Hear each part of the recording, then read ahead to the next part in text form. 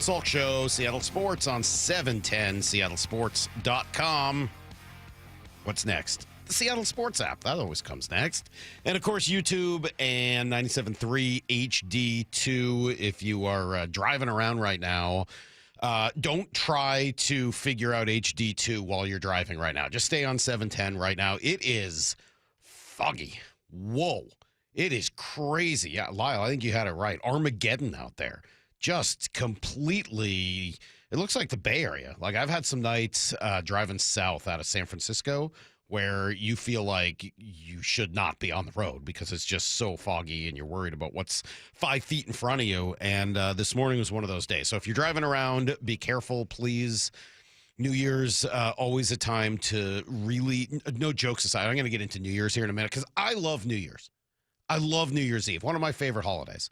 It's gotten a bad rap, I feel like, recently, but I think it's a great holiday. I'll get to that in a moment. But before I do, I will say, please be careful. New Year's Eve, for all of the things I love about it, does have a tendency to bring out some of the worst in driving, especially when it is intermingled with lack of sleep or too much to drink or too much other stuff. So please be incredibly careful out there. I was just talking to my colleague over on 97.3 on the news side, Amanda Factor, who does the morning news over there. And she's like, oh, yeah, some guy just got arrested in Federal Way for blowing a .26. Whoa. That is a tremendous amount of alcohol. So, yeah, just be careful out there. Yeah, please be careful. There's no reason for anybody to get hurt or arrested or to lose their life or anything else this New Year's Eve. So please be careful driving around, especially in the fog. That being said, New Year's is awesome. And with the, modern day conveniences like Uber and Lyft and all the other ways to get around, like there's no reason that anybody should have to worry about that stuff anymore. You should not be drinking and driving anytime, but especially on New Year's Eve. And New Year's is great if you handle it the right way. You got to do New Year's like the way that's right for you. And I know these days everyone's, the best thing to do on New Year's, I like to be in bed by 10 o'clock so I never see the ball drop. Like, no, see the ball drop. There's something nice about it. It marks a passage of time. It marks the end of the old year. It marks the beginning of something new. Do you know why January is called January? I'm not going to ask Lyle. I'll ask Maura. Maura, do you know why January is called January? I do not. January is named for Lyle. I'll ask. I shouldn't presume. Do you know why January is called January? No, you assumed right. Okay. Well, I figured I would at least ask. January is named for the Roman god Janus, who is the Roman god, I believe. Somebody could probably check my math on this, but I believe the Roman god of doors. And he's often portrayed as looking forwards and backwards at the same time, as if being able to walk through both sides of a door. And because January is the first month, it is an opportunity. And for me, New Year's Eve is like the perfect example of this, to look forward and to look back all at the same time. So that's why January is called January. Maybe you learned something today. Maybe I got it wrong. Maybe it's all fake news. You'll have to kind of figure that out for yourself. Maybe you just got sent-held live on the radio this morning. But I do like the opportunity to kind of think back on the year that was, the resolutions, thinking forward for what could be next. And it's also just, to me, a cool time to gather with friends, family, whatever it may be, make some fun food. There's no pressure on this holiday. I think that's what people tended to get upset about with New Year's not that long ago. It was like, there's so much pressure. I got to go out and I got to, be at a big thing and this and that. It doesn't have to be. You can host something small at your house. You can make a food that you think is fun and different and special and doesn't have all the pressure around it of a big turkey dinner or something that you just did for Thanksgiving or Christmas or whatever. It's just kind of a fun, cool holiday where the only real requirement is that you stay up till midnight, toast with somebody, if you have somebody in your life, and think about, fun things. So I am a fan of New Year's Eve. Always. I think I can remember what I've done every single New Year since I was about 16. Because I like it. Great parties when I was in high school. College was more about going with a small group of friends. We try to get out of the city somewhere and try to make ourselves a big dinner and, whatever fun things would occur after that. And then I've entered old age here for years now. It's been cheese fondue. That's sort of Heather and my big thing that we try to do almost every New Year's. And we're going to do that with a couple friends tonight is make some cheese fondue. I bought it all, Maura. That's ready to go. We got all the fancy cheeses, some at Costco. Some at Whole Foods because they didn't have everything I needed at Costco. We got the dry white wine. I batched some cocktails last night to prepare. Multiple fondue pots for that, or are you putting all the different cheeses together? Well, all the cheeses go together. Okay. Yeah, no, that's the whole idea. I've Is never that done it, you've never made it? Oh, it's so good. I've done like the melting pot thing. Yeah, so it's melting pot is no good. You can do so much better than that. But you take the good cheese, you take the good Gruyere, and then you get some Swiss cheeses that add into that, and they all the Emmenthal, got a little bit of Comte, and then they all get together. They melt in the bubbling white wine, maybe a little Kirsch if you have it. You can add some garlic. You can add a little bit of mustard. There's a couple other things you can do to kind of really, give it a little bit of nutmeg for some nutty flavor in there as well. And then here's the key. Now it's too late for you if you want to do this tonight. So I'm sorry, you're too late to make fondue. You have to think about this a couple days in advance. Okay, I think I'm going to go out to eat. All right. Well, you have to buy the bread 2 or 3 days in advance. The key, and this is the biggest problem to me when I went to the melting pot. I was shocked. The bread was fresh. The bread is not supposed to be fresh. The bread is supposed to be stale. That's the key. That's literally why, we're going to go another history lesson here. That's why fondue was invented. It was invented to have a purpose for your stale bread, something that would require stale bread. So it's supposed to have some hardened bread. It doesn't need to be hard as a rock. You got to be able to eat it, but you want it to be a couple days old. So anyway, I bought the bread a couple days ago. The cheese all gets melted up tonight. Last night I made a couple of batch cocktails, so those are ready to go. I made some habanero simple syrup last night, so that was kind of exciting. It's been a busy couple of days, so I have almost no thoughts about sports today. I'm just thinking forward, thinking ahead about New Year's Eve tonight. And oh, by the way, a couple days later, the Seahawks are going to play the Niners in just a huge game for the ages. Should be great. I got a bunch of different things on the game for today. We're going to talk through kind of, some of the details on, how the Seahawks win, what makes this matchup good, what, the challenges are. I got some Dan Orlovsky sound I'm going to play you guys in a few minutes that I think is as concise and clear of a way of looking at this game and the Niners on offense and the Seahawks on defense. Do you think this game is decided? I'll just ask you this to start. Do you think this game is decided by the team's strengths, meaning the Seahawks defense against the Niners offense? So when they go strength on strength, or when they go week on week, meaning the Seahawks offense and the Niners defense? Which do you think has a bigger effect on this game?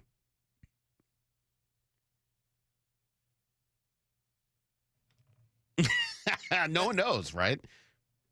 I didn't know which one of us you want to answer first. It is something you have to think about. I feel like it always comes down to the Seahawks defense, just because that's the best unit of their team. Yeah. So you think it's best on best that ends up because if you were in San Francisco, if we were having the same conversation, if you said, hey, whatever the best part of you'd say, oh, well, it definitely comes down to the Niners offense too, right? Yeah. If the Seahawks were to give up 30, 35 points, doesn't feel like that's a game they'd usually win.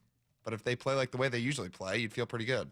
I think the caveat is that everyone's like, sure, it's like the Seahawks defense versus the Niners offense, unless Darnold turns the ball over 4 times. Right, exactly. But the thing is that San Francisco defense isn't that good right now.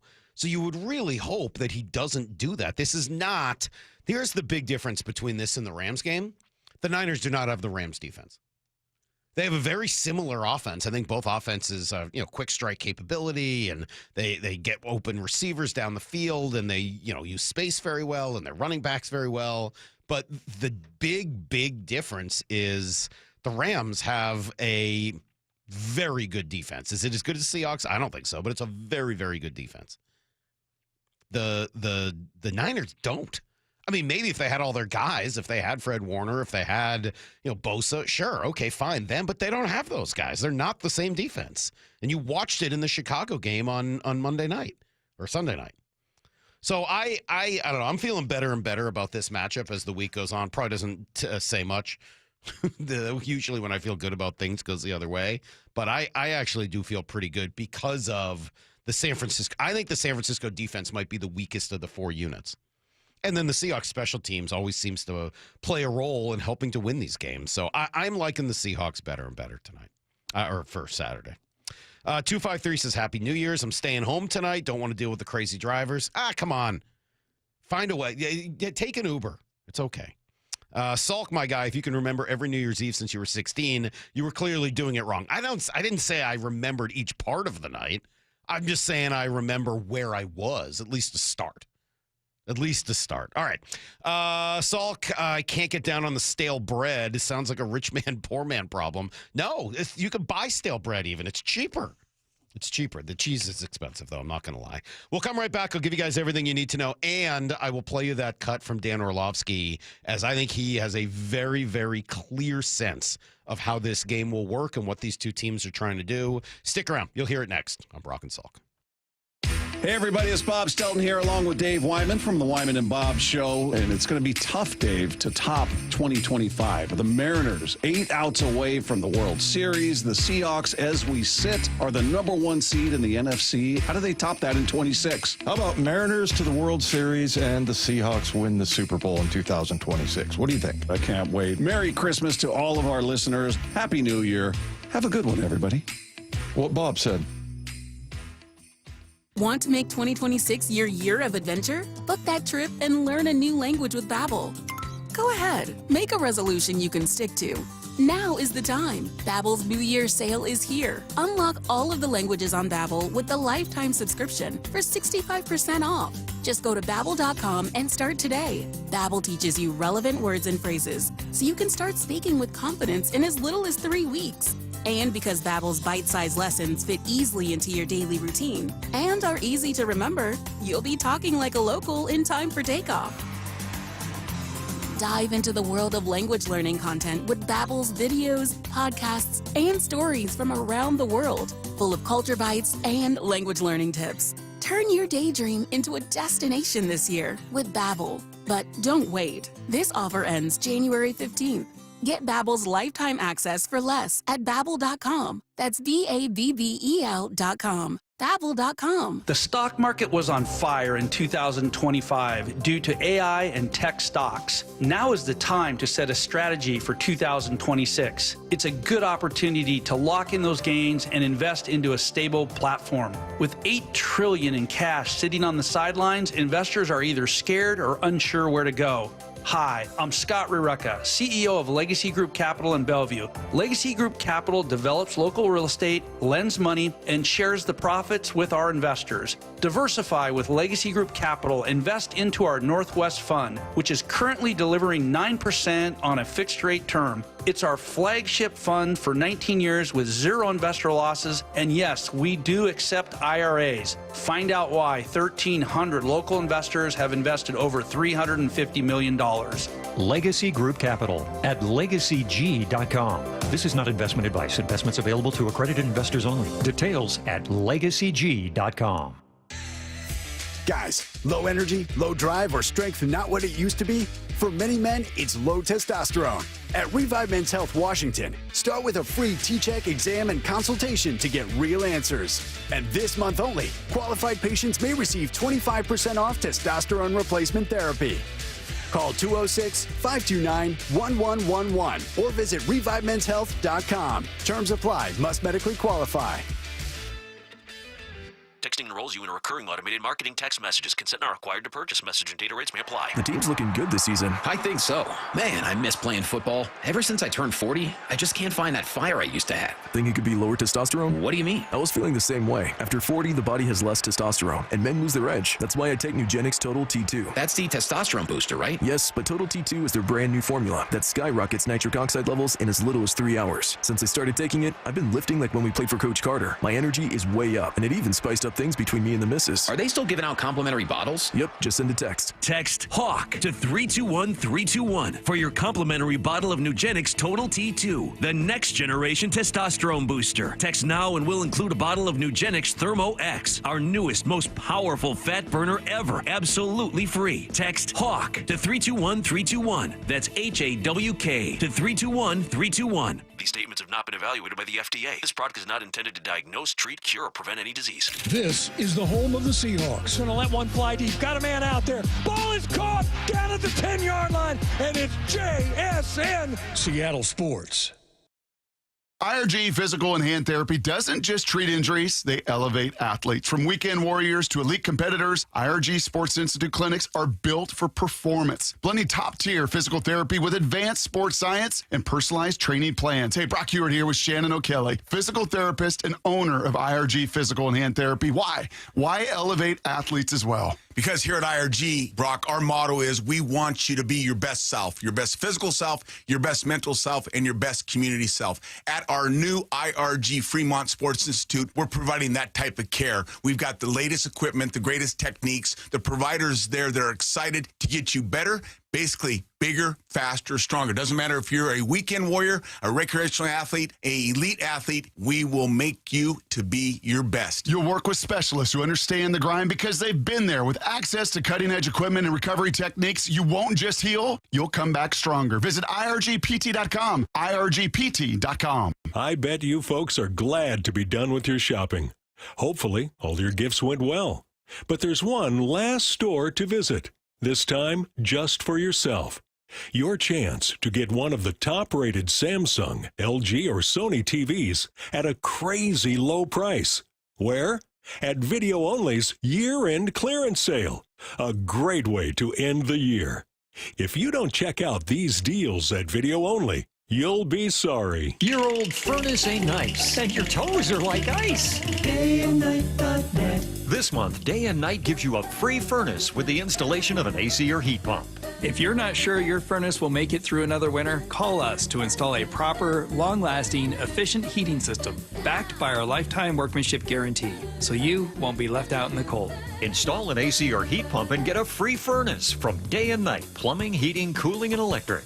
DayandNight.net. Need to know. 15 minutes past every hour with Brock and Salk. Here's what you need to know. Up first. All right, well, one other benefit to playing on Saturday night. We don't have to wait quite as long to find out what's in store for the Hawks. It's going to be a quiet weekend at home, waiting to see which team will be coming to Lumen Field for round 2 of the playoffs. We're getting set to travel east for the second time in 3 weeks. That's what's on the line Saturday. Fascinating injury report coming out from the walkthrough yesterday. Here's some good news. Kobe Bryant and Rashid Shaheed both limited, so I'm sure Shaheed, in his case, it would be attempting to figure out kind of where he's at in terms of working out and where that leaves him in concussion protocol. For Kobe Bryant, that surprised me, so I think that's good news that he was able to at least get back out on the field in some capacity. The bad news, though, no work for Charles Cross and a new injury. His backup, Josh Jones, non-participant with both an ankle and a knee. I don't like that at all. Might explain why they signed tackle Amari Kite off the practice squad, but that is a troubling situation. Again, you can always deal with injuries. What you don't want is multiple injuries at the same position, and having to go to the third string left tackle does not sound ideal at all. So we'll see what's going on with both of those guys. Meanwhile, Cody White goes to IR. Derek Hall reinstated from his suspension, so he'll be back. And then safety DeAnthony Bell waived. So maybe that's some good news for Bryant. I don't know. We'll see. As for San Francisco, they're watching a couple of big injuries as well. George Kittle's missed time. He should return this week. Trent Williams, though, left the game on Sunday. He would not have practiced yesterday. Kyle Shanahan was asked about him. Further evaluation on Trent, his hamstring, how long that might be. No, we're not sure how long. I'm giving a shot for this week, so we'll see. I don't know. That sounds from him there that he might be able to play, but from what I was reading yesterday, he has said things like that quite a bit this year about guys who ended up not playing the following weekend. So obviously this is about as big a game as it gets for them as well. So we'll see whether or not he tries to give it a go. Christian McCaffrey apparently dealing with some back tightness. I don't think anybody, though, should expect that to be an issue this weekend. Here's the second thing you need to know. Well, I'll tell you, I don't know anyone would have imagined at the beginning of the year that this game would be for the top seed in the NFC. Just looking through some of the Week 1 power rankings last night, and a lot of them had both of these teams somewhere in the mid to late teens. I think one was like Niners 15 and Seahawks 19. They were all kind of in that various range. Certainly neither of these teams were in the playoffs last year. But look, in San Francisco's case, they're playing some good ball led by that offense, as Daniel Jeremiah told us yesterday. San Francisco's also offensively they're humming right now. I mean, they were an absolute machine the other day. I went back and watched that tape again, and I'm like, I'm going to sort through and watch all their explosive plays and try and find some connectivity. And it's like, nope, that is a large menu you got to defend against. You know what strikes me? It is a large menu, and obviously they're playing some really good ball on that side. So what is it? What do they do, and how do the Seahawks deal with it? Dan Orlovsky with a very clear, concise description. This game will come down to space. Okay, so at the starting point, the fundamental foundational piece about Kyle Shanahan's 49ers offense, create space. Different ways to create space and then take advantage of that space. Have different people that can take advantage of the space created, whether by formation, whether by action, whether by movement with certain players. The counter to that is Seattle defensively is the best defense in the league at two things: taking away space, tackling in space. That's going to be this matchup. Who wins that? All right, so this game is all about space. I like the way he says that, and I think when you watch the Niners, and to a degree the Rams as well, you can see that, right? How often they have guys seemingly all by themselves, and the Seahawks are good at that. You watch what they did against Carolina. Every time the ball was given to somebody, they immediately close that gap, take away that space, and are very, very sure at tackling. So, yeah, it should be an awesome matchup, and I think everybody obviously looking forward to seeing the Seahawks prevail. Here's the third thing you need to know. All right, finally, last day of 2025, and Lyle, we're waiting still for these big-name infielders to find new homes for 2026. Bregman, Bichette, Brendan Donovan, of course, Ketel Marte. Diamondbacks GM Mike Hazen saying yesterday they do have a deadline to deal Marte. Here's the quote in MLB.com. We're very likely to put an end to the Marte trade talks shortly, he said. We need to focus our offseason. Again, my gut this whole time was that a trade wasn't going to happen, and I think it seems likely that that's the case.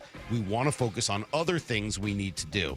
I'll just say that feels like posturing to me. I still think something is going to get done with Marte, and obviously there's a lot of moving pieces. It's more difficult to get a trade done than not to, but I'm going to maintain some hope there, and that feels to me like him trying to use the old deadline spur action routine. John Morosi on yesterday with Wyman and Bob. He spoke a little bit more to the idea of Brendan Donovan and trying to figure out why it hasn't gotten done yet. The Mariners definitely have the prospects to get this done. They would not, in my opinion, they don't have to give up major league talent to get Brendan Donovan because their farm system is good enough. Now, they may easily say, hey, we're just not going to give up our best prospects, and that's, as a result, that's the sticking point, and I suspect at this moment in time, that's what it is. Yeah, no kidding, because Brendan Donovan's good, but he's not that good. He's a good player. He would help this team win. Don't get me wrong. I'd be very happy if they trade for Brendan Donovan. But he's not an elite player. That's just not who he is. He's a good player. I would like him to be here in Seattle. He's not Ketel Marte. They're not even in the same breath. So, yeah, I'm glad to hear that they're, holding firm, and hopefully they'll continue to do so, and we'll see how this shakes out. That's everything you need to know. 1:15 every hour here on the Brock and Salk Show. Played you a little bit of Daniel Jeremiah there, and I got a whole lot more for you coming up in just a moment. You can hear the whole deal with DJ from yesterday. Joe Buck is going to join us. Big name guest today, Joe Buck, at 7:30. Apparently, Joel Klatt is too cool and busy for us today. So Brian Nemhauser, Hawk Blogger, going to take his spot at 8:30, and we got some other fun stuff to do today as well. Stick around. You'll hear all of it coming up on Brock and Salk. Charbonnet breaks the tackle, and he's in. Touchdown, Seahawks! Setting up the biggest game of the season. A critical, huge NFC West battle against the San Francisco 49ers. Seahawks are going to play for the NFC West title, the #1 seed, and a first-round bye. Holy catfish! It doesn't get any bigger than this. Let's go do it. Let's go rip it. Seahawks 49ers. Saturday. Kickoff at 5. Pregame at 2. On the home of the Seahawks, Seattle Sports. Oh, could this vintage store be any cuter? Right? And the best part? They accept Discover. Accept Discover? In a little place like this? I don't think so, Jennifer. Oh, yeah, huh? Discover's accepted where I like to shop. Come on, baby, get with the times. Right, so we shouldn't get the parachute pants? These are making a comeback. I think. Discover is accepted at 99% of places that take credit cards nationwide, based on the February 2025 Nielsen report. The Lowe's Closeout event means the final savings of the season are here.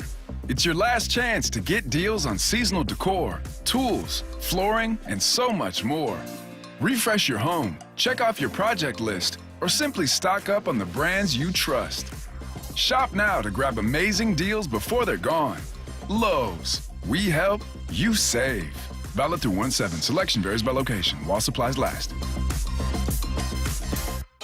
Pros don't just show up. They prove how it's done, with precision and without shortcuts.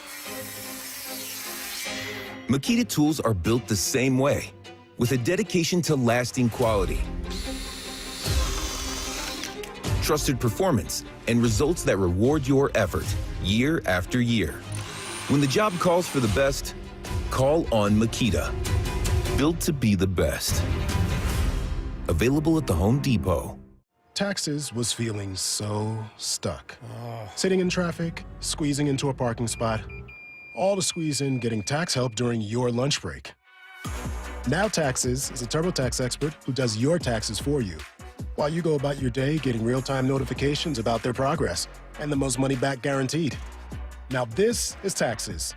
Intuit TurboTax. See guarantee details at turbotax.com/guarantees. Only available with TurboTax experts. Real-time updates only in iOS mobile app. Actual price will depend on product and subscription plan. Featured products are compounded drug products, which the FDA does not approve or verify for safety, effectiveness, or quality. Prescription products require an online consultation with a healthcare provider who will determine if appropriate. See website for details, restrictions, and important safety information. Want a boost in and out of the bedroom? Hims has you covered. Introducing a new 2-in-1 approach to level up your game. Tadalafil for better bedroom performance and zinc for testosterone support. Put it all together and you've got what you need to turn things all the way up. Getting started is simple. Just go to hims.com/joy to start your free online visit. Through Hims, you can access ED treatments including pills, chews, and more. 100% online.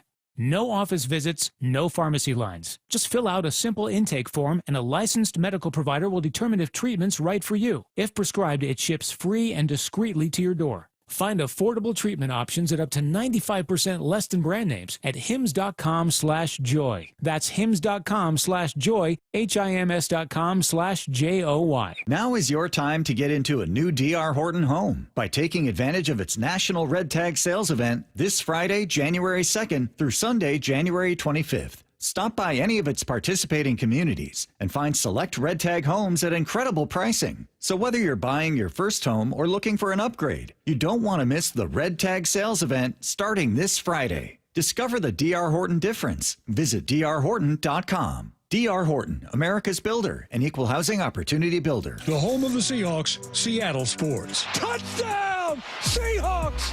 Ken Walker III! Get everything Seahawks at seattlesports.com. Taxes was feeling so stuck. Sitting in traffic, squeezing into a parking spot, all to squeeze in getting tax help during your lunch break. Now Taxes is a TurboTax expert who does your taxes for you, while you go about your day getting real-time notifications about their progress and the most money back guaranteed. Now this is Taxes. Intuit TurboTax. See guarantee details at turbotax.com/guarantees. Only available with TurboTax experts. Real-time updates only in iOS mobile app. Wesley Financial Group is not a law firm. I'm Chuck McDowell, founder of Wesley Financial Group. Did you buy a timeshare because they told you it was a great investment? That's a lie. Most timeshares can be bought online for $1. To find out what your timeshare is worth and to cancel it, call us today and we'll send you our timeshare exit kit free with all your options for cancellation. Call Wesley for your free exit info guide. 800-897-4400. That's 800-897-4400. We've all been there. Sleepless nights, mind racing, wondering if your business's security service is really protecting what matters. At Bay Alarm, we can put your security insecurities to bed. Video security, burglar alarms, fire alarms, access control, 24/7 monitoring, and more. Our advanced technology and personalized support ensure you can rest easy, knowing we're here for you, your people, and your business. Visit bayalarm.com to talk to a local security expert. Bay Alarm, we got you. 30 years ago, Davis Law Group was founded to be the best law firm for our clients and our community. Our core values are to win, help, and serve. It means our success is defined by the difference we make in our clients' lives and the impact we can have in our community. Not by giant settlement checks or shiny offices. Our mission to lift up the vulnerable extends beyond the courtroom to our charity partners, promoting safety, uplifting students, accident victims, foster youth, and the elderly. If you've been injured and want better results for your claim and for all of Washington, call Davis Law Group today. Brock and Salk's Rewind is presented by Toyota of Kirkland and Toyota of Renton. He's Daniel Jeremiah. I think he's really, really good. And he's with Brock and Salk every week during the NFL season. He could win an MVP. Daniel's really smart. Daniel's probably the best in the business. It's time for the Daniel Jeremiah Show, presented by Marquee Data. This isn't right, Brock. What? Matt in Oregon saying, you guys ever thought of using Lyle to do some good? Could you imagine all the donations you could get for the public education system if you just showed everyone what it's currently producing? See, that is going too far, Matt. That is very unnecessary. Moore was talking about the family games that they play in the Dooley house. Kind of fun. Yeah. By the way, Molly my tried dad's really. Jeopardy every night. Yeah, and Trivial Pursuit. And Molly tried, bless her heart, to get these games. We've never been a game family. How's Molly doing? Yeah, I think she tore her meniscus playing horse. Oh my God. She won. The Heward games, we played free throw contest, which I won, and then horse, which she beat won. Macy in a free throw contest? One of the 3 times. Okay. Yeah, that sounds right. Yes. Yeah, but Trivial Pursuit, I said to Lyle, don't even try, Lyle. Don't even try Trivial That is a game that is like specifically designed to stump Lyle. I can't even imagine what that would look like, asking him some Trivial Pursuit questions. All right, we got DJ. Good. We've got Daniel Jeremiah. Let's get to this. Our friend, Move the Sticks. DJ, what's up, man? How are you? I'm doing great. It's funny about the game thing because you kind of are a game family or you're not. And the house that I grew up in as a kid, it was always game family, Yahtzee, all the different games. And then with my kids, I just didn't. I didn't connect. And Molly's trying to change us, DJ, like late in life, because my son-in-law, he grew up in small town Montana, and they played cards and board games, and it was like he was a games family. And she's like, "Isn't that endearing? It's so sweet. Why don't we become a games family?" Nope, it's sad. My mom still does it at Christmas, Brock. We all come in there, and I'm 48 years old, and I find myself in the midst of a game on Christmas. What are you playing? They'll do like dice games and different things where if you roll a 6, you pick up an envelope on the table and there's a timer. It's very elaborate. That sounds exhausting. Yeah, I bought my son when he moved into his apartment as a grown man adult a real fancy Scrabble table because I thought, man, what a great little conversation piece. And you have some friends over, maybe you want to play some Scrabble. And, thanks, Dad. Not a lot of movement on that board last time I went over there. Yeah, it's good though. You can put something on top of it, and then you can play beer pong. Yeah, I have a feeling that thing's in the closet, and then it's like, oh, my dad's flying out. Let me get that thing out, put it back on the coffee table. All right, let's talk some football. Let's start here. What did the Seahawks do to poor Bryce Young? I felt by the end of the game, I felt bad for poor little Bryce Young. He had nowhere to go, nothing to do, couldn't throw the ball down the field. They had to take victory offense. They were down 17 points. Taking a knee before the 2-minute warning. I don't think I've ever seen it. They gave the ball back to the Seahawks, just saying, please let this end. Stop the assault. What did they do to poor Bryce Young? Can I give you full honesty and transparency here? I watched the first half. I watched all the Seahawks offense. I watched the first half of their defense against Carolina. And after that, I was like, you know what? I'd be better served to go back and watch the week 1 game against San Francisco. Yeah. To have some, because it was nothing that was going to change. There's nothing I saw in that first half that was like, I'm not going to learn anything more about the Seahawks defense, and I'm not going to learn anything more about Bryce Young. So let's just put this to bed and move on. It was like they choked him out. They just choked the pocket down. Yep. And, you talk about small quarterbacks, you want to make them throw out of a well. And that's kind of what it looked like. He just was suffocating. He had nowhere to go and could not do anything. He is small. Yeah. Like, we had a small quarterback for a decade, but that dude was a wizard with 10.5-inch hands. He's also built like a wrestler. That's right. I mean, Russell was thick and could throw. And depending on the time of year, different wrestlers. Like sometimes, like Kurt Angle, or like a Jericho, King like Kong Bundy. Right, sometimes in the off season, a little bit more of a big boss man style. So Rikishi or something, Rishiki. Yeah, his baton there. Yeah, just walking around, spinning that baton around. It kind of depends on the time of year. Anyway, sorry, I don't mean to cut you off. Sorry, Brock. Yeah, no. Right? So that was my takeaway there. But I thought I'd be better served. I was more interested in just kind of going forward, and I love the late night texts I get from Brock, and then I think I got him past his bedtime on some of my replies last night. Did. I was out. We were having some. That's why you guys have a good show, man. You think of good topics to the point where I'm doing other work, and then next thing you know, I'm going down some rabbit hole trying to find what Brock was looking for here.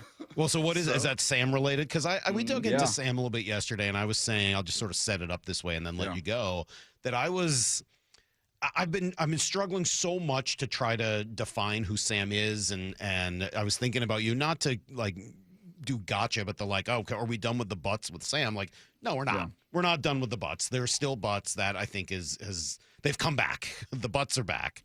But it's really hard to determine what he is. So I started looking at what he isn't. Like, okay, I know he's not elite, like elite. I know he's not bad. I know he's not like a runner, but he's also not a statue. Like, I just kept going through all the things he's not, and I still don't know if I'm any closer to figuring out who Sam Darnold is. So let's use this as a nice therapy session here, and we can find common ground, because we're going to have things that maybe we wouldn't agree on, but I think there are things we would agree on. So I'm going to start with the end in mind, and that is a theory I've had on the postseason forever, and that is the regular season for quarterbacks is about your floor. The postseason for quarterbacks is about your ceiling. Okay. Because your best is going to be required, and it doesn't need to be over a 17-game sample size. It needs to be over a 3 or 4 week sample size. And the example I'll always use, there's 2 examples. Joe Flacco. Remember, this discussion we have about Sam was a discussion once upon a time, is Flacco elite? And that was the talking point. And my point on Flacco was, look, Joe Flacco's capable for a month of playing at a insanely high level. His ceiling is high. He can make incredible throws, big-time throws. In the playoffs, the windows shrink. It's why I think Drew Brees is a 500 quarterback in the playoffs. I think Peyton Manning's, even his playoff record might be around 500. They're not physically, wow skills that those guys possess. Whereas Eli Manning, who wasn't nearly as good as Peyton, but Eli had a higher ceiling, and he could play at that level for a 3 or 4 week period. He couldn't string it out consistently over time.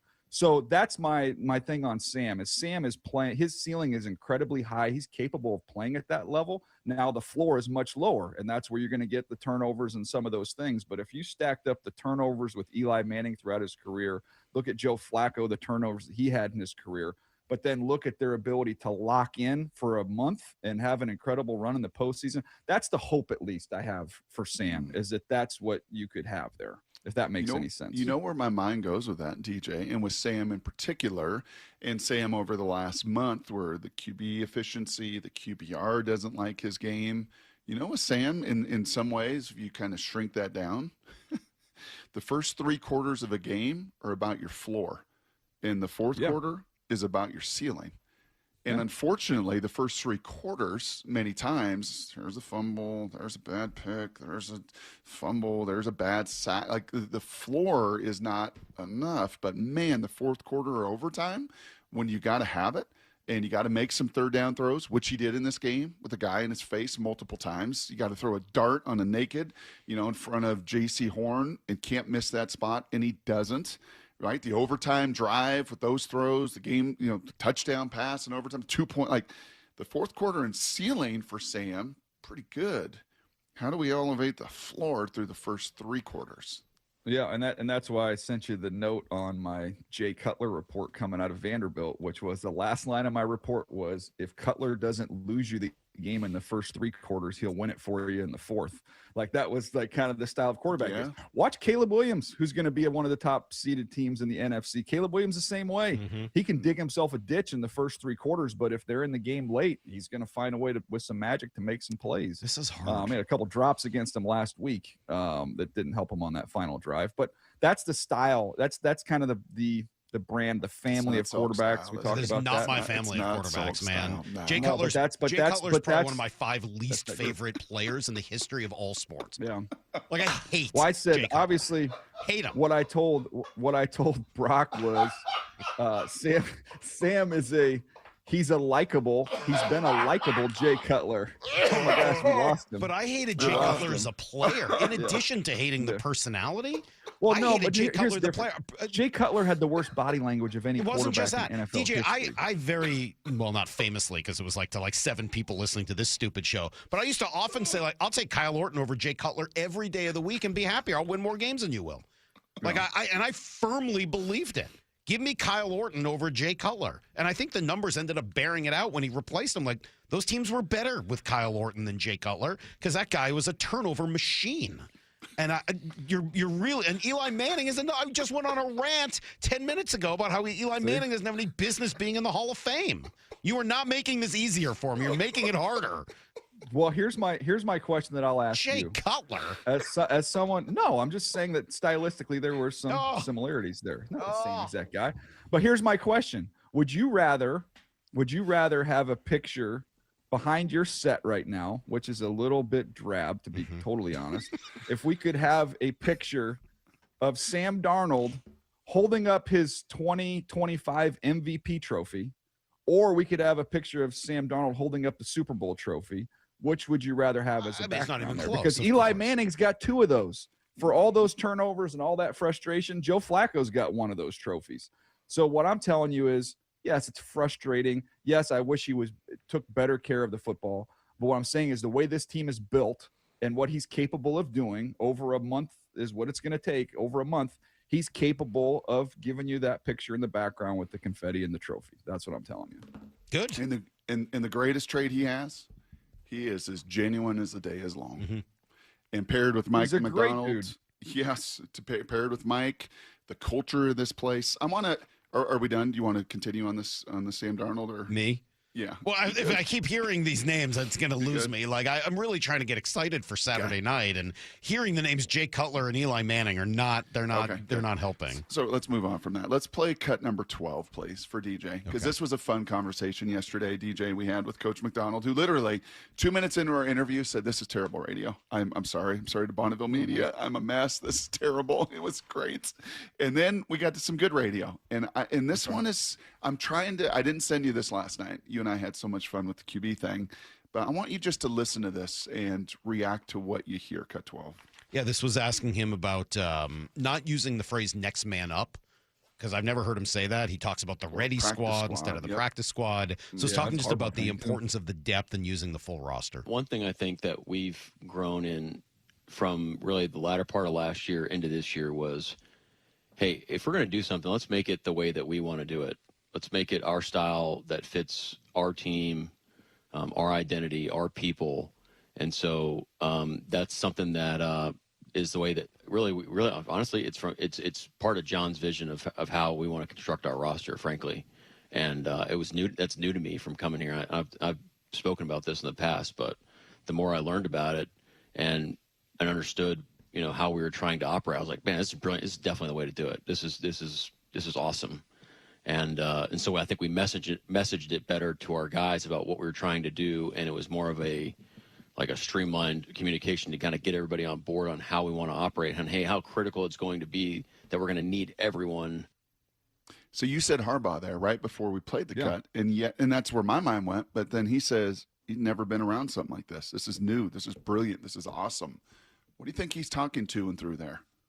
Well, I mean, I think Harbaugh uses the phrase opportunity squad or something like that for the practice squad. So it's just semantics, just a little bit different look at it. But it's kind of, to me, it's everybody knowing the importance of their role and, not knowing the whole context of what the conversation was leading into that.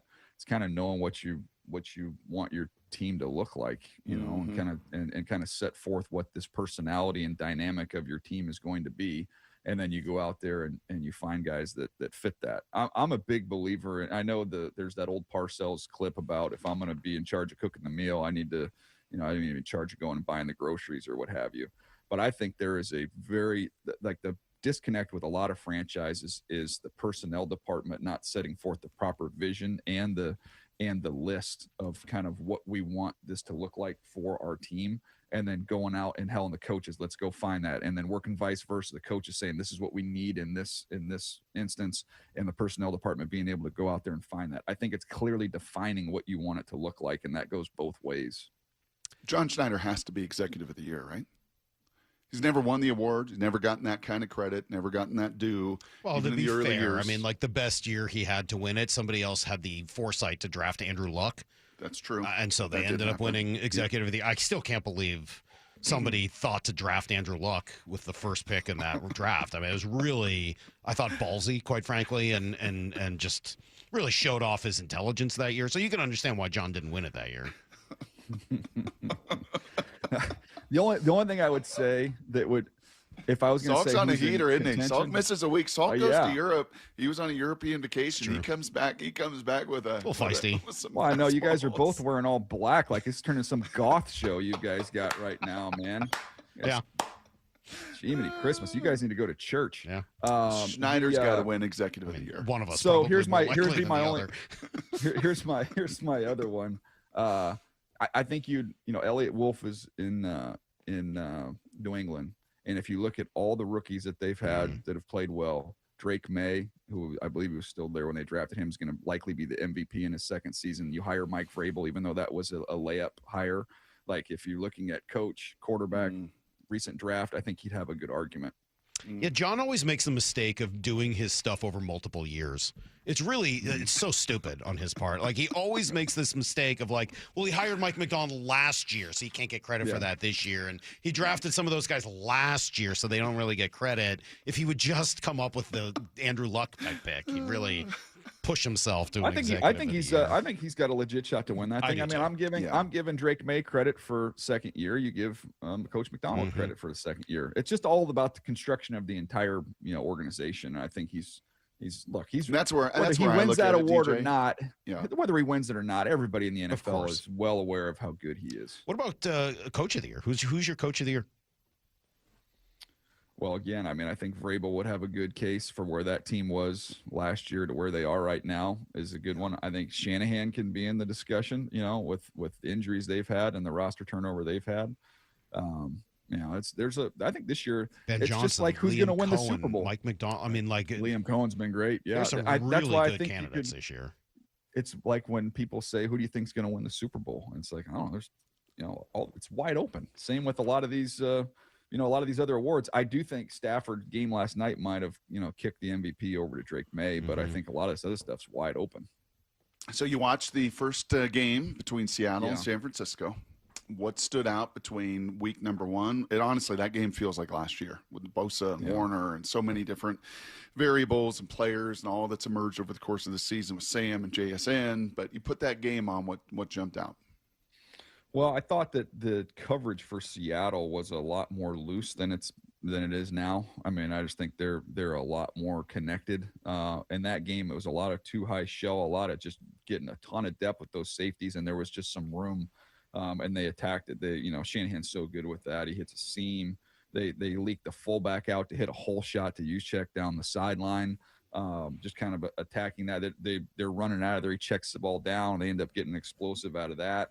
And then 27 got beat by Pearsall twice down the field. But I just thought that the coverage now, the way they're playing, is much tighter, and I thought that the pass rush has only gotten stronger and stronger. And they did a good job against the run. They only gave up one explosive run in that first game against San Francisco. So defensively, I just think that I don't think they're going to play with quite as much depth, and I think they'll do a little bit better job of staying connected. But I mean, that San Francisco's also offensively is, they're humming right now. I mean, they were an absolute machine the other day. I went back and watched that tape again, and I'm like, I'm going to sort through and watch all their explosive plays and try and find some connectivity. And it's like, nope, That is a large menu you got to defend against. You know Kyle what strikes Shanahan. me, DJ, that and back a little bit to Bryce there in Carolina and how small he is, and Purdy, having seen him in person a few times, and I mean, unbelievable guy, has gotten the most out of anything and everything he has, but he's just small, and his arm is so average. And I watch him, and the other night I was obviously rooting against them and wanted the Bears to win, and I'm like, found myself being way too negative because I should love this guy, and I do. He's my namesake, for crying out loud. I should love everything about him, but I'm screaming at the TV, make him throw go routes, make him throw comebacks, make him throw outside the numbers, if you let him just throw seams and overs and checkdowns and anything in the middle of the field, he's deadly. But isn't the entire NFL defensive strategy these days about eliminating those deep shots and those deep explosive plays? It is, but I understand you can't play man because who's going to cover McCaffrey if you get to man-to-man situations? You want your linebackers or safety trying to cover that guy, and Shanahan's so good at manipulating all of it. But man, Purdy to me has such limitations, but people don't seem to be able to exploit them. Am I wrong? Well, I mean, he doesn't have a huge arm, but he makes up for a lot of it with anticipation. And this offense is just one, layered throw after layer throw after layer throw, which he's excellent at. And because the running back, you create separations in the levels. Like that to me is one of the keys about defending them is you have to maintain your level discipline. You got to have 3 levels and make him fit balls into those windows. When you're linebackers and you watch the Chicago game, there's a bunch of big plays where they're all getting pulled up to the line of scrimmage to stop that run game, and they're replacing them right behind them with in cuts. They hit him with a bunch of that stuff.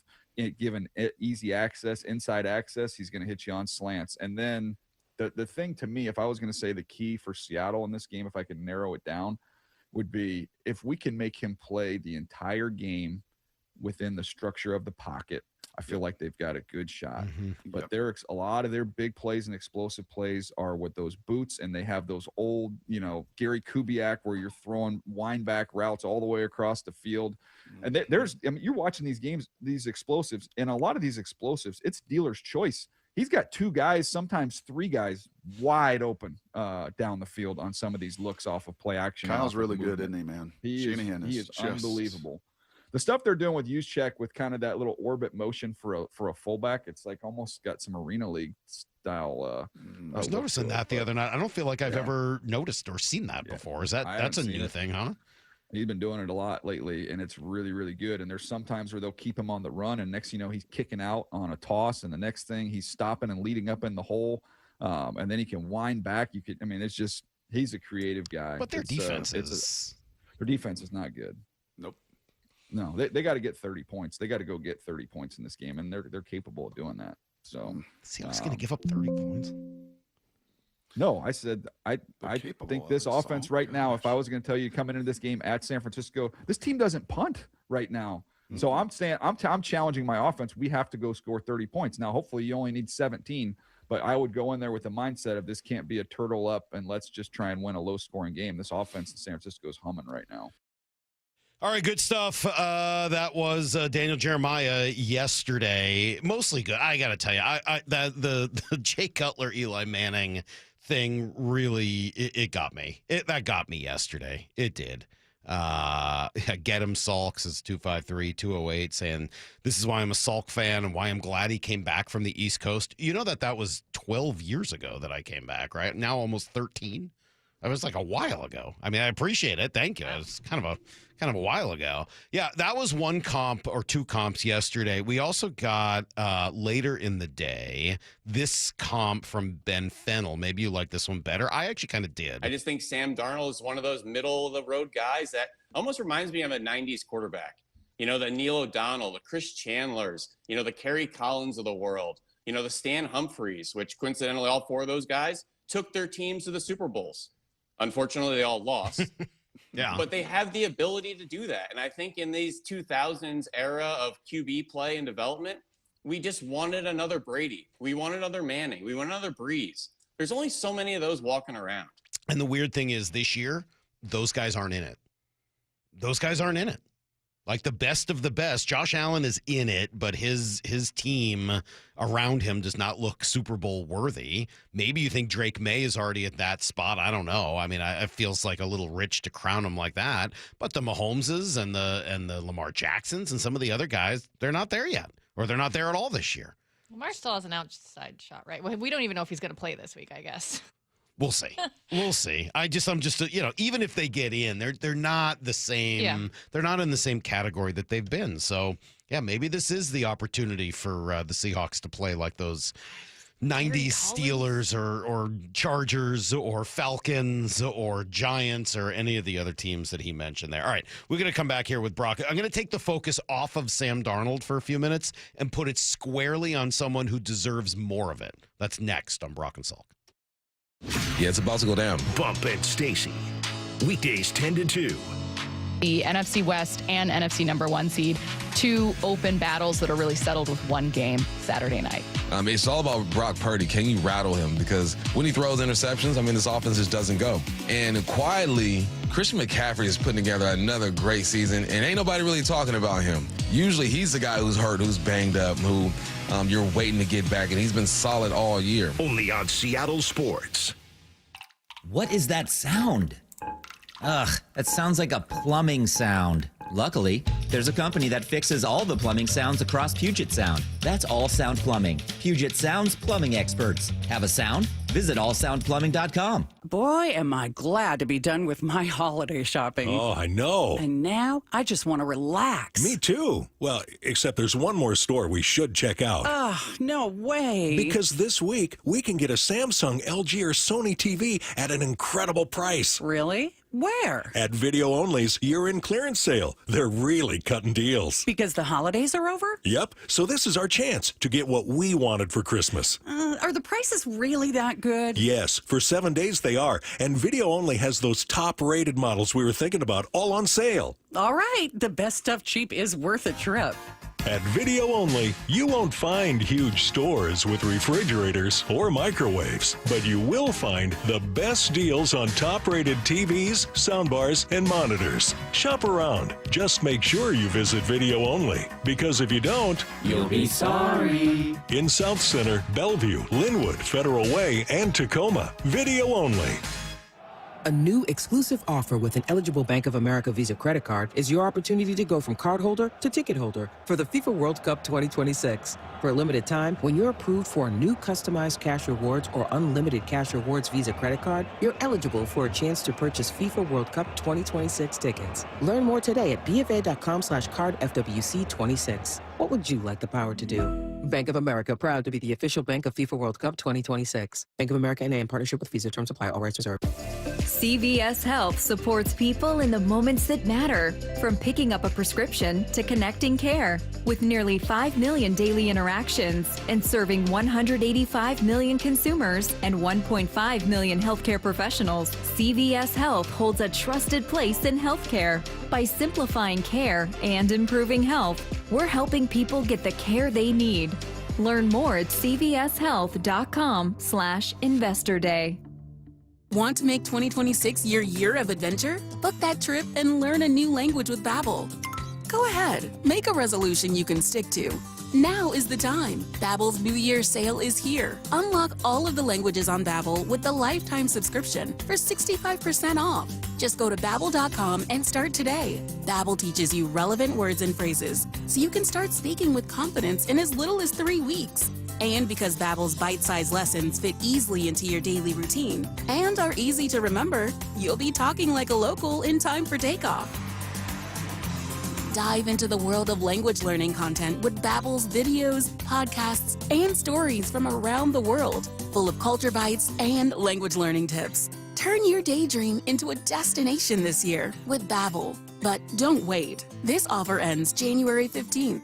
Get Babbel's lifetime access for less at Babbel.com. That's Babbel.com. Babbel.com. D.R. Horton's National Red Tag Sales Event starts this Friday, January 2nd. Stop by any of its participating communities and find select Red Tag homes at incredible pricing. Visit drhorton.com. D.R. Horton, America's builder, and equal housing opportunity builder. The Boat Show, the Boat Show, the Big Seattle Boat Show. The Big Seattle Boat Show. It's the best time to buy. January 30th through February 7th. With big selection, big discounts, and big fun for everyone. It's a big deal. Presented by Sundance Yachts and Port of Seattle. Make it a date Friday evenings with Boat Show After Dark, featuring unforgettable ambiance, music, food, beer, and wine. Details and discount tickets at seattleboatshow.com. Hey, fans! Welcome back to Fansville's Cheers and Tears. Oh. Okay, so like everybody deals with losing, right? To a rival on a last-second field goal. Whatever, it's fine. I'm totally fine. But I cope with losing with an ice-cold Dr. Pepper. Those 23 flavors are like so delicious. They totally wash away the pain of your college football team taking a big fat L. College football, it's a pepper thing. FIFA World Cup 2026 is coming soon, but your opportunity to be there starts now through an exclusive offer with an eligible Bank of America Visa credit card. For a limited time, become a new customized Cash Rewards or unlimited Cash Rewards Visa credit card holder, and you will be eligible for a chance to purchase FIFA World Cup 2026 tickets. Learn more at BofA.com/cardFWC26. What would you like the power to do? Bank of America, proud to be the official bank of FIFA World Cup 2026. Bank of America N.A. in partnership with Visa. Terms apply. Awards reserved. This is Seattle Sports. Streaming through the Seattle Sports app. KIRO AM Seattle. KIRO FM HD2 Tacoma. Home of the Seahawks, Mariners, and everything Seattle sports. This hour of the Brock and Salk Show is powered by Star Rentals, preferred supplier to the West's best contractors. Get in the freaking auto! From the Quantum Fiber Studio, this is Brock and Salk on Seattle Sports. Brock Heward and Matt Marcus. Sorry about just Mike. Heward, not exactly Joe Cap there in the pocket. Now here are your hosts, Brock Heward and Mike Salk. Yes. The final show of 2025. Good morning, Brock. Good morning, Michael. How we doing? The final show of 2025, indeed. And I think the most savvy thing that Daniel Jeremiah said right there, by the way, is you're either a game family or you're not. It's true. And I think it's deeply disappointing to Molly that we've not evolved into that. Yeah. And bless her heart, she tried this time more than ever. I think she bought like 3 different games to play. One of them was a little memory cards game. We actually did that. Okay. I was not as good as I used to be. That's pretty sad. I wasn't even good as once as I ever was. Not even close. And then some other some other games she looked up on TikTok where you got to pick up candy canes. See, that's too much, too involved. Yeah, there was a card game. It's too involved. Like Dylan's family, like they're Keep games it simple. people. Keep it simple. Yeah. Is your family a games family? We're not, although I will say we are going to try something tonight. We're supposed to try to play Celebrity tonight with a group of people. So we'll see. Celebrity? Yeah. What is that?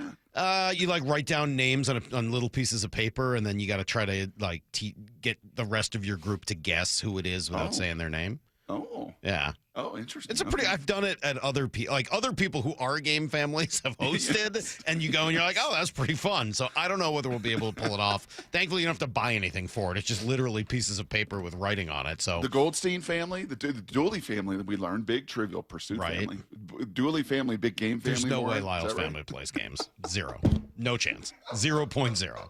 He said his parents love Jeopardy. Yeah, but there's no way Lyle plays board like any sort of game. Yeah, there's a difference between my family and me. I see. No kidding. I think we've learned that pretty. I mean, I was telling clearly. Brock in the break yesterday, my dad's almost gotten on Jeopardy multiple times. Like, he is, for as terrible as I am about knowing basically anything, he knows everything. Did you tell your dad you'd never heard of Sigmund Freud? I did, and I told him that there's no way other people know this. And what did he say? Oh, he said other people do know that. He asked you to move out, I think, after that. All right, Brock. Wait, did you play like Monopoly or anything with your family growing up? We had a Mariners Monopoly version. Doesn't that shock everybody? We used to play that. That's kind of fun. Otherwise, it was Chutes and Ladders. Well, that's deep. It requires a lot of deep thinking to play Chutes and Ladders. All right. Brock, we've spent some time on it, but I wanted to dive a little deeper into the role of John Schneider today. When Pete, look, I got this from Brady, and that kind of got me thinking. And I know that our friend Brian Nemhauser, Hawk Blogger, is going to join us at 8:30, and he wrote recently about Schneider. Schneider. Oof, and he's fired up too. Yeah, as he often is. And so I went back. I went back in time. This is from January 10th, 2024. So almost 2 weeks ago, or 2 years ago, rather. Almost 2 years ago. This is from Pete Carroll's exit press conference. Surreal, right? Pete on his way out, talking to the media for the last time. I was there at VMAC as the whole thing was going on. And he said a lot of meaningful things, and he talked about John Schneider, and he got choked up when he first talked about, what it was like when they first met and how Pete had hired him and this and that. But this part had always stuck with me afterwards. Oh, no, it's why this happened. You want to know? Because I want him to have this chance. It's been 14 years. He's been sitting there waiting for his opportunity, and he deserves it. And he's great at what he does. And now he's going to find out. We'll find out, big fella. But he goes on from there. But that was really the part. Hey, he's going to find out now. He's going to find out now, big fella. Johnny going to find out. Going to find out what this is all like when you're the man in charge and everything comes back to you. You're going to find out how hard it is, right? It almost felt a little bit like, good luck to you, buddy. You want this. We'll see if you've actually got it. Well, two seasons later, Brock, unmitigated success, period. End of story. End of conversation. 2 seasons later, unmitigated success. Yes, and I would say a really, really key ingredient in that, and you're seeing it live out in Vegas, is that Pete does not have that marriage with Tom Brady and Spytech and the rest of the crew. It just didn't, that partner, right? Pete talked a lot about that for a decade and a half. The partners, right? They're wed together in work, John and him. And how does that marriage work? How selfless is it? How lack of ego is it? How lack of control is it? How much do you really root for the other and want their success? And they had a pretty special deal. And it looks like 2 years in, if you were to continue this analogy and John has to remarry because it was a widow situation or whatever, or move on, like he found a great partner. And he and Mike have that.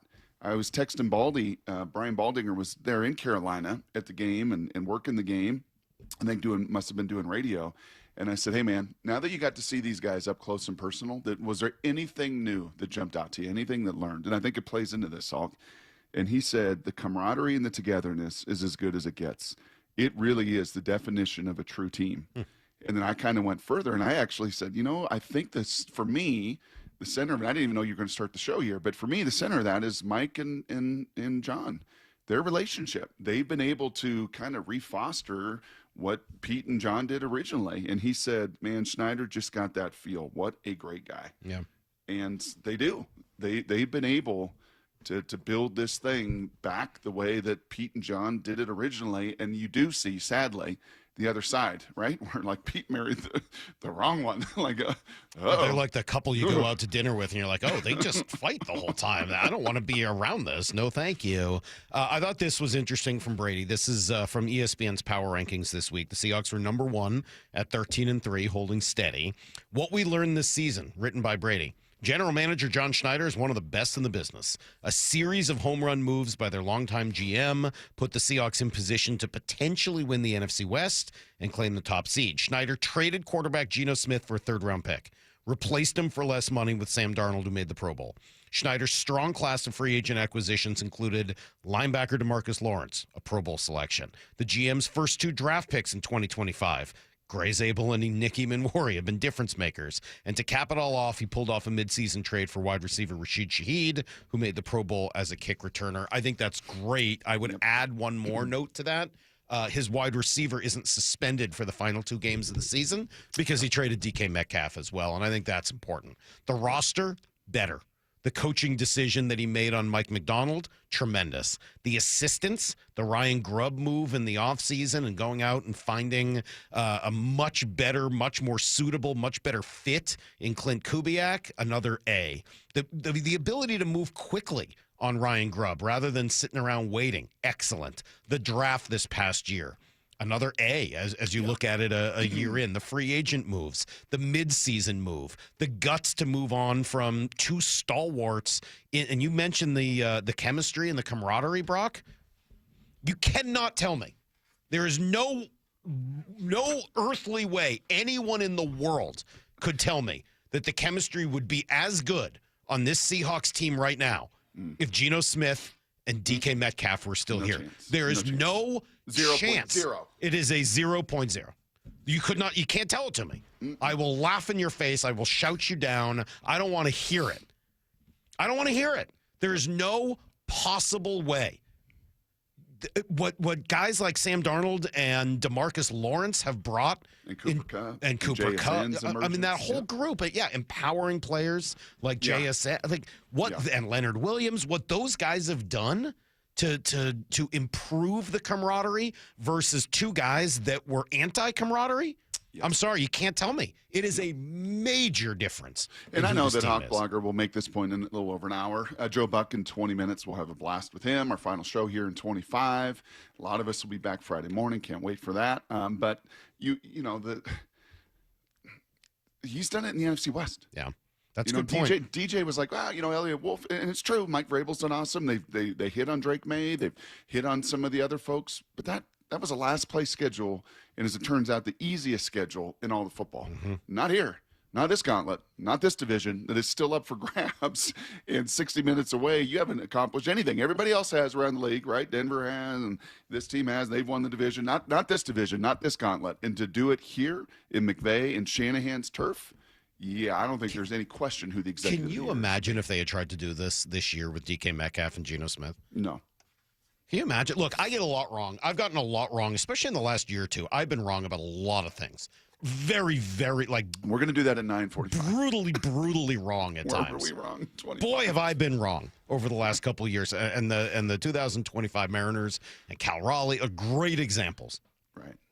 I will cling to this one forever and ever. This might be the most right I've ever been. Yep. You have to get rid of these two guys. And it was like your gut as much as it, just. They're just not the right guys. Yeah, you were manager of people at some point in your life. So not a very good one, apparently.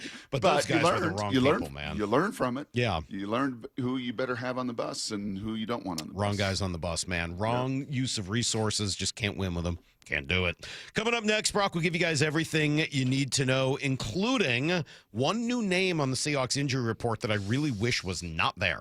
It's next on Brock and Salk. The one and only Mark Schlereth with Wyman and Bob. Brock Purdy. I feel like that guy's almost never going to get respect. He's always going to be, Mr. Irrelevant. I think that's a lot of Sam Darnold as well, is that you have this kind of predetermined vision in your head of what he is, because maybe, Brock just doesn't have the size, the stature. Sam certainly has the size and stature. Brock doesn't. But, man, Brock can get through a progression like nobody's business. On Seattle Sports and the Seattle Sports app.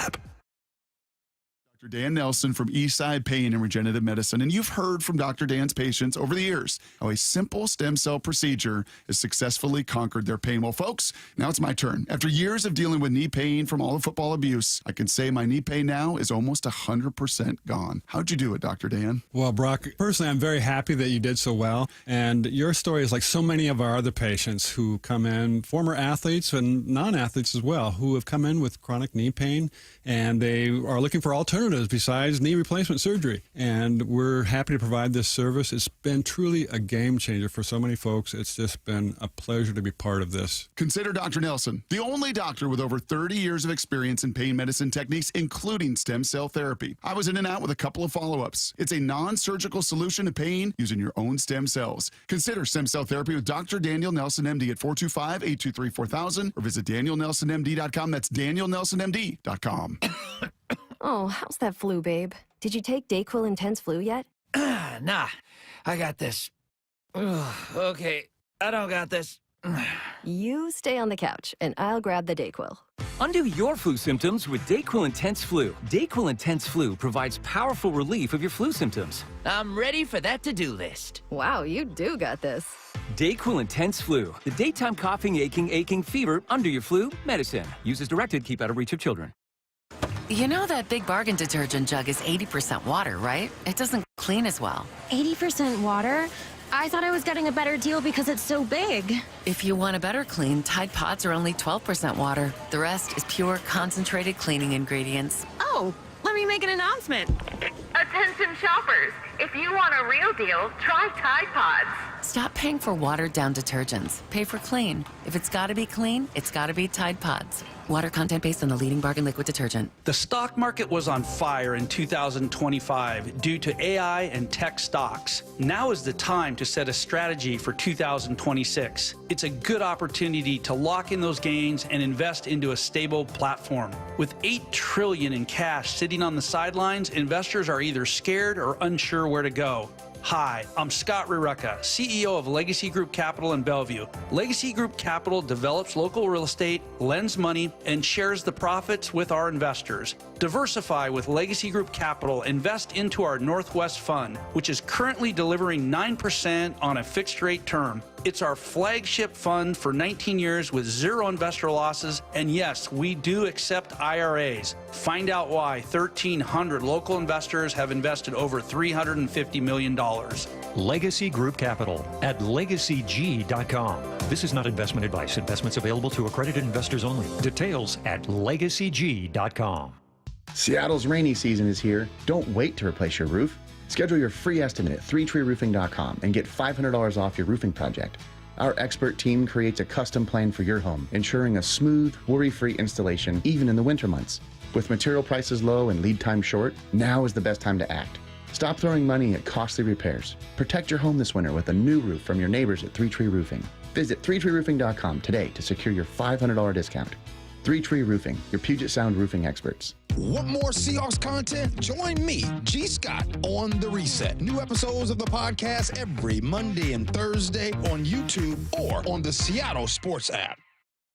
Wesley Financial Group is not a law firm. I'm Chuck McDowell, founder of Wesley Financial Group. Did you buy a timeshare because they told you it was a great investment? That's a lie. Most timeshares can be bought online for $1. To find out what your timeshare is worth and to cancel it, call us today and we'll send you our timeshare exit kit free with all your options for cancellation. Call Wesley for your free exit info guide. 800-897-4400. That's 800-897-4400.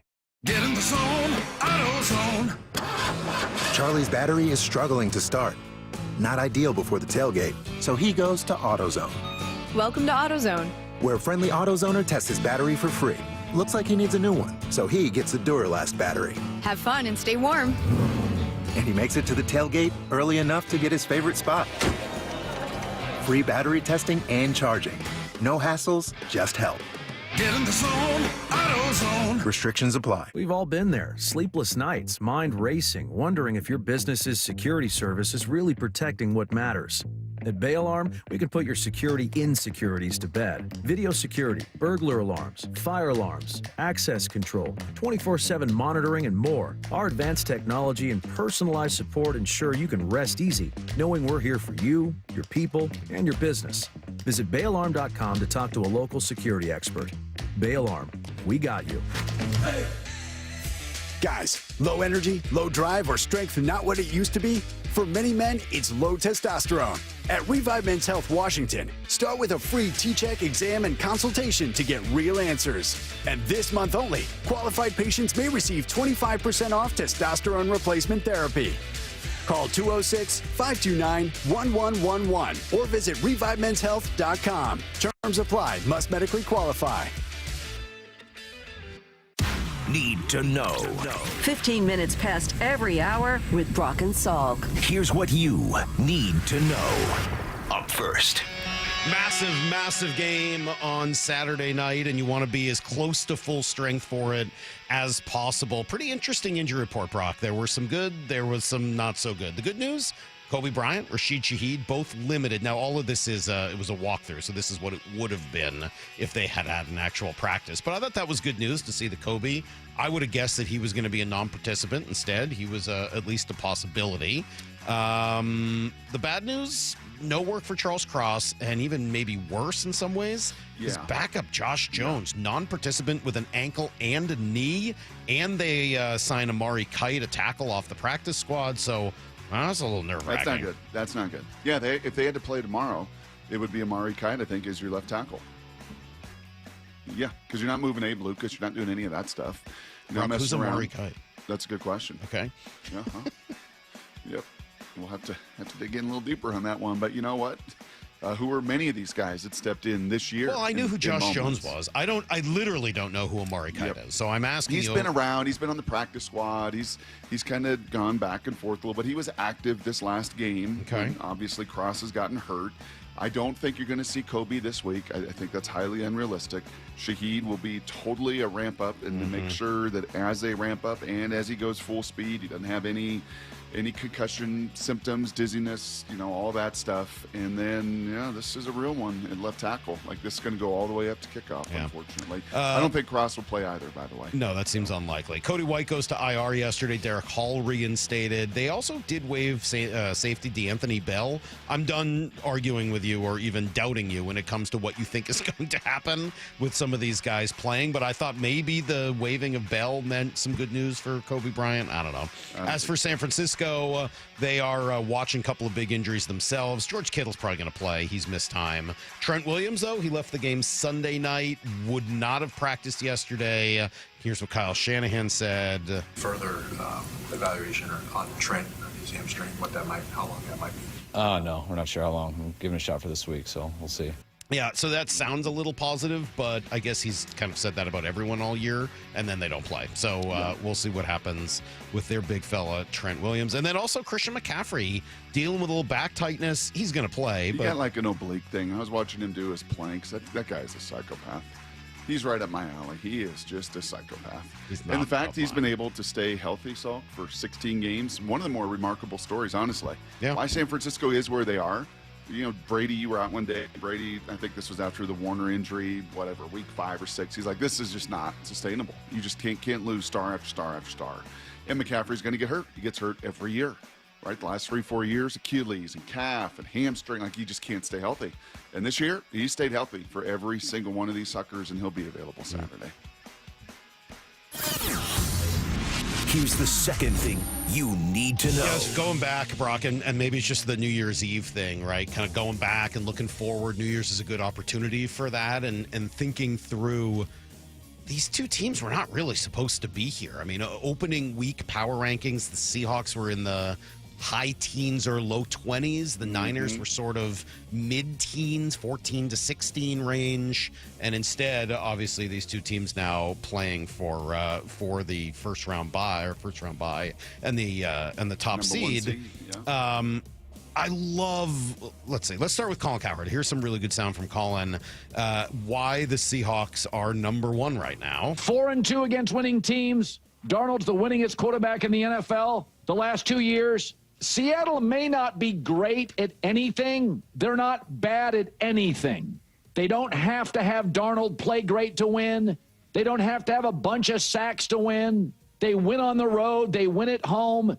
Again, in the playoffs, you can't be bad at stuff. I don't know about the last phrase, but I think he's he's a lot right. of things, actually, Colin. I know, he's they're right the number about- 1 DVOA team, and they're great on special teams, and they're great on defense, and they're great at stopping the run. They're great at a lot of things. I would tend to agree with all that, but I like the idea that the Seahawks aren't that bad at anything. That's He's right. They're not. What are they bad at?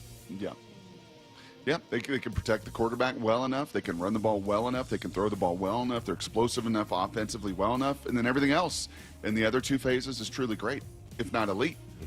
So, yeah, that one. Yeah, they're pretty great at playing defense, man. I don't know. They're pretty great at tackling. All right, well, you want this one instead then. This is Dan Orlovsky, Brock. You're going to love this. This is Orlovsky explaining how he thinks this game will go when they go strength on strength. Niners offense against Seahawks defense. This game will come down to space. Okay, so at the starting point, the fundamental foundational piece about Kyle Shanahan's 49ers offense, create space. Different ways to create space and then take advantage of that space. Have different people that can take advantage of the space created, whether by formation, whether by action, whether by movement with certain players. The counter to that is Seattle defensively is the best defense in the league at 2 things: taking away space, tackling in space. That's going to be this matchup. Who wins that? That's 100% on. I can have a little fun with Colin. We'll dig into that later because that is 100% to me spot on. Here's the third thing you need to know. Still waiting, Brock. Waiting for all those big-name infielders to find new homes. Bregman, Bichette, Brendan Donovan, Ketel Marte. Biggio. I didn't say it this time. Leave me alone. Diamondbacks. I did write it last night, though, and then immediately looked at it and was like, wait, no, it's Bichette, not Biggio. Different B name with a player from the 90s. Different guy, the dad from the 90s. Mike Hazen, GM of the Diamondbacks, said yesterday to MLB.com, we're very likely to put an end to the Marte trade talks shortly. We need to focus our offseason. He goes on from there, but to me, Brock, it kind of felt like, let me create a deadline to spur some action. Yeah, let me just see if we can get a major league starting pitcher. I think that, honestly, that's what smells. I saw Divish's post on this the other day. I think Mora and Lyle both had it in show notes. Like, I think Ryan's right. Like, both of these teams are, and this is what happens at this part of the process, right? There is no real deadline. Spring training's still a ways away. And I think in both of these situations, St. Louis and Arizona are saying, great, you want to trade Jerry? Great. You got an abundance of starting major league pitching? Great. We'll take one of those guys. We'll take Bryce. We'll take. Yeah. And they shouldn't necessarily give that up. Not we right also now. have some sound. I'll play it for you later because we're running out of time here. But of Morosi yesterday saying that they're holding firm on Brendan Donovan, and they should. Brendan Donovan's a good player. He's not an elite. Who's holding firm? The Mariners. I'm just saying, no. Like on their offer? We're not gonna give that up for a guy that is a good player, would help us, but isn't an elite top tier kind of a player. So, all right, that's everything you need to know. 1:15 every hour here in the Brock and Salk Show. Joe Buck will have the call of the game on Saturday night for ESPN, and he will join us next. Hey, everybody, it's Bob Stelton here along with Dave Wyman from the Wyman and Bob Show. And it's going to be tough, Dave, to top 2025. The Mariners, 8 outs away from the World Series. The Seahawks, as we sit, are the #1 seed in the NFC. How do they top that in 26? How about Mariners to the World Series and the Seahawks win the Super Bowl in 2026? What do you think? I can't wait. Merry Christmas to all of our listeners. Happy New Year. Have a good one, everybody. What Bob said. Hey, it's Mike Salk here. I want to tell you about people all over the Northwest, right? Because they're going to be losing 20, 30, 40, maybe 50 pounds by Valentine's Day. Yes, tonight is New Year's Eve, a time for resolutions. It is time to resolve to finally drop that weight, to fit into your clothes from back in the day, to look better, to feel better, to be healthier in the new year. I did this program. I lost 10 pounds in the first week. 35 pounds after 8 weeks. How would you like to be in that spot by the end of February? Yeah, I didn't have to fight for space in a crowded gym with everybody else making a resolution tonight. I didn't have to take any pills or injections or any fake food. I got delicious recipes, good food that you buy at the grocery store, and I lost a ton of weight. Do it for yourself this year. Go to eastsideweightlossclinic.com and schedule a free 15-minute phone call to just get started. Go to eastsideweightlossclinic.com. Dr. Ryan Coogan, D.C. Results may vary. Hey, Brock Heward here with Shannon O'Kelly, President and CEO of IRG Physical and Hand Therapy, inviting you to come work with IRG. And Shannon, what kind of staff are you looking for at IRG? Brock, we're looking for all kinds of clinical staff, physical therapists, occupational therapists, athletic trainers, certified occupational therapy technicians, physical therapy assistants, you name it on the clinical side. We are looking for those folks. But we are really looking for folks that want to come to an organization that want to be part of our culture and change the culture and work with us to provide the best care and service we can to our patients, our team, and our community. So those clinical people out there, we're looking for you. We also provide advanced certification. We want to provide you mentorship. We want you to grow personally and professionally here at IRG. And with over 40 clinics throughout the Pacific Northwest, you've got the opportunity to work in the city you want. Just head over to irgpt.com/careers. That's irgpt.com/careers. Boy, am I glad to be done with my holiday shopping. Oh, I know. And now I just want to relax. Me too. Well, except there's one more store we should check out. Oh, no way. Because this week, we can get a Samsung, LG, or Sony TV at an incredible price. Really? Where? At Video Only's year-end clearance sale. They're really cutting deals. Because the holidays are over? Yep. So this is our chance to get what we wanted for Christmas. Are the prices really that good? Yes. For 7 days they are. And Video Only has those top-rated models we were thinking about all on sale. All right. The best stuff cheap is worth a trip. At Video Only, you won't find huge stores with refrigerators or microwaves, but you will find the best deals on top-rated TVs, soundbars, and monitors. Shop around. Just make sure you visit Video Only, because if you don't, you'll be sorry. In South Center, Bellevue, Linwood, Federal Way, and Tacoma, Video Only. University Reprographics reminds listeners many uniformed personnel and healthcare providers will spend this holiday season working hard to keep us safe. These heroic men and women spend long hours away from home, protecting our freedom and providing critical medical care. Please thank them for their many sacrifices and putting their lives on the line for us every day. Happy holidays to you and yours from the entire team at University Reprographics. Family owned since 1973. Online at universityrepro.com. This is the home of the Seahawks. Going to let one fly deep. Got a man out there. Ball is caught down at the 10-yard line, and it's JSN. Seattle Sports. Xfinity is the network you can rely on. Like a close friend who will give it to you straight. The friend who will tell you that new haircut, it's not great. Friends make sure friends get good haircuts. And Xfinity makes sure you get a good deal on Wi-Fi. Xfinity gives you reliable, fiber-powered Wi-Fi at our best price. This holiday season through January 4th, get gig-speed Wi-Fi for just $50 a month for 5 whole years. No strings, no commitments. Just super-fast, reliable gig-speed Wi-Fi with our best equipment and unlimited data included. Save yourself from questionable decisions and save over Verizon and AT&T. Xfinity. Imagine that. Restrictions apply. Requires paperless billing and autopay with stored bank account. Taxes and fees extra. Xfinity Internet powered by fiber and connected to premises by coaxial cable. Actual speeds vary. Makita knows that pros never settle, and neither do we. With Makita, you get tools that perform at the highest level on every job without compromise. Makita is for the most detailed pros, expertly engineered to deliver precision, job after job. When your work calls for the best, call on Makita. Makita, built to be the best. Available at the Home Depot. Wesley Financial Group is not a law firm. I'm Chuck McDowell, founder of Wesley Financial Group. Did you buy a timeshare because they told you it was a great investment? That's a lie. Most timeshares can be bought online for $1. To find out what your timeshare is worth and to cancel it, call us today and we'll send you our timeshare exit kit free with all your options for cancellation. Call Wesley for your free exit info guide. 800-771-1300. That's 800-771-1300. From the Quantum Fiber Studio, you're listening to Brock and Salk. Weekdays 6 to 10. On Seattle Sports and 97.3 FM HD2. One of the only disappointments of this Seahawks season so far, Brock, is that we haven't had Joe Buck and Troy Aikman once on the call until, I think, this Saturday night. Guess what? What? Guess what?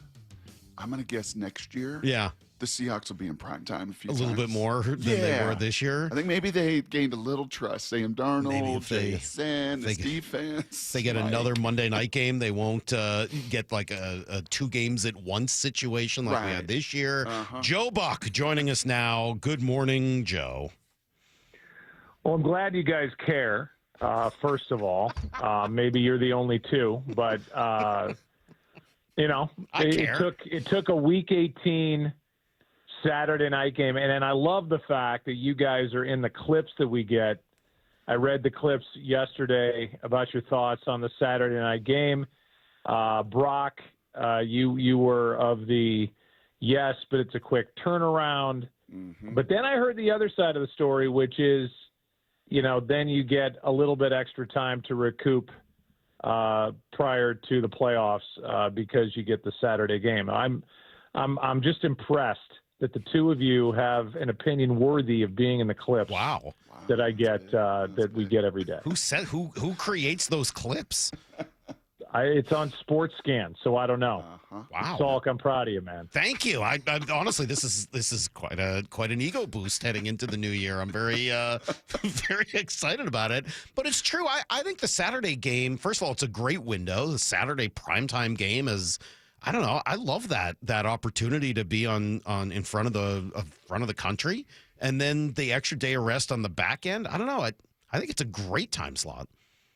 Yeah, well, I love it. I mean, trust me, we were sitting around in our meeting room last week, wherever we were, Atlanta, and going through all the different scenarios, and it just felt like, we were going to end up with Tampa, Carolina, which would have been fine. I mean, fine. I love a win and in scenario. Now we kind of have the extra wrinkle now with the Atlanta Falcons that if they win, Carolina wins their division no matter what happens in the earlier game on Saturday. And then we thought, well, maybe we get Steelers, Ravens, which would have been great.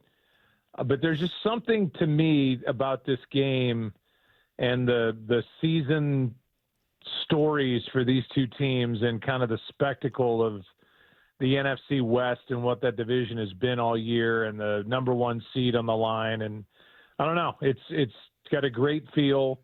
And I know I speak on behalf of everybody on our crew that we are just pumped to be able to finally see the Seahawks and do this game. It's going to be awesome. What's that building like in Santa Clara, Joe, from a game day experience, noise, everything standpoint? Well, I mean, you guys are kind of in a class of your own with what goes on in your home stadium. I think, with the fans and the 12s and even the architecture of the stadium, I think plays into it. It is intense. And there are times where as a play-by-play guy, and being in the booth, it's hard to be heard. And when it's hard to be heard, I think it's a pretty good rule to not try to talk. So I find myself a lot of the time laying out when I'm doing a game in Seattle, in a week 18 or in a champ game or whatever it might be. And then, Santa Clara is good. I think it measures up. I think, again, Seattle is kind of in its own category in the NFL with that stuff, but it's well documented. But Santa Clara can get loud, and that place, I think they'll be fired up. I think this is a San Francisco fan base that has to be really proud of what their team's done. I know you guys don't want to hear it, but to go through the injuries that they've gone through, every team's got injuries. Nobody's crying a river for any other team, but when you lose your starting quarterback for 8 games and you lose Fred Warner and you lose Nick Bosa and you don't have Ayuk all year and, whatever it's been, 6 or 7 games that Kittle's missed and on and on and on. And then you lose Trent Williams last week. It's a lot. I think it's been an incredible job by Kyle Shanahan to steer this team into a kind of winner take the one situation here in week 18. One of the interesting challenges from a sports media perspective in town here is trying to give this team its own due and not constantly comparing them to the Legion of Boom team from a decade ago. When I think of those teams, you guys called a ton of those games on Fox and big NFC games that the Seahawks were in. Have you had an opportunity to kind of get to know this team, or maybe specifically Mike McDonald and some of the new personality that they're bringing to it? I remember we were doing a production call with the Ravens, and we were talking to Mike. This is obviously a couple of years ago. And we were saying, well, I know you're here, you're young. I mean, you're going to be a head coach in this league. He's awesome. He's been great to us. And I said it or Troy said it, like, we're going to do our best to get you a job on, what Monday night, whatever game we were doing. And then their PR staff got on afterward. They're like, hey, can you guys just cool it and chill? We want to keep this guy around. But yeah, obviously has zero to do with anybody other than Mike McDonald. He is a 10 out of 10. He's brilliant. He brought a lot to the Ravens when he came back there. I still think they miss him, obviously. What he's done there with Seattle is remarkable. It's a defense that flies around. You guys know it way better than I do. It's an offense that, I know there have been slow starts and all that, but Jackson Smith and Jigba and the kind of year that he's put together, I know it's tapered off a hair, but it almost had to with the way he started the season. And Sam Darnold, everybody wants to look at the faults and the turnovers and what have you, but I mean, he was the quarterback on a team that won 14 games last year, and he's a quarterback on a team the year later that is going to at least win 13. It's fantastic, and he's one of the league's really good guys. So there's no sell job on me. There's no sell job on Troy. I can't wait to watch them play in person. I feel like I've watched them 10 times on TV. But to actually be in the stadium and feel them flying around defensively in that, front six, front seven, whatever you want to call it, I think is going to be, it's going to jump off the screen and jump off the field for me watching it. I'm excited about that. Joe, I want to get to Sam here in a little more depth in just a second, but I want to play this cut. And this is, you mentioned earlier, a little broadcasting 101 of when the crowd noise comes, you kind of quiet down. I want to play this cut. This is from the game the other night. We played it a few times yesterday on the show and loved it. Here was Bijan's touchdown run, and I got to follow up. Here's Robinson, right side. Nice cutback. He's gone. Can anybody catch him? Not tonight. McCreary chasing. Won't get their touchdown, Atlanta. So cool between you and Troy. So Salk and I have been doing this for 17 years, off and on a few times. He left for a little sabbatical. I left for a little podcast, but basically 17 years. We still love doing it every morning. That little clip right there, the little back and forth between you and Troy, it feels like you guys are having as good a time as you've ever had, just from afar. Yeah, I think that's fair. I feel that. And that's good. I mean, this is year 24. And I think, I don't know the rules of being an analyst. I've worked with a lot of great ones. Very rarely has Troy ever jumped in like that. Yeah. Right. During a call. He's very good about that. I feel like on calls, he just lets me go. And then after the play, I just let him go. So very rarely do the two of us kind of combine forces on that, and that was great. That made me smile while I was listening to it. I had forgotten that he jumped in there because it's about listening, and it's about him, listening to me say, "Will anybody catch him?" and then him in an instant going, "Not tonight." That's awesome. So whether it's us or anybody else, I think that back and forth, when it works, is really good. It can be clunky when it doesn't, or when you're talking over each other, then it becomes like, the drumsticks falling on the ground and everybody dropping their instruments, and it doesn't sound good at all. But when it works like that, and again, I mean, you guys played it. I'm not patting ourselves on the back, but I do like that call because of exactly what you said. I think there's a good combo going on there. Making music, man. Benetti and I would talk about that, just making music, and you guys have done it for a long time. Well, then I got to jump in. We got so many more football things, but Brock, you realize that Joe's going into the Hall of Fame? Ford Frick Award. Rock and Roll Hall of Fame? Which one? Well, maybe the Rock and Roll Hall of Fame with the drumstick analogy. I don't know. Maybe that's to come one day. Their voting is a little obtuse, it seems at times. But no, this is such a huge honor, and you're going to be the first father-son duo ever in the Hall of Fame. How stoked are you about this? Well, very. I mean, I was floored. I can't go anywhere that my dad hasn't already been. That's both in the profession and, it turns out, outside the profession, but that's for a conversation off the air. But yeah, I mean, he's blazed the trail for me. I'm the luckiest guy in the world.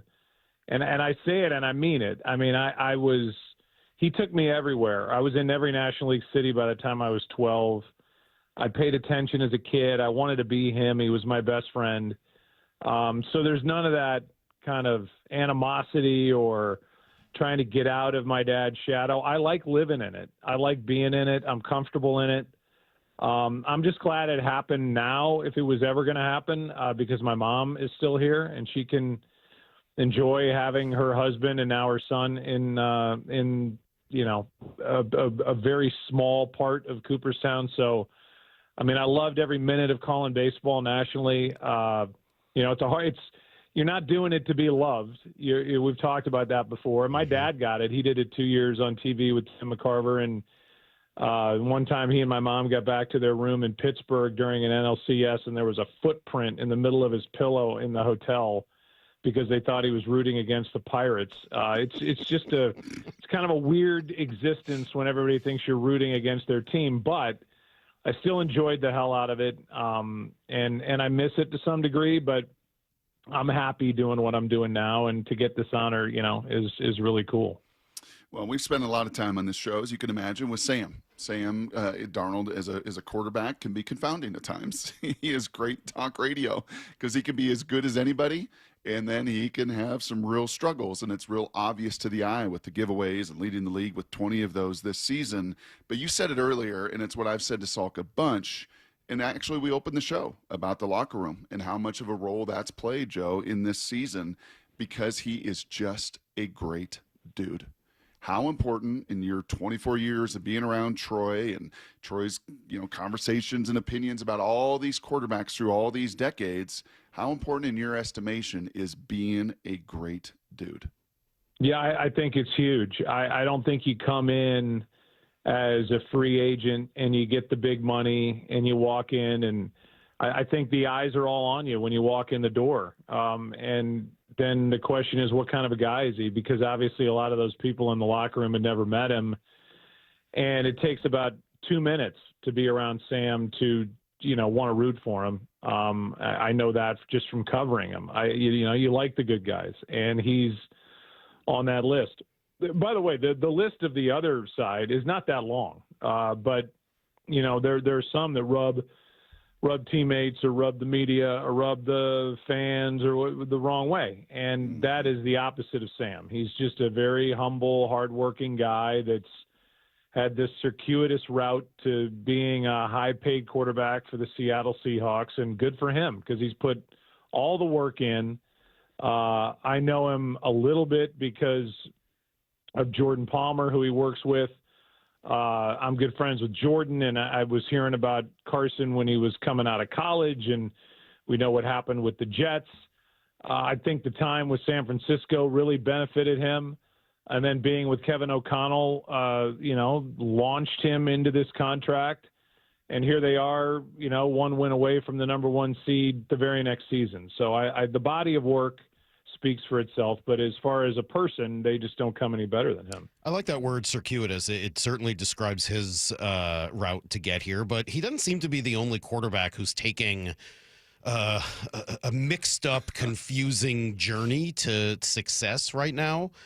What do you think is happening in the end? Why is it taking these guys so long in the reclamation projects? What do you think is happening?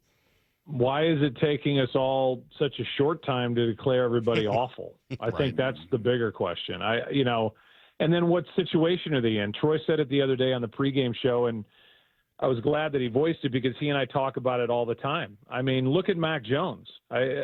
He got drafted by the Patriots and had initial success, but then you look at the coaching, you look at the decisions that were made with who was in charge of coaching him and the offensive coordinator in that odd situation that they had with split duties there before he was gone from New England.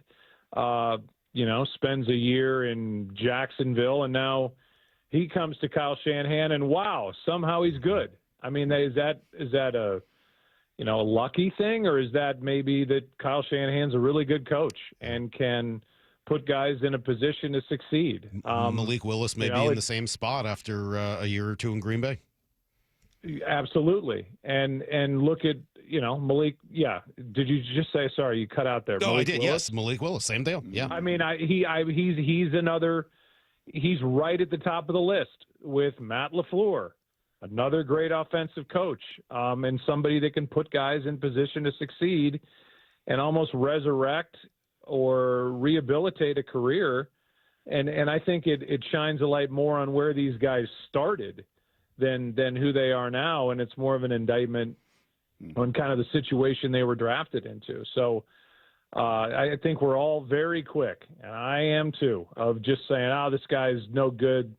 Who's next? Who's next? And it's not fair to the player. It's not fair to the person. We all, I think, forget that these are human beings at times, and they mature at different rates. And again, their circumstances and surroundings are a huge piece of this.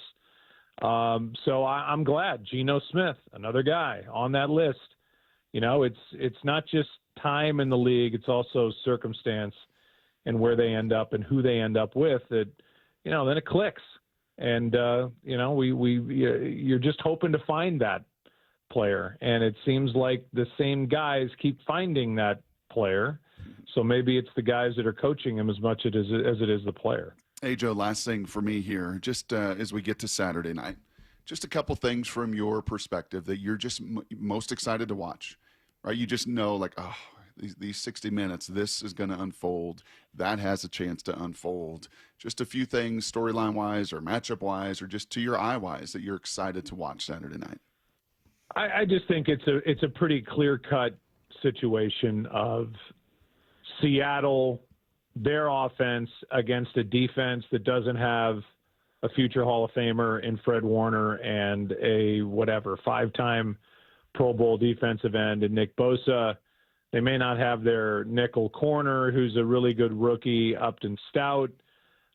They're injured. And to see what can be done with Seattle's offense against that defense that was in that track meet against Chicago, and then flip it and see, what San Francisco can do with this offense. Brock Purdy has put back-to-back 5-touchdown games together. They're rolling. He's never played better, but they're really injured.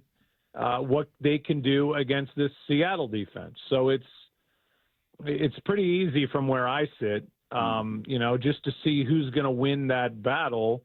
When Seattle has the ball and when San Francisco has the ball, and who can score points when they have the chance. Two really good coaches, and I don't know. It feels like a really evenly matched game going in. Well, we're excited, obviously, here in Seattle to watch this thing and see where it goes. Love the Saturday night primetime window, and love that you and Troy are on the call. Seriously, congrats again on the Ford Frick Award. It is so cool. I mean, Dave Nemhauser was the winner of the Ford Frick Award, I think in 2008, and for years was known as the Hall of Famer here and probably the greatest broadcaster in Seattle history and just a legend. And you're in that group now with all of these incredible, legendary baseball broadcasters. Pretty amazing. Congratulations, Joe. Thank you. I am going to go see my psychologist and have another session with my imposter syndrome to see if I can even accept the award in July. But wish me luck on that. Yeah, well, we'll do what we can to get in the clips more this week. Yeah, all right? absolutely. We'll really I'll say try to do something that. really outlandish. Oh, you can get in the clips. It's just you may lose your job, but Right. you can get in the clips any week you want. Yeah, we can hot take this sucker if we need to, Brock. See if we can come up with something crazy and dumb to say and hopefully get on TV on Saturday night. Joe, thank you. We appreciate it. Thanks, Joe. All right, guys. See ya. Awesome. One of the great guests, honestly, that we ever have, Joe Buck. Awesome guy. Love having him on every single time. Smart. We say this probably every time, but the thing that always seems to stand out to me, Brock, with these great top-tier play-by-play guys, the Joe Bucks, the Jim Nances, the Al Michaels, all those guys, how smart they are. Mike Tirico. I mean, I could go on. I don't mean to limit that list. They're all just really smart. Ian Eagle. Like, those guys are all, Jason Benetti, they're smart. Aaron Goldsmith, they're all smart dudes. They really think about and they're dedicated and they're hardworking and all that. I would add a few things, though. Okay. And I don't want to diminish that point. And that's your opinion. That's awesome. And that's the word you came I guess with. I would have also added well-rounded. They're sort of smart, well-rounded dudes. Yes. And maybe I'm trying to give a little lesson to Lyle here again today. I don't know. But it does jump out to me like Mike Tirico knows something about everything. There's nothing Mike Tirico doesn't know. He knows something about everything. Brock, he was trying to force Lyle to learn this morning before you got here. I know. Yeah, Brock, I taught Lyle why January is called January. Do you know why? Do you know why January is called January? No, but I'm curious. The Roman god Janus, of course. Okay. Who was the god of doorways, amongst other things, but was famous for sort of looking in both directions, forward and backwards at the same time. And January is sort of the doorway to the new year. And so New Year's is sort of a good time to look backwards and look forwards. And Janus comes up a little bit. But anyway, all those guys, they do have just a comfort in talking about anything. You could have I've heard Joe Buck on non-sports shows. He's just as comfortable talking about whatever it is you want to talk about. And you feel it, man. You feel it when he does a game. He just that understanding. Yeah, and we say this all the time to young people in this business. Like, curiosity matters. You know, like you gotta have a level of curiosity about things. And then I would also, with all those men that you mentioned, so I would say all of them. Now there's ego involved, and some of them have had some ego moments and broken relationships with partners and everything else. But there is, through it all, like a relatability. Sure. Like if you ran into those guys at the airport, Scott Van Pelt. And I don't think Joe had that early in his career. I think that it took him some time to develop that. Sure. I think there were people at the beginning who were like, I don't know, this guy. And I think one of the ways he has that relatability is he so thoroughly embraces the nepotism thing of like, my dad was is a Hall of Fame broadcaster. Yeah. He helped me. Like, what do you want me to, like, he just embraces it and says, yeah, I think it's a tremendous asset, and he understands it. He doesn't pretend like he wasn't born into this in some way. And I think it really helps him to have that understanding. You just wait. Like, we all want to write these people off. Like, you just wait 10 years. Lyle's going to have his own show. I know. He's gonna be talking about Janus, Sigmund Freud. You just wait. Yeah, you don't want to write people off too early. Don't write them off. I learned that from Joe Buck. We just got to get like a year into this good. thing. We just got to get him with a good teacher instead of idiots like us, and he'll be good to go one day. All right, a late version of Blue 88 coming up next, and then our friend Hawk blogger Brian Nemhauser going to join us at 8:30. Brock and Salk, Seattle Sports on 710. Charbonnet breaks the tackle and he's in. Touchdown, Seahawks! Setting up the biggest game of the season. A critical, huge NFC West battle against the San Francisco 49ers. Seahawks are going to play for the NFC West title, the #1 seed, and the first-round bye. Holy catfish! It doesn't get any bigger than this. Let's go do it. Let's go rip it. Seahawks 49ers, Saturday. Kickoff at 5. Pregame at 2. On the home of the Seahawks, Seattle Sports. Xfinity is the network you can rely on. Like a close friend who will give it to you straight. The friend who will tell you that new haircut, it's not great. Friends make sure friends get good haircuts. And Xfinity makes sure you get a good deal on Wi-Fi. Xfinity gives you reliable fiber-powered Wi-Fi at our best price. This holiday season through January 4th, get gig speed Wi-Fi for just $50 a month for 5 whole years. No strings, no commitments. Just super fast, reliable gig speed Wi-Fi with our best equipment and unlimited data included. Save yourself from questionable decisions and save over Verizon and AT&T. Xfinity, imagine that. Restrictions apply. Requires paperless billing and autopay with stored bank account. Taxes and fees extra. Xfinity Internet powered by fiber and connected to premises by coaxial cable. Actual speeds vary. Boy, am I glad to be done with my holiday shopping. Oh, I know. And now I just want to relax. Me too. Well, except there's one more store we should check out. Oh, no way. Because this week, we can get a Samsung, LG, or Sony TV at an incredible price. Really? Where? At Video Only's year-end clearance sale. They're really cutting deals. Because the holidays are over? Yep. So this is our chance to get what we wanted for Christmas. Are the prices really that good? Yes. For 7 days they are. And Video Only has those top-rated models we were thinking about all on sale. All right. The best stuff cheap is worth a trip. At Video Only, you won't find huge stores with refrigerators or microwaves, but you will find the best deals on top-rated TVs, soundbars, and monitors. Shop around. Just make sure you visit Video Only, because if you don't, you'll be sorry. In South Center, Bellevue, Linwood, Federal Way, and Tacoma, Video Only. I guess I called AA because alcohol didn't work anymore. Drinking used to give me a sense of meaning in life. I called AA not knowing what to expect. Certainly not cheerfulness, but that's what I got. People had humor. They seemed to be at ease. I hung around. Now I feel much more comfortable with myself and the people around me. Visit AA.org for more information. That's AA.org. And download the Meeting Guide app to find a meeting near you. Everybody loves the season of giving, but now the season of paying for it is upon us. That not-so-wonderful time of the year when millions of Americans open their credit card statements, stare in horror at the balance, and resolve then and there to find new ways to save money. If you're among those Americans, why not start by cutting your wireless bill in half right now with Pure Talk's Saver plan? It's easy. You'll get unlimited talk, text, and 3 gigs of high-speed data on a super-fast, nationwide 5G network for just $20 a month. Just dial pound 250, say Mike Rowe, and you'll save an additional 50% off your first month. Ho, ho, ho. And if you're active or former military or a first responder, you'll save an additional 20% every single month. That's pound 250. Say Mike Rowe for the gift that keeps on saving from America's wireless company. Pure Talk. Want to make 2026 your year of adventure? Book that trip and learn a new language with Babbel. Go ahead, make a resolution you can stick to. Now is the time. Babbel's New Year sale is here. Unlock all of the languages on Babbel with the lifetime subscription for 65% off. Just go to Babbel.com and start today. Babbel teaches you relevant words and phrases, so you can start speaking with confidence in as little as 3 weeks. And because Babbel's bite-sized lessons fit easily into your daily routine and are easy to remember, you'll be talking like a local in time for takeoff.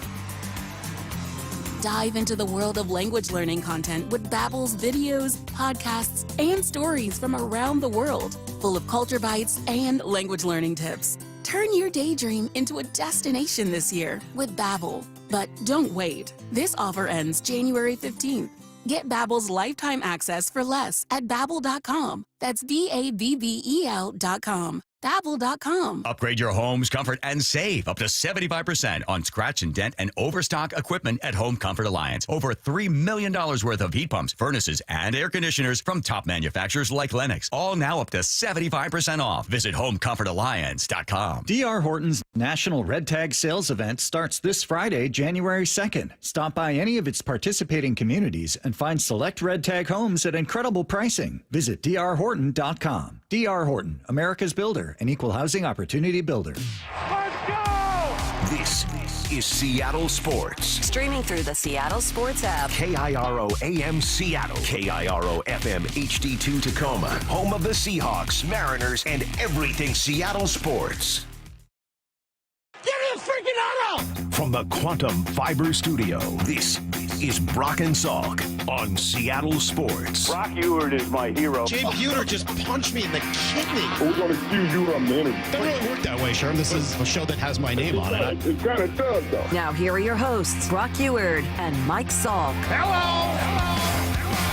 Gonna excuse me from this interview. Unbelievable. Brock and Salk Show, Seattle Sports, here on 710. New Year's Eve tonight. I'll give you a hot New Year's Eve take in a few minutes, Brock. I got a hot New Year's Eve take. Hot.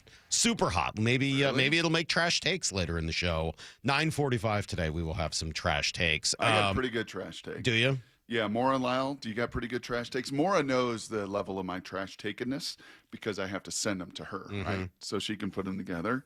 Maura and Lyle, do you feel like you guys got hot trash takenness this week? Of course. I think so. Whoa, okay, all right. That's pretty good confidence from Maura. Little less confidence from Lyle, I guess. Oh, maybe. Lyle's like, it may or may not be a take. Yeah, I don't. Lyle, is your trash take a take this week? I don't know where you guys get this from. Early on, maybe there was a couple that were a little off the path, but most of them are. All right, we'll do that at 9:45 right now. Blue 88.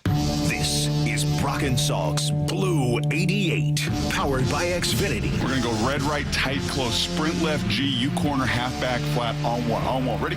Brock Ewert tackles 3 football questions as only he can. Blue 88. Now here's your hosts, Brock Ewert and Mike Salk. All right, Brock, with Joe Buck taking up a little extra time, a late version of Blue 88 today. These teams have not met since week 1. How much do they go back, and how relevant is the week 1 film to what they're trying to do on Saturday? I think maybe. Well, let me listen to Kyle Shanahan, because we asked Mike McDonald, and I got the sense from Mike, and I read into it like, I don't even know. I mean, I'll go back and watch it, but if you remember that plan, Eman Wari was going to be a big part of it. He goes out, 4 plays into it. Ty Okada looked like a shell of who Ty Okada is now. They picked on him. There was a lot of really soft coverage soft coverage in that game, as DJ was talking about. That's not been the case here of late. So I think for Mike, I don't know how much he will. Here was Kyle Shanahan when he was asked, how much do you go back to week one? You always look at it. I mean, you see what's changed, the personnel-wise, schematically, but our teams are pretty similar in what we did at the beginning of the year to now. We have schemes we believe in, and but you just watch the personnel and everything and take it all into account. I think for Mike, and we'll get more into this with Hawk Blogger because he was talking about the struggle Purdy has had against McDonald's defenses in Baltimore and Seattle. I think it's really studying that dude because that dude's been as hot as anybody. 10 touchdowns the last 2 weeks. So making sure that he's got a case for him. And for Kyle, it's what Orlovsky said earlier. Like, how do I create space and matchups? How do I get George Kittle on Ty Okada as much as possible and not Nicky Manwari, right? How do I attack the areas that Brock attacks really well in that middle of the field and all the layer concepts? And so, yeah, I don't think week one will be that big of a reference point for either of them because these teams are so dramatically different in so many different ways. All right, question number 2. We spent a while yesterday trying to figure out comps for Sam Darnold and led to some pretty interesting names. I'm out on Jay Cutler. I don't think it's a good comp, and I don't want to hear it anyway. No. Eli Manning still doesn't really do it for me. Going back to what Ben Fennell said, I mean, I think there's something maybe to Neil O'Donnell and to Stan Humphries. Collins. Well, those two guys are always going to be in the same bucket to me, Neil O'Donnell and Stan Humphries. But the more I thought about it, the more I think the best comp he said, not Chris Chandler. That guy was a journeyman around forever. I think it is Kerry Collins. I think that's a pretty good comp. There's a lot of turnovers. If you look at Kerry, it was almost 1-1. Yeah, I get it, but a different era and all that. It was. I'm not saying it's perfect. He did turn the ball over more. He did. But that to me is a pretty good comp in terms of the way he was thought of. Collins is what, the 5th pick? Darnold was the 3rd or 4th. So, yeah, I bounced around, couple different organizations. Yeah, that feels like a pretty good comp to me. Yeah, I think that's fair. It is interesting just looking this year alone. Just numbers this year alone. Now, Josh Allen does it with his legs a lot more. And I hope Sam does it Saturday night. We've talked about this a lot this year. Brady and I maybe have talked about it, Salk, in your absence more than any other thing. Like, why isn't he looking to run? Step up and run. He's a good athlete. He's not a great athlete, but he's a good enough athlete. He's as good an athlete as Baker Mayfield. He is. Like 40 time and jumping ability and pure athleticism. Like, go create a little bit more. But Josh Allen and him, very similar. Pass efficiency ratings, like 2 points apart. Completion percentage, they've both thrown 25 touchdown passes. Josh has got to do a lot more, obviously, in Buffalo. His O-line may be a little better. His running back is certainly one of the best in the league. But, yeah, there's a lot more Josh Allen to the level of production of Sam. Explosive plays, game-changing plays, downfield plays. There's a lot more of that than maybe your eye the last 4 weeks remembers, Salk. I'll just say that. My eye does not put those two together. The numbers are pretty close. Question number 3. Ben Solak on yesterday. Brock with Bump and Stacy, as he is every week. You want to get after him a little bit. Yeah, on the premise. Okay, this is just one of those things. On the premise here, I think I'm going to disagree strongly with this. Here was Solak yesterday talking about the Seahawks emphasizing the run. I also think that there was a clear choice philosophically, Clint Kubiak and Mike McDonald, to say, hey, we're really going to pour more resources into our running game, more of our offensive designs and foolishness and scheme stuff and motion and all the levers and baubles we have at our disposal. We're going to pour more and more of those into this running game, not in the belief that we're going to, be elite throwing the football and elite running the football, but in the sense that we need to be able to play different modes. We have to try to find a different pitch. That way we're not just a one-dimensional offense coming into the playoffs. So there's been some improvement in the running game, and that's been, I think, the result of pouring a lot of schematic resources into that. I think those schematic resources were there from the very, very beginning. I think it's a lot more of how teams are attacking them and all of the explosive plays down the field the first half of the season, Salk, and teams said, no, you're going to have to just run it. And, it's really taking what the defense gives you much more than it is, well, let's add all these pages to the playbook and all these motions and shifts and let's do no, all that stuff's been in since OTAs. We saw it in the preseason. We saw it in the first preseason game, in fact. I think it's a lot more of, okay, the league adjusted. The league is making us play a little different. And, oh, by the way, Minnesota came and exposed some things in our protections and really challenged us at the point of attack. How do we counter to that?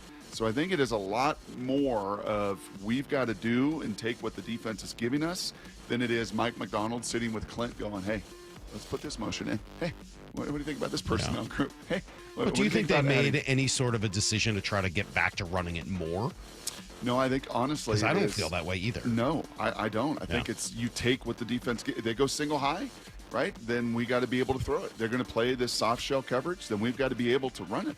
Right, it's really. And if they're going to put 9 guys at the line of scrimmage, as Minnesota did, and a little bit of Indy did, then we've got to make adjustments off of that in the second half of those games that they did. So, I think it's been a lot more of pulling the levers of adjustment than it is like, hey, we got to really emphasize 21, 22, 13. Because those emphasis has been in all season long. All right, there you go. That is today's Blue 88. Sorry for the late version. Joe Buck went a little long, so we just kind of moved some things around. Brian Nemhauser going to join us in 20, Hawk Blogger at 8:30 because Joe Klatt's too cool for us, I guess, today. So it's a big college football day. I don't know if you know that. Today and tomorrow, big college football days. What are there games tonight? Yeah. On New Year's? Miami, Ohio State quarterfinal, big one. On New Year's Eve? Yep. Well, terrible time for a game. And then there's 3 on New Year's Day. New Year's Day is when you're supposed to have college football games. New Year's Eve, a terrible time for a game. I've said for a long time, I love New Year's Eve. I would have zero interest in watching college football tonight, but I love New Year's Eve. I think you got a hot take, or you want to save it? It's a minor take, but with all the people out there that are poo-pooing New Year's, and it's become fashionable to kind of New Year's, I like to be in bed by 9, and I just don't want to go out, and New Year's do this, and New Year's do that. Like, okay, then you know what? Your employer should take away your New Year's holiday. Like, if you're not going to use New Year's to celebrate New Year's, then go to work. Like, you're being spoiled. You're acting like a spoiled little brat. Do you think it's become fashionable, or you've gotten older and you know older people who No, I think it's become fashionable. I think younger people have no problem staying up. I keep hearing from younger people, like, oh, it's just New Year's, and I don't like it. And then like, I like it, but can't everybody just live their life how they want to live it? Not if they want to keep getting the day off. Like, if you want to keep getting the day off, you better enjoy New Year's. You better do what you're supposed to do on New Year's Eve, or else eventually, people are going to take this away. That's my hot take for today, Brock. New Year's may go away if people don't start taking it more seriously. Hey, it's Stacey Ross. What's up? It's Michael Bumpus. Of Bumpin' Stacey, obviously. And we just want to wish you guys happy holidays and thank you all for sticking with us in 2025. 2025 has been crazy. Let's have a better 2026. So from all of us at the Bumpin' Stacey Show, Merry Christmas, Happy Holidays, and Happy New Year. 2026, you have some big shoes to fill, and we can't wait. Merry Christmas and Happy Holidays from Seattle Sports. Well, the new year is here, right around the corner tomorrow, and kick the new year off right by getting in shape and making Top Fitness your first stop. Hey, Brock Ewart here from my friends at Top Fitness, and they're celebrating the new year with some great deals. Take your New Year's resolution seriously with the best fitness gear set up in your home by the professional installers at Top Fitness. They sell the best quality products too. Precor, True, Octane, Inspire, and Hyrox. Come in now and check out the deal of all deals on treadmills. They're $885 Precor treadmills. Their lease returns normally sell for over $13,000. Now just $36.99, including a full 3-year warranty. This is the same commercial treadmill in health clubs worldwide. Every new treadmill, elliptical, and home gym, they're all on sale, and they got the largest selection of home fitness equipment in Washington. So have their staff show you why it's no secret why everybody, personal trainers to pro athletes, love their stuff. Locations to Tukwila, Linwood, and Bellevue, or visit topfitness.com for more info. That's Top Fitness, your best place for home fitness equipment. Actual price will depend on product and subscription plan. Featured products are compounded drug products, which the FDA does not approve or verify for safety, effectiveness, or quality. Prescription products require an online consultation with a healthcare provider who will determine if appropriate. See website for details, restrictions, and important safety information. Want a boost in and out of the bedroom? Hims has you covered. Introducing a new 2-in-1 approach to level up your game. Tadalafil for better bedroom performance and zinc for testosterone support. Put it all together and you've got what you need to turn things all the way up. Getting started is simple. Just go to hims.com/joy to start your free online visit. Through Hims, you can access ED treatments including pills, chews, and more. 100% online. No office visits, no pharmacy lines. Just fill out a simple intake form and a licensed medical provider will determine if treatment's right for you. If prescribed, it ships free and discreetly to your door. Find affordable treatment options at up to 95% less than brand names at hims.com/joy. That's hims.com/joy, HIMS.com/JOY. Want to make 2026 your year of adventure? Book that trip and learn a new language with Babbel. Go ahead, make a resolution you can stick to. Now is the time. Babbel's New Year sale is here. Unlock all of the languages on Babbel with the lifetime subscription for 65% off. Just go to Babbel.com and start today. Babbel teaches you relevant words and phrases, so you can start speaking with confidence in as little as 3 weeks. And because Babbel's bite-sized lessons fit easily into your daily routine and are easy to remember, you'll be talking like a local in time for takeoff. Dive into the world of language learning content with Babbel's videos, podcasts, and stories from around the world, full of culture bites and language learning tips. Turn your daydream into a destination this year with Babbel. But don't wait. This offer ends January 15th. Get Babbel's lifetime access for less at Babbel.com. That's Babbel.com. Babbel.com. Your old furnace ain't nice, and your toes are like ice. DayandNight.net. This month, Day and Night gives you a free furnace with the installation of an AC or heat pump. If you're not sure your furnace will make it through another winter, call us to install a proper, long-lasting, efficient heating system backed by our lifetime workmanship guarantee, so you won't be left out in the cold. Install an AC or heat pump and get a free furnace from Day and Night Plumbing, Heating, Cooling, and Electric. DayandNight.net. The home of the Seahawks, Seattle Sports. Touchdown! Seahawks! Ken Walker III! Get everything Seahawks at seattlesports.com. Get in the zone, AutoZone. Charlie's battery is struggling to start. Not ideal before the tailgate, so he goes to AutoZone, Welcome to AutoZone. where a friendly AutoZoner tests his battery for free. Looks like he needs a new one, so he gets a Duralast battery. Have fun and stay warm.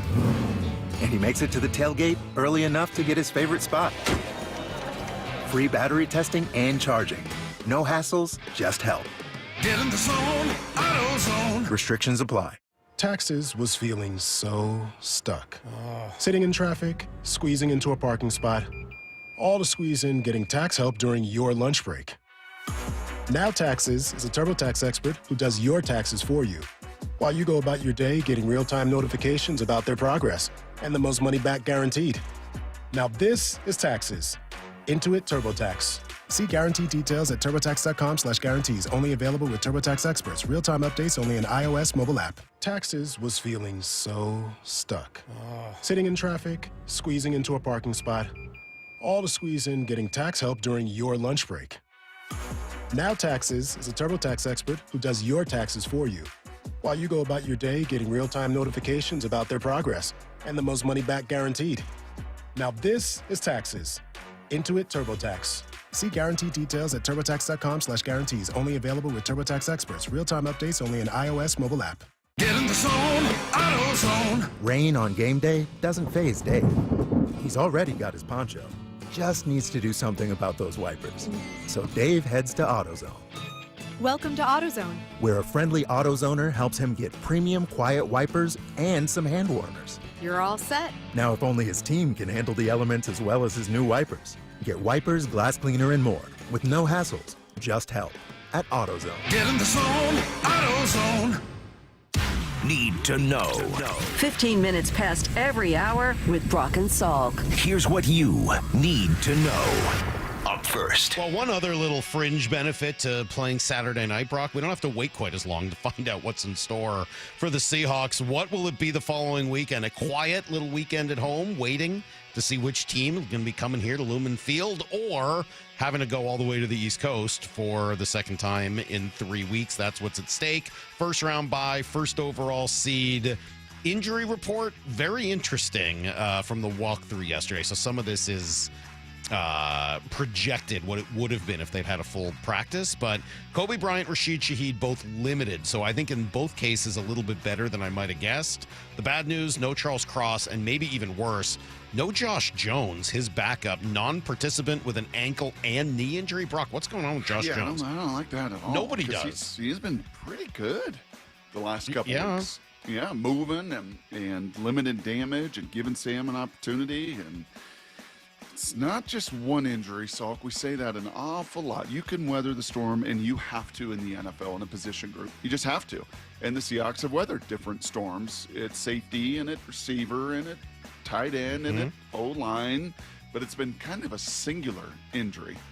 This is now getting to your third stringer, who you and I don't know anything about. And that, by the way, that doesn't mean he's bad. I just don't know anything about him. Maybe he steps in and has a great game. I mean, Brock, you've said it before, and you've been right. I mean, people seem to play their best ball in this system and in this, on this team. But I don't know who Amari Kite is. He was signed off the practice squad yesterday. He's been elevated a few times and not really played, but yeah, I hope Josh Jones is going to be okay. Ankle and knee together. I don't know if it's the same leg, different legs, but doesn't sound very good. Now, the other left tackle in this game is Trent Williams. We'll see whether he's going to go. Do you get a sense for whether or not he's going to play? Hamstrings on big guys, Salk, are a problem. You're seeing that with a much, much younger Charles Cross, right, who is out and I think is going to probably be out Saturday for the third straight game. You're talking a 40-year-old that pulls his hammy. I mean, golly, does that resonate somewhere? A 40-year-old that pulled his hammy. How problematic can that be? Are you done? Are you quite done? I will never be done with that. Are you quite done? Don't touch me, bro. Here's the second thing you need to know. All right, everyone's got their own opinion on how this game's going to go. I've played you Dan Orlovsky a couple of times, and I think he's right when the strength on strength is Seahawks defense against Niners offense, and I think he's right. That comes down to space.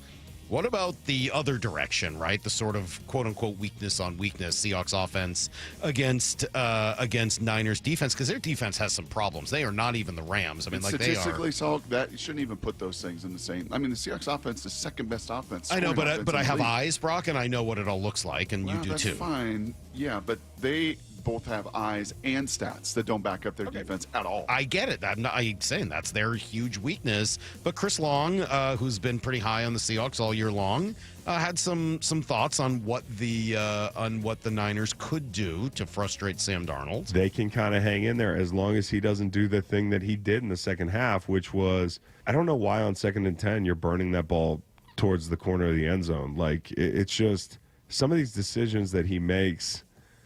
And he gets more balls tipped than almost anybody in the league. We looked up today, he's third most tipped balls in the league.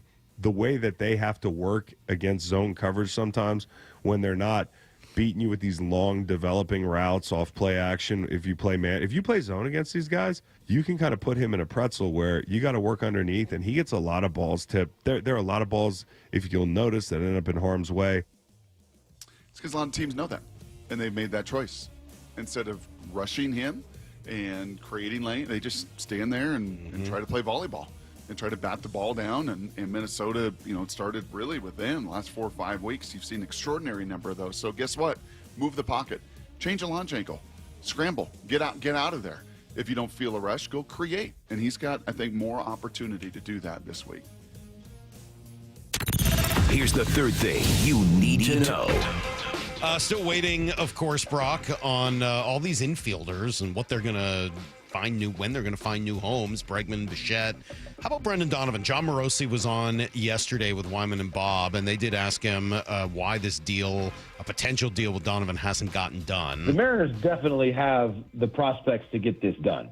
They would not, in my opinion, they don't have to give up major league talent to get Brendan Donovan because their farm system is good enough. Now, they may easily say, hey, we're just not going to give up our best prospects, and that's, as a result, that's the sticking point. And I suspect at this moment in time, that's what it is. And if my strong sense is that if the Mariners would have been willing to put in Colt Emerson or Cade Anderson or possibly even Lazaro Montes in the deal by now, that Brendan Donovan would be a Seattle Mariner. That if they're willing to put one of those three in there, I think he'd be a Mariner by now. I really do. What was the third one?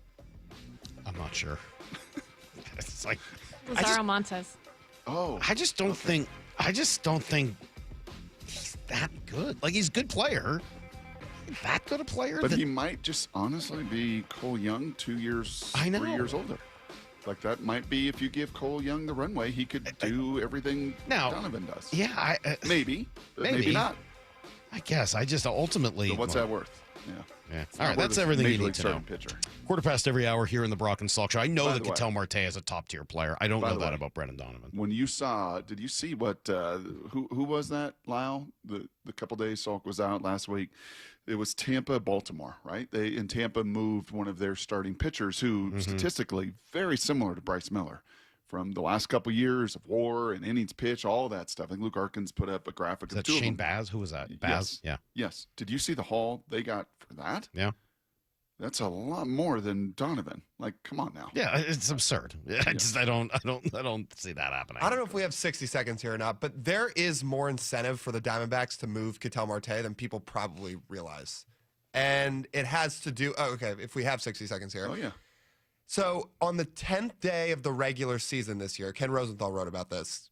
Ketel Marte is going to hit what's called his 10-5 rights. And what that is, for people who don't know, is 10 years of big league service time in addition to 5 years consecutively with one club. And when a player reaches that threshold, you can block a trade to any team across the league.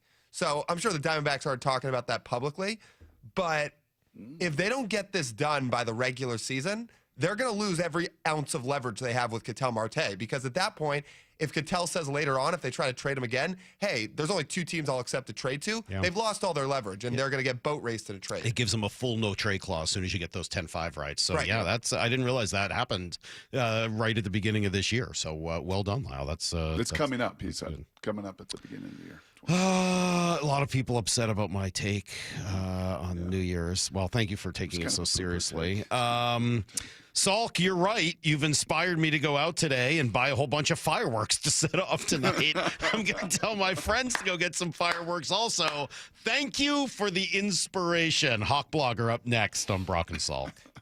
Charbonnet breaks the tackle and he's in. Touchdown, Seahawks! Setting up the biggest game of the season. A critical, huge NFC West battle against the San Francisco 49ers. Seahawks are going to play for the NFC West title, the #1 seed, and a first-round bye. Holy catfish! It doesn't get any bigger than this. Let's go do it. Let's go rip it. Seahawks 49ers, Saturday. Kickoff at 5.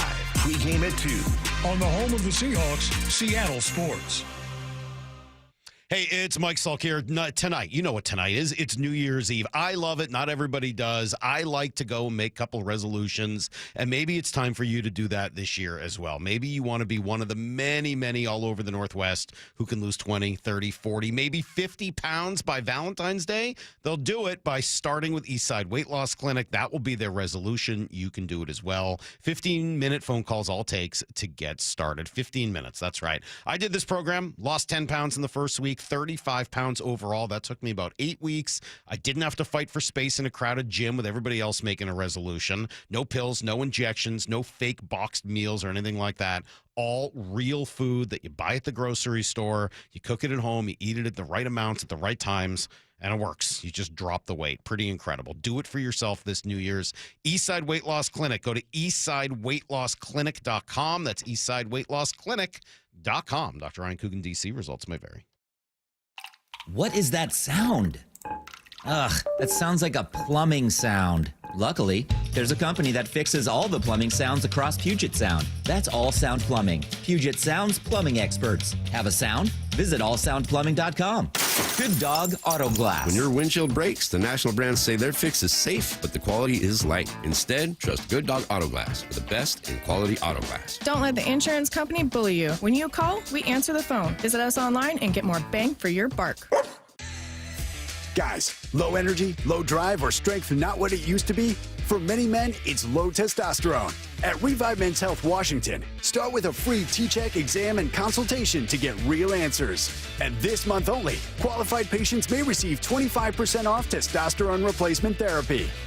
Call 206-529-1111 or visit ReviveMen'sHealth.com. Terms apply. Must medically qualify. Xfinity is the network you can rely on. Like a close friend who will give it to you straight. The friend who will tell you that new haircut, it's not great. Friends make sure friends get good haircuts. And Xfinity makes sure you get a good deal on Wi-Fi. Xfinity gives you reliable fiber-powered Wi-Fi at our best price. This holiday season through January 4th, get gig speed Wi-Fi for just $50 a month for 5 whole years. No strings, no commitments. Just super fast, reliable gig speed Wi-Fi with our best equipment and unlimited data included. Save yourself from questionable decisions and save over Verizon and AT&T. Xfinity. Imagine that. Restrictions apply. Requires paperless billing and auto pay with stored bank account. Taxes and fees extra. Xfinity Internet powered by fiber and connected to premises by coaxial cable. Actual speeds vary. Big Nation Station reminds listeners many uniformed personnel and healthcare providers will spend this holiday season working hard to keep us safe. These heroic men and women spend long hours away from home, protecting our freedom and providing critical medical care. Please thank them for their many sacrifices and putting their lives on the line for us every day. Happy holidays to you and yours from the entire team at Big Nation Station. We've got a complete stock of beverages, snacks, hot food, and more, and are wishing you and yours a very happy and safe holiday season. Want more Seahawks content? Join me, G. Scott, on The Reset. New episodes of the podcast every Monday and Thursday on YouTube or on the Seattle Sports app.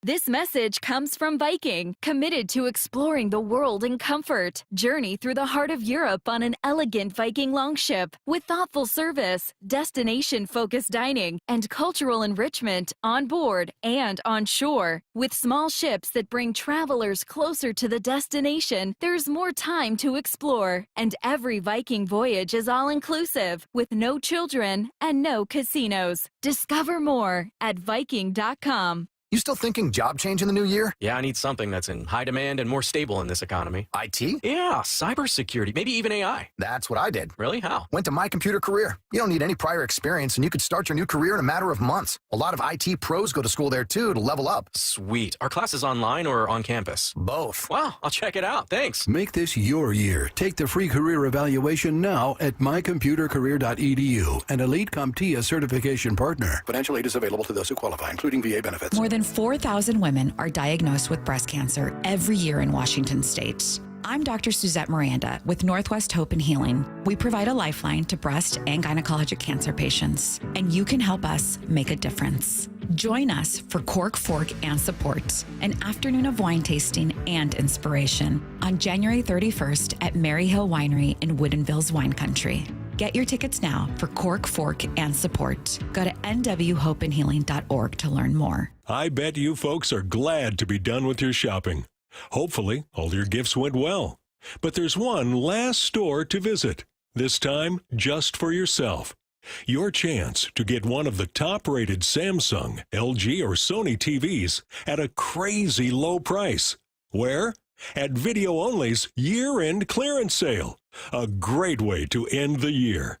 If you don't check out these deals at Video Only, you'll be sorry. This hour is brought to you by Trajan Wealth Management. From the Quantum Fiber Studio. This is Brock and Salk. Weekdays 6 to 10. On Seattle Sports and 97.3 FM HD2. No Joel Klatt today. Instead, Brock, we welcome Brian Nemhauser, Hawk blogger himself, filling in ably. Good morning, sir. How are you?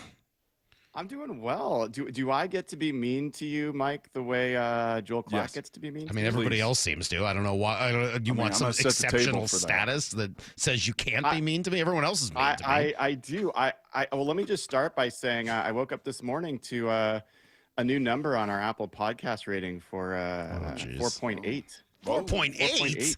What do you have, like 7 reviews? 4.8. That's impossible. Wow. You have So that I set know up- it seems that way from where you sit, but I just want to give you the encouragement that it Jeez. is possible if you keep trying, Mike. My God. What Brock, are we sitting at? Are we still 4.6? I think so. Yeah, because every time we start to creep up, I say something like, they're going to take New Year's away if people don't use it, and then we end up dropping a couple points. So it just Hawk Blog. The thing I'm one about of the your Hawk 5-star Blogger, ratings, if that makes you feel any better. the what? I'm one of your 5-star ratings, if that makes you feel any better. Well, it does, but it feels like maybe you're not saying enough things that are controversial. If your rating is that high, maybe you need to spark a little more controversy. Why don't you take a shot at AJ Barner or something? No, I think my shots would be going a little further south in the geography map. This matchup with the 49ers, it needs a little hate. I mean, it needs some venom. It needs what we had when there was the Harbaugh Carroll, the Marshawn Lynch, the Doug Baldwin and Richard Sherman rivalry that was going on there. And I think this weekend might be the weekend that it really gets reborn. Do you think there's a better rivalry now against them or against the Rams? Well, I think there's more bitter history with the Niners, and I'd say the Rams are certainly the team that most people have focused on this year because they're a better team. But the fact of the matter is, I think Rams fans are kind of new and not nearly as large in number. So I don't think there's as much history there. But 49ers, come on, I'll tell you. There's not a fan base that I like to frustrate more than that one. Can I ask you a personal question, Hawk Blogger? Anytime, Brock. Where do you fit on the spectrum of journalistic integrity, I have no rooting interest, versus I am a fan and I have a rooting interest in this team that I cover? Where do you fit on that spectrum? I love that question. I think that whole notion, as someone who went to school for journalism initially, I think it's a little bit overplayed, especially in sports. I think everybody brings biases into how they cover any sport. And I mean, I've read every Seattle Times sports page since I moved here, in 97. And I can tell you there's definitely biases built into a lot of the stories that get written. And so I do not hide from the fact that I am a fan. I'm a fan of the Seahawks. And because I care about the outcome in a way that I think a lot of professional folks might not, it drives me to a level of research and a level of questions that I will ask that I don't think other people will, because it's a passion. And so the thing that balances out for me is it does me no good to tell myself that the Seahawks are going to win every game and that everything's sunshine and rainbows, if then you get to the week and you get just massively disappointed. So I try to find the truth. But it's all fueled by, being a fan of the team. All right. So that is a great lead in to the next question. Should John Schneider be the executive of the year? Oh my God. I love Daniel Jeremiah. I love the guy. I think he's your best guest this year. I enjoy everything he says. Do you want me to play his answer from yesterday? I have it. Mm-hmm. Would you like to hear what DJ's, because I asked him this question. Let's see. Here we go. Here's DJ's answer. Should John Schneider be GM of the year? I think Elliott Wolf is in New England, and if you look at all the rookies that they've had that have played well, Drake May, who I believe was still there when they drafted him, is going to likely be the MVP in his second season. You hire Mike Vrabel, even though that was a layup hire. Like if you're looking at coach, quarterback, recent draft, I think he'd have a good argument. Oh my gosh, that is probably his worst take. It's his worst take. I think we're talking about Elliott Wolf, who is a guy we're less than a year away from when everyone was like, he's not even really the GM. The owner is telling him what to do. He doesn't have real power. And they had the most massive amount of cap space. John Schneider did not just sign the best free agent in the market, DeMarcus Lawrence probably. He probably signed the second best free agent, Sam Darnold, as well. He had, with a lot less cap space to work with than those guys, he had to transition from Geno Smith and DK Metcalf to a whole new group of players on this team. He had to go and draft and add an offensive line, coach and player to this line to take it from one of the worst to one of the best it's been for the Seahawks over the last 15 years. And let's not forget, he hired Mike Macdonald, who I think is very clearly the best coach hired in that class. And then there's the other thing, guys, that I think really doesn't, like the average fan, the average media person is not going to get. John Schneider's the reason that the culture in that building is what it is right now. It used to be a Pete Carroll thing. It's John Schneider that comes from humble beginnings and has created a really high work ethic, low ego environment. And it was him who suggested to Mike Macdonald to work with Michael Gervais to then create all of these things, walk and talks and other things that led to this team being closer and tighter connected than it was a year ago. So he's done everything you possibly could. I didn't even mention the Rashid Shaheed trade. Like, this guy's knocked it out of the park. It should not be close. Let's not have another Andrew Luck ridiculous outcome. Let's take the guy who did the hardest thing and excelled at it. He should win it going away. Okay. Equally, make the case to Mike Salk and his mother, Jane Salk, for Sam Darnold. Yeah, my poor mom. My mom wanted Darnold benched for Drew Lock midway through the game on Sunday. I was able to talk her off the ledge on that one, but my mom's like, I wanted Drew Lock. Now, she called him Drew Lock, too. So give her a little bit of a break. But still, Drew Lock, I was like, Mom, come on. Let's not get carried away. Yeah, I mean, I don't want to disparage Drew Lock. I think Drew Lock's great. I also think Drew Lock has a history of some of the same turnover problems, unfortunately, that Sam does. And here's the case I'd make that also is probably going to enrage Salk, which is just a bonus. I heard the comparisons to Darnold, the Jay Cutlers. I actually don't think those are the great comparisons. Here's one that's very relevant to this game and this week. Let's talk about 6 years ago, 2019, last week of the season, game between the Seattle Seahawks and the 49ers to decide the division and the number 1 seed. And who was the quarterback for the 49ers that season? It was Jimmy Garoppolo. And Jimmy Garoppolo was known as the winning quarterback. He wins everywhere he is. He also had the same amount of fumbles that Sam Darnold does this year, that season. He had one fewer interception than Sam Darnold does this year. And guess what he did? He went to the Super Bowl. Now, they didn't win, but I think he is a very good That's a good comp. I agree with you. What you have to deal with so with a Sam Darnold-led team. He's just so good looking. He is better looking than Sam, and I don't say that as a shot at Sam, nor his look-alike in the stands in Carolina, but Jimmy's obviously in a different category of looks. Right. That's a good comp. That doesn't upset me at all. Honestly, I think that's a much better comp for who Sam is. And look, I don't think that that's the ideal, profile of a quarterback. I'm not going to try to convince anybody that a quarterback that leads the league in turnover rate is a good thing. But I'll tell you this, given how good this Seahawks team is across the board, I don't think any fan should be like, or any coach should be, let's try to limit his turnovers. I think that this team is best when Sam Darnold is out there ripping it, to use a Mike Macdonaldism. And I think some of his worst plays come when he's hesitant. So, this team has shown that they can win when they have turnover problems. They are unbeatable when they don't have turnover problems. They've still never lost a game with Mike Macdonald when they don't turn the ball over. So, go out there and win the game. Don't worry about avoiding mistakes. I like that comp, honestly, Jimmy Garoppolo, Brock, and maybe it combined with the Kerry Collins comp that we got yesterday as well. Put those two guys together. I could get behind that as a pretty good comp for Sam. The other thing you mentioned was the culture in the building changing, and I'm sure that the walk and talks and Mike Macdonald and John Schneider have had a big role in that. You're going to have a hard time convincing me that had a bigger role than moving on from Geno Smith and DK Metcalf. And the guys that were not necessarily all in on what Mike Macdonald was trying to do here in Seattle. I think that was very helpful, but I completely see it differently that these other moves were not bigger.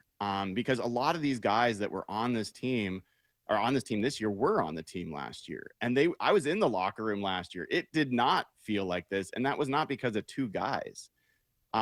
they've put in a ton of effort and a ton of focus to bring these guys together. Last year, when Mike Macdonald took them on outings, it was to military bases, which was cool and has a different, outcome. But it's exactly. But this year it is going to Topgolf and it's going to Mission Impossible premieres. And, there's a fun built in. And he saw, and when they went to Tennessee for the open practice or the joint practice last season, how much just the off the field stuff was part of the connectivity. And so I give him and John a ton of credit. The fact that Jaron Reed and Mike Dixon are now buddies because of walk and talks, that's not because Geno Smith and DK Metcalf. No, but I don't think any of that works if those two guys are here. If the leader of your team is busy calling his old coach every couple of days because he's not happy with the way things are going, if your highest paid player is a nut job who ends up, suspended for 2 games for fighting with a fan. I mean, you can't live with that when they're fighting with each other. That's just not a sustainable situation. So I'm not trying to downplay the things that they've done. I think culture building exercises are huge. But guess what? They don't work when you've got 2 guys in the corner that don't want to play. That are just like, yeah, I'm good. 2 of the most influential figures and voices on the team. And you know what? I could even throw Tyler Lockett in there as well. Not that he's of the same ilk, but another guy that was just so clearly tied to the past. And I'm not going to learn a new way to do this. I got my own way of doing it, and I don't want to learn a whole new style and a new way. And that ends up ruining all of the good culture ideas, the Topgolf, the walk and talks, all of it, if you've got a couple of spoil sports. Yeah, I agree that there would have been a lot more headwinds, and there would have been some folks that were not bought in. And so I totally agree that it was a helpful switch. And I think it's just not a accident that Mike Macdonald is kind of a quiet, humble, low ego guy who's also very smart.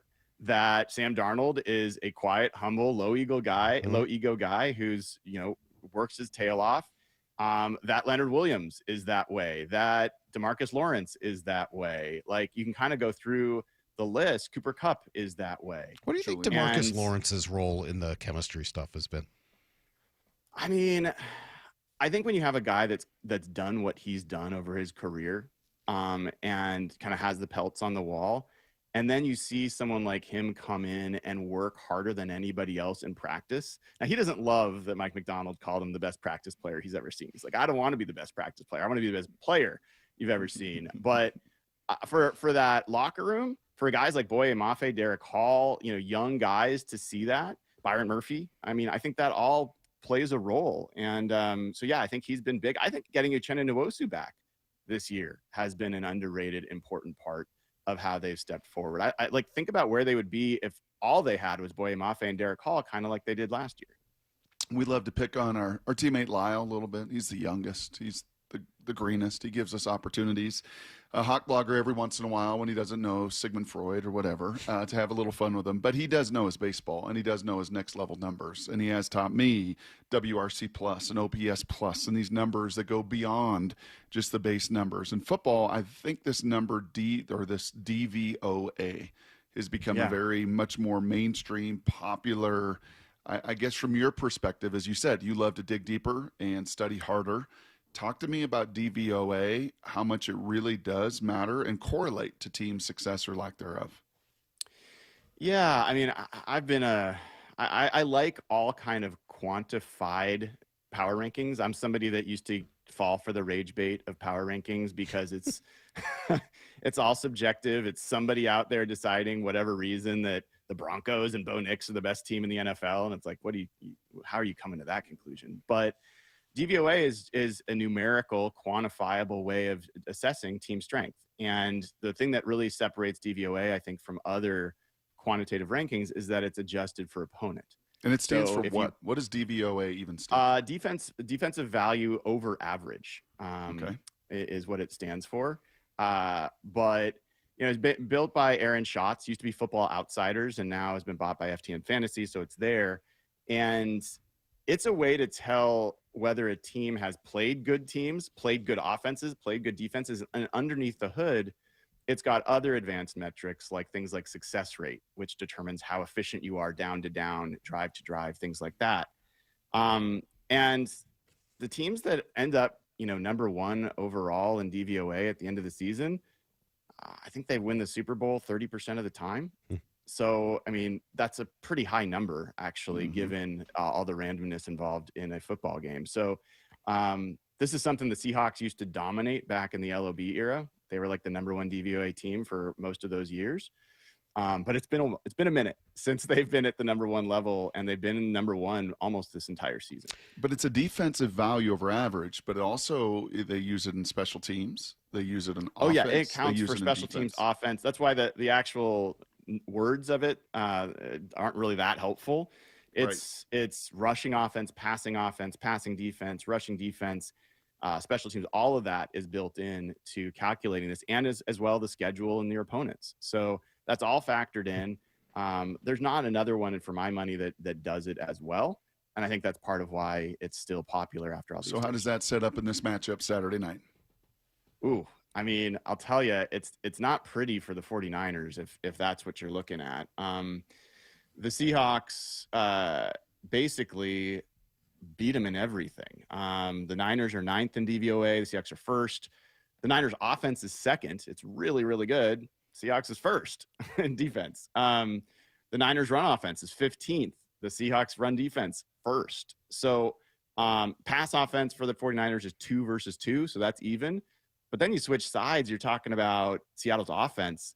Even with the scuffling, Seattle's offense is 11th overall. The 49ers defense is 27th. And let me just pause there before, I go give you other numbers. But the teams that the Seahawks have played with defenses that bad, Carolina was 20th, Arizona, I think 23rd, Washington and Tennessee are the only ones that are actually worse than what the 49ers graded.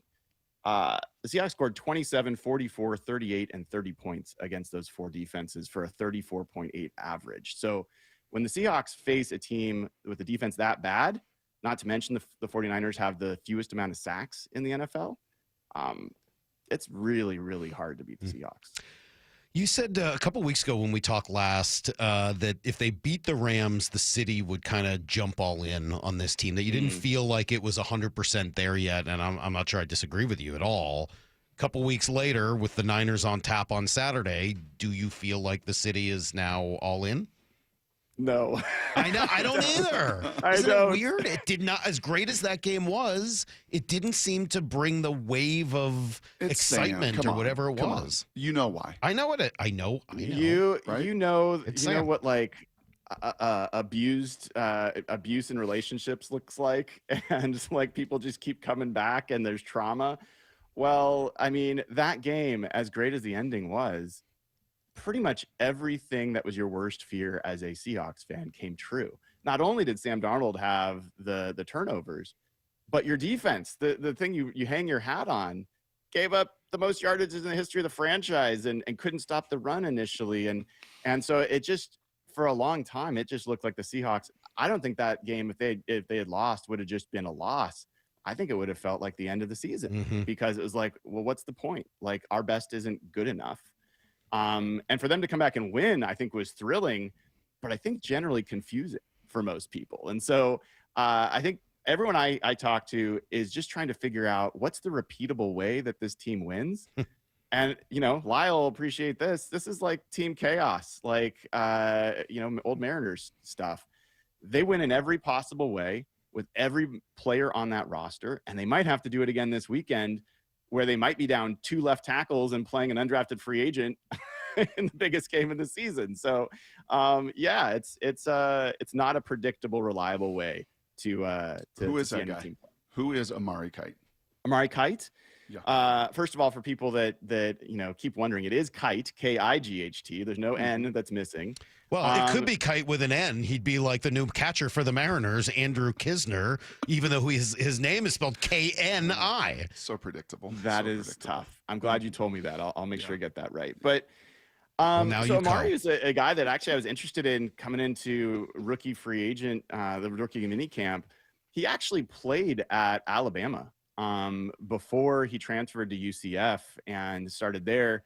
Super athletic, tall, long project, but I kind of watched him because he looks every bit like an NFL left tackle. And they've kept him on the practice squad all season with John Benton developing him. And, it was interesting that when Charles Cross got injured, they didn't look to Bryce Cabledew or Mason Richmond, who've been on the 53-man roster and were drafted this year and both have tackle experience. They elevated Kite, and now he's had his max elevation. So they had to add him to the roster, and there is a chance that he will be your starter on Saturday. Oh man, I've seen this guy a bunch in college. You know what? I'm gonna have to go get my UCF board, Salk. Oh yeah, during please break, do. I'm gonna have to go get it now that I know that that's who that is. So, I think he was 7 years in college football, something like that. He was around a long time. So yes, interesting. Yes. Hey, last thing, really quick. We got about a minute here. Brock Purdy versus Mike McDonald. You had a little snippet on that. That's also been kind of advantage Mike McDonald in this matchup. Why? Well, I mean, let me just say this.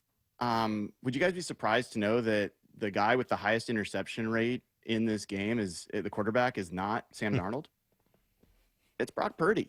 Brock Purdy has a higher interception rate than all but two quarterbacks in the NFL, Tua Tagovailoa and who's the other one? I'm forgetting, but it doesn't matter. It's Geno, I think. Probably Geno. Yes, thank you.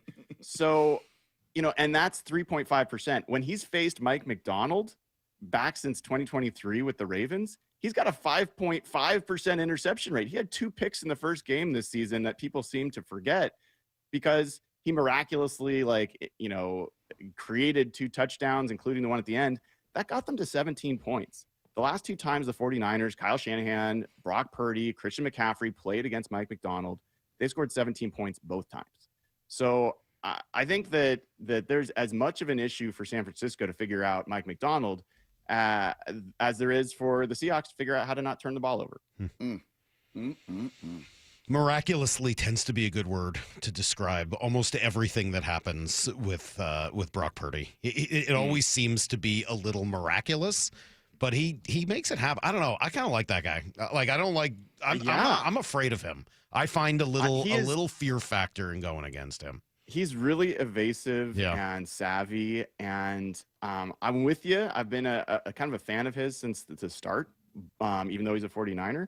His little dancing last week, that ruined it. You didn't like the Dougie. That was villainous. You're out on the Dougie. But thankfully, it was mostly overshadowed because while he was doing it, Chris Collinsworth was making fun of himself for his love of Patrick Mahomes. So at least it overshadowed the Dougie. A 4.8 rating is not a surprise, at least based on the last 25 minutes or so. You can see why everybody loves Hawk Blogger so much. Brian Nemhauser, Happy New Year. Thank you. Congrats on all the success this year with the show and the site and everything that you're doing. It's been awesome, and thanks for being a part of our show quite a bit this year as well. Happy New Year's, fellas, and thanks for having me as always. All right, there you go. There is Brian Nemhauser. Brock, we'll be right back. We got an hour to go, and I have nothing written down, so we got a lot of fun things to do. We have some look back, some look forward, some reaction. It's coming up on Brock and Salk. Hey, everybody, it's Bob Stelton here along with Dave Wyman from the Wyman and Bob Show. And it's going to be tough, Dave, to top 2025. The Mariners, 8 outs away from the World Series. The Seahawks, as we sit, are the #1 seed in the NFC. How do they top that in 26? How about Mariners to the World Series and the Seahawks win the Super Bowl in 2026? What do you think? I can't wait. Merry Christmas to all of our listeners. Happy New Year. Have a good one, everybody. What Bob said. Well, I'm here with my good buddy, Dr. Dan Nelson from Eastside Pain and Regenerative Medicine. And you've heard from Dr. Dan's patients over the years how a simple stem cell procedure has successfully conquered their pain. Well, folks, now it's my turn. After years of dealing with knee pain from all the football abuse, I can say my knee pain now is almost 100% gone. How'd you do it, Dr. Dan? Well, Brock, personally, I'm very happy that you did so well. And your story is like so many of our other patients who come in, former athletes and non-athletes as well, who have come in with chronic knee pain, and they are looking for alternatives besides knee replacement surgery. And we're happy to provide this service. It's been truly a game changer for so many folks. It's just been a pleasure to be part of this. Consider Dr. Nelson, the only doctor with over 30 years of experience in pain medicine techniques, including stem cell therapy. I was in and out with a couple of follow-ups. It's a non-surgical solution to pain using your own stem cells. Consider stem cell therapy with Dr. Daniel Nelson, MD at 425-823-4000 or visit danielnelsonmd.com. That's danielnelsonmd.com. We've We've all been there, sleepless nights, wondering if your business's security service is really protecting what matters. At Bay Alarm, we can put your security insecurities to bed. Our advanced technology and personalized support ensure you can rest easy knowing we're here for you. BayAlarm.com. Taxes was feeling so stuck.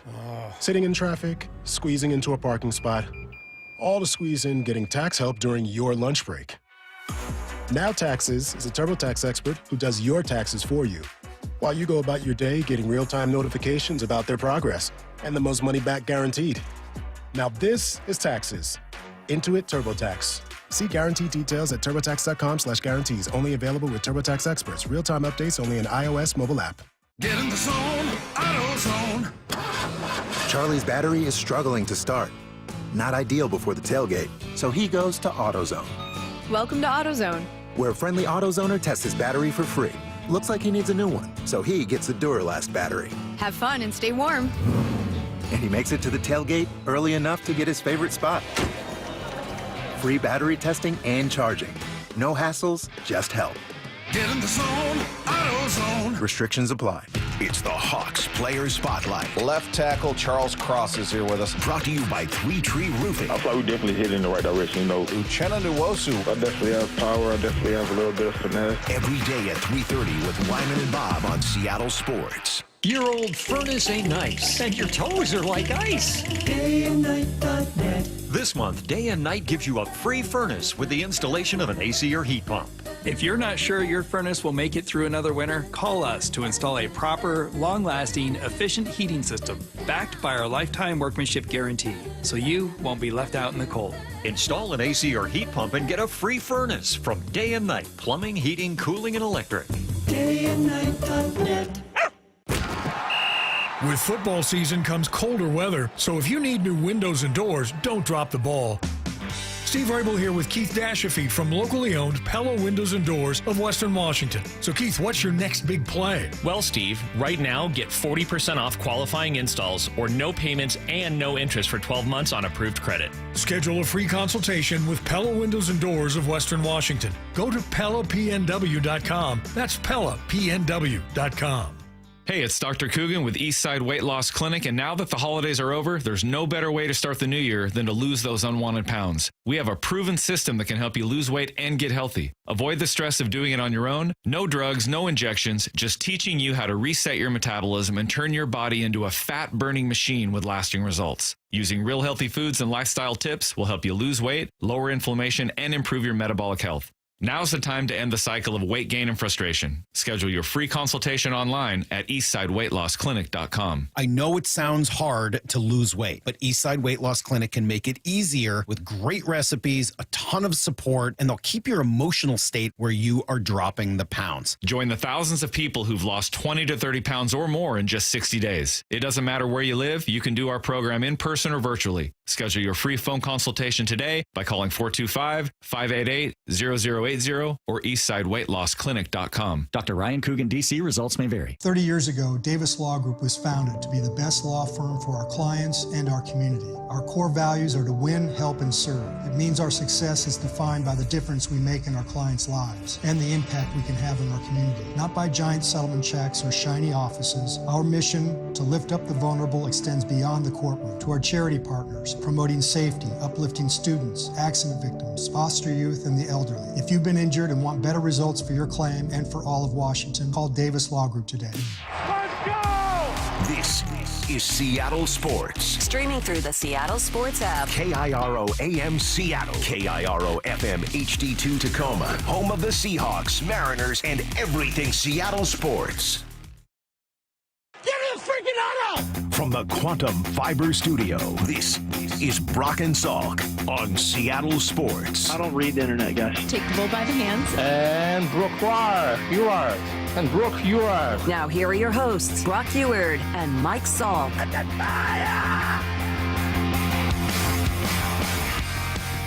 that was a fun little conversation with Brian Nemhauser, Hawk blogger.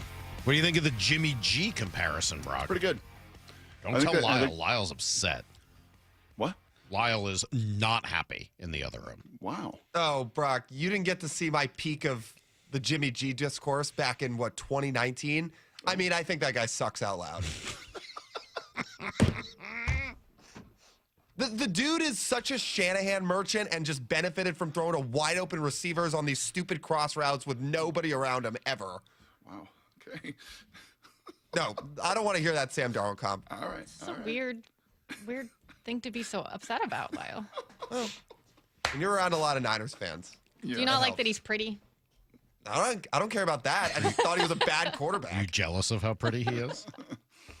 It had nothing He was to do pretty with good. that. No, but don't say no. We're all jealous of how pretty he is. It's easy to, you don't say no. Now I know it weakens your argument if you're not willing to just say, of course you're jealous of how pretty he is. You wouldn't like to be as pretty as Jimmy Garoppolo? He's got a lot of endorsement deals, I'll say that. Come on. You're telling me. You're going to say. Because of his looks, he's got endorsement deals. I know, but you're going to say that's the only reason you're jealous of his looks is because he made a little extra cash? You wouldn't like to walk around all the time looking like Jimmy Garoppolo? Sure, yes. All right. Well, that's all I'm asking. That shouldn't be hard to say. No, it's a good comp, too, to circle back to it physically. Jimmy's a good thrower of the football, man. There was a reason he was good backing up Tom Brady in New England, and right, wasn't there a time where even Bill Belichick was like, oh, maybe I'll just go Jimmy G, and I'm kind of done with all this Brady hassle and all that nonsense, and Kraft's like over my dead body. We're not doing that, Bill. Sorry, your judgment, as it turns out, with other further data after you left New England, pretty bad, pretty bad. But Jimmy's a good thrower of the football. Sam's a good thrower of the football. I think both of them are good athletes. I think that is, quite honestly, and we'll get more into this on Friday. Like, to me, that's going to be as it was in week one. I remember very vividly talking week one, Salk, and saying whoever's legs, and I think I even texted at some point, like, see, I was right on this one because Brock Purdy's scrambling around, pretty miraculous little scramble. He makes those secondary plays in the red zone or third down. I think the QB that does that is the QB that probably wins this game. And I wish Sam could do and is capable of doing more of that. Jimmy didn't. Jimmy just kind of became a pocket passer and with limitations and turnovers and never really took that step. I think there still is a little more in Sam's game that can grow in that way. So I do enjoy Hawk Blogger as well because he does put the time in, and he really does. He tries to study it. He has a data background, software background, and loves the quantitative stuff and does as good a job as anybody in the market really digging into it. Yeah, these were the Ben Fennell who also joined us yesterday, who's similar type of deal, right? A guy who just spends a lot of time doing the research, doing the work, watching the film. He gave kind of a different version of comps on Darnold. I just think Sam Darnold is one of those middle-of-the-road guys that almost reminds me of a 90s quarterback. You know, the Neil O'Donnell, the Chris Chandlers, you know, the Kerry Collins of the world, you know, the Stan Humphreys, which coincidentally all four of those guys took their teams to the Super Bowls. Unfortunately, they all lost. Yeah. But they have the ability to do that. And I think in these 2000s era of QB play and development, we just wanted another Brady. We wanted another Manning. We want another Breeze. There's only so many of those walking around. Yeah. And whether it's Jalen Hurts, right, whether it's Dak Prescott, whether it's a lot of guys, I think that he's going to be in the grouping of when this season ends, Salk. I really hope there's no rankings next year where Sam Darnold goes into the season in the mid-20s. Like, can we just be done with that? Like, enough of that. Where he's grouped with I don't think Murray and these guys that haven't won like he has I don't won. think that's going to happen. I think that he's shown very clearly he's not in that group. Yes. I mean, he's not there. But I hope you're not going to be upset if he's not in the top 5. No, I don't think so. But you know what? He's got a chance Saturday night to rewrite that. He's got a chance if they're the number 1 seed to 100%. rewrite that. He's got a chance if he's great in the big moments, right? Because I would agree with Brian. I don't want to neuter his aggressiveness. I don't want to put him in a box. I don't want to play like the way Mike Holmgren asked through Mike Shepard, John Kidna to play. Don't do this, don't do this, don't do this. And John's like, then I can't play. If you tell me and everything is about what I don't do, right? And you don't want me to do. Does Sam have that? I get that with John Kitna and kind of the. John Kitna was not an overly talented guy, right? I mean, he was a later round super pick, accurate passer. But man. Yes. I'm not trying to take him down a notch. What I'm going to say is he was the type of guy who relied on the vibe and the energy, and he got everybody going. And the next thing you know, he was zipping the ball all over and using the skills that he really had, the accuracy. I don't know. I mean, Sam. The problem with Sam is if he can just not turn the ball over, he's great. But then you can't do the other stuff if you have that mindset. You just can't. You have to not turn. You have to stop turning the ball over. You have to do that stuff without turning the ball over. The only way you hit home runs is to strike out. I mean, if there's somebody in striking this market out that is not understands nearly in any way comparable. Okay. The strikeout's the same as another out.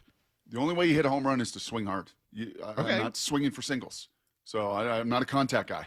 You want me to be a home run hitter? I'm sorry, this is not a comp, Brock. The problem is turnovers are death. Turnovers are worse than all of those other things. This team is the number 1 seed right now, and they are -4 in turnovers. And the reason he's turned it over more than anybody else. He's turned it over more than anybody else, and they're the number 1 team. Because their defense is beyond spectacular. And as you just heard Brian say, when they don't turn the ball over, they are unbeatable. And they're the number 2 scoring offense. I don't care how you score runs. They were the number 12 scoring offense. I don't care how you score runs. Don't turn the ball over, man. In big games, I'm sorry. You can say it all you want. You can try to make a bad comp to baseball, but they're just not the same sport in this case. Sorry, buddy. Well, I'm not having played the position, having played the position and watched you guys for 20 years, if you try to tell somebody not to do something, all right. So I'm not playing that card with you. I'm not playing that card with you. I'm not disagreeing with that. Okay, so don't tell them not to. How do you get them to not to? Mm-hmm. I'm fine. Don't tell him not to. Right. But how do you get him to stop turning the ball over? Yeah. The big one for me, honestly, the biggest one for me, I can live with the interceptions. I can. And a bunch of them have been fluky this year. I really can. It is the fumbles that has to be corrected. And there are how many of them? He's fumbled the ball 10 times this year. That's right. Now, not all of them have been lost, but he's fumbled the ball 10 times in 16 games. He's turned it over 20. He's fumbled at 6. That is the part, to me, that has to be correctable. Whether that's Joel Klatt, Salk, talking about gripping that ball with what hand and what strength, whether that's just an awareness of people around you in the pocket, whether that's not retreating, but it's stepping up and it's stepping up with authority, whether that's the points of pressure, whatever it is, to me, that is more coachable than the interceptions. I can live with 12 interceptions when it comes with 25 touchdowns or 30 touchdowns. Yeah, I think you're right. 12, yes. But I can't live with 10 fumbles. But the problem with the 12 picks, the problem with the 12 picks is 4 of them can't come in the biggest games. Like you're right. You can have 12 picks over the course of 16, but you can't jumble them together.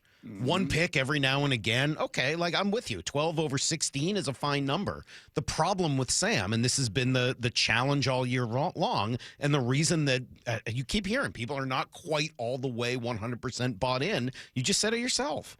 You don't know whether in the big game he's going to start grouping those picks together, and I think Brian was right on the takeaway from the Rams game, and unfortunately he didn't exactly back it up by coming out on fire against a very mediocre Carolina defense. In fact, he looked at times worse until the end of that game. So I don't know. I guess that's why I'm challenged by him. He isn't a home run hitter. He's not swinging for the fences. Ooh, he throws a lot of touchdowns. He makes a lot of explosive plays. But he's not number one in downfield yard passing. I don't think he's that gunslinger swinging all out for home runs, willing to take every chance. I don't think he's that guy. I don't see him as a gunslinger any more than I see him as a game manager. I honestly think he's in between those two things. So I don't know. I'm not buying the comp, not even a little. We got to take a quick break. We'll come back. We'll give you guys everything you need to know. And then before trash takes, we'll take a look back at the year that was. I got a bunch of things. I know you do. 6 or 7 of these. I'm excited. 6 or 7? You better get those 6 7s out now, Brock, because that thing disappears in a few hours. We'll be right back on Brock and Salk. Charbonnet breaks the tackle and he's in. Touchdown, Seahawks! Setting up the biggest game of the season. A critical, huge NFC West battle against the San Francisco 49ers. Seahawks are going to play for the NFC West title, the #1 seed, and a first-round bye. Holy catfish! It doesn't get any bigger than this. Let's go do it. Let's go rip it. Seahawks 49ers, Saturday. Kickoff at 5. Pregame at 2. On the home of the Seahawks, Seattle Sports. 26 hours away, and I hope you kick your new year off right by getting in shape and making Top Fitness your first stop. Hey, Brock Hewitt here with my friends at Top Fitness, and yeah, they're celebrating the new year with some great deals. Take your New Year's resolution seriously with the very best fitness gear there is, set up in your home by our professional installers. They sell the best quality products, brands like Precor, True, Octane, Inspire, and Hyrox. You can come in now and check out the deal of all deals on their treadmills, the Precor 885 treadmill. Lease returns normally sell for over $13,000 new, only $36.99, and it includes a full 3-year warranty. This is the same commercial treadmill that is sold to health clubs worldwide. And every new treadmill, elliptical, and home gym, they're all on sale to begin 2026. They got the largest selection of home fitness equipment in the state, and their staff will show you why. It's no secret why everybody from personal trainers to pro athletes love their stuff. Locations in Tukwila, Linwood, and Bellevue, or visit topfitness.com for more info. That's Top Fitness, your best place for home fitness equipment. Breast cancer is a tough battle for anyone to fight. But when you can't work, care for your kids, or even put food on the table, that diagnosis can be devastating. I'm Dr. Suzette Miranda, a plastic surgeon who is proud to support Northwest Hope and Healing. Our mission is to provide a lifeline for breast and gynecologic cancer patients. We cover essentials like food, utilities, and childcare, so patients can focus on healing. For more than 25 years, Northwest Hope and Healing has distributed over $3 million to thousands of local cancer patients, and you can help make a difference in our community. Join us on Saturday, January 31st for Cork, Fork, and Support, an afternoon of fine wine, gourmet cuisine, and inspiration at Mary Hill Winery in the heart of Woodinville wine country. Get your tickets now for Cork, Fork, and Support on January 31st. Go to nwhopeandhealing.org to learn more. That's nwhopeandhealing.org. Want to make 2026 your year of adventure? Book that trip and learn a new language with Babbel. Go ahead, make a resolution you can stick to. Now is the time. Babbel's New Year sale is here. Unlock all of the languages on Babbel with the lifetime subscription for 65% off. Just go to Babbel.com and start today. Babbel teaches you relevant words and phrases, so you can start speaking with confidence in as little as 3 weeks. And because Babbel's bite-sized lessons fit easily into your daily routine and are easy to remember, you'll be talking like a local in time for takeoff. Dive into the world of language learning content with Babbel's videos, podcasts, and stories from around the world, full of culture bites and language learning tips. Turn your daydream into a destination this year with Babbel. But don't wait. This offer ends January 15th. Get Babbel's lifetime access for less at Babbel.com. That's Babbel.com. Babbel.com. Guys, low energy, low drive, or strength not what it used to be? For many men, it's low testosterone. At Revive Men's Health Washington, start with a free T-Check exam and consultation to get real answers. And this month only, qualified patients may receive 25% off testosterone replacement therapy. Call 206-529-1111 or visit ReviveMen'sHealth.com. Terms apply. Must medically qualify. Listen every day to the Bump and Stacy Show for headline rewrites. Powered by Bay Alarm Security Services. Security systems and fire alarms for every business. Bay Alarm, we got you. Did you know in Washington State, you can see a physical therapist without a referral from your doctor? That's right. Thanks to Direct Access, you can skip the wait and get the care you need right away. Shannon O'Kelly, how has Direct Access changed the game? Direct Access for us, Brock, is a game changer. Why? Is because there is so much research and data out there that says if you get in early when you have a musculoskeletal problem or an injury, the earlier you get in and we can start care, the better outcomes and the decreased downstream cost, okay? So it's so important. Our providers are all doctors of physical therapy. They're all trained to identify situations and problems. They've got the skill, they've got the talent, they've got the knowledge. If you get in and start therapy early, we're going to get you back to activity, pain-free, and moving and having fun. Fast, easy, effective. Direct Access is your path to better movement, starting with a single step. Visit irgpt.com to schedule your appointment today. irgpt.com. Get in the zone, AutoZone. Rain on game day doesn't faze Dave. He's already got his poncho. Just needs to do something about those wipers. So Dave heads to AutoZone. Welcome to AutoZone. where a friendly AutoZoner helps him get premium quiet wipers and some hand warmers. You're all set. Now, if only his team can handle the elements as well as his new wipers. Get wipers, glass cleaner, and more with no hassles, just help at AutoZone. Get in the zone, AutoZone. Taxes was feeling so stuck. Sitting in traffic, squeezing into a parking spot, all to squeeze in getting tax help during your lunch break. Now Taxes is a TurboTax expert who does your taxes for you, while you go about your day getting real-time notifications about their progress and the most money back guaranteed. Now this is Taxes. Intuit TurboTax. See guarantee details at turbotax.com/guarantees. Only available with TurboTax experts. Real-time updates only in iOS mobile app. Need to know. 15 minutes past every hour with Brock and Salk. Here's what you need to know. Up first. I'm hoping this is good news, Brock. We've been trying to figure out who's going to be able to play on Saturday night. It doesn't sound like Kobe Bryant is going to. Rashid Shaheed was limited yesterday, so maybe a possibility. We'll see. Charles Cross, again, probably no. But Josh Jones was sort of the worry factor. He is, the backup who's played the last couple of weeks in place of Charles Cross. They signed a guy off their practice squad, Amari Kite, who would play that position. But I'm hoping this is good news. Josh Jones is scheduled today to be a guest on the Huddle with Bump and Stacy following this show. Okay. So I'm hoping... So they'll have eyes. Yes. I'm hoping that's good news, that they wouldn't have scheduled him if he was not going to play. I would agree. Right? Concur, yes. As Hawk Blogger said, they do like Amari Kite. I mean, there are other options. Cable Dew was a tackle.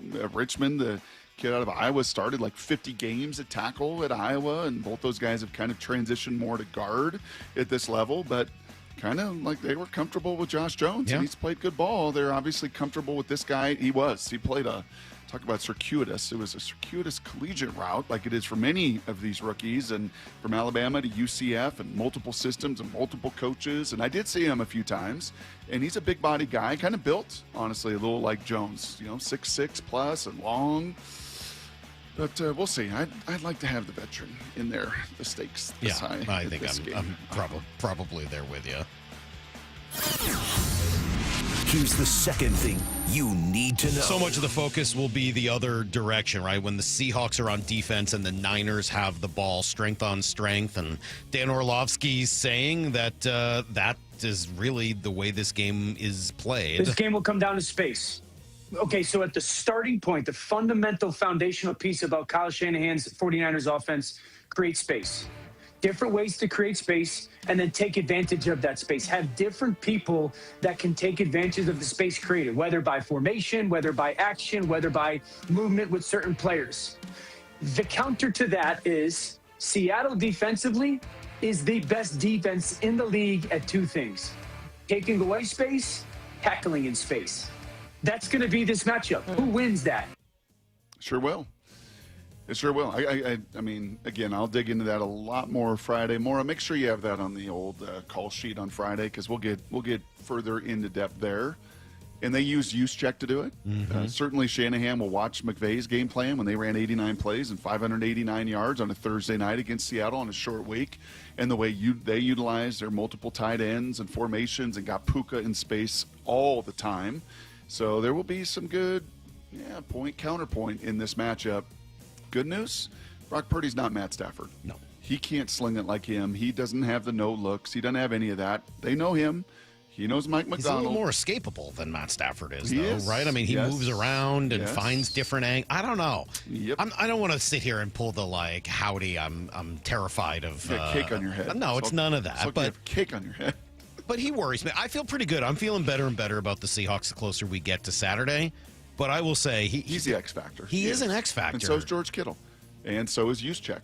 And, they picked on Reek Woolen in the first matchup. They also know you, and you know them. Mm-hmm. And they picked on Ty Okada in that first matchup when he had to come in. And remember, Eman Worry goes out.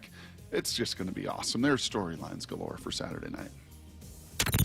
Here's the third thing you need to know. Waiting here on baseball moves to happen still with all of these infielders: Bregman, Bichette, Brendan Donovan, Ketel Marte.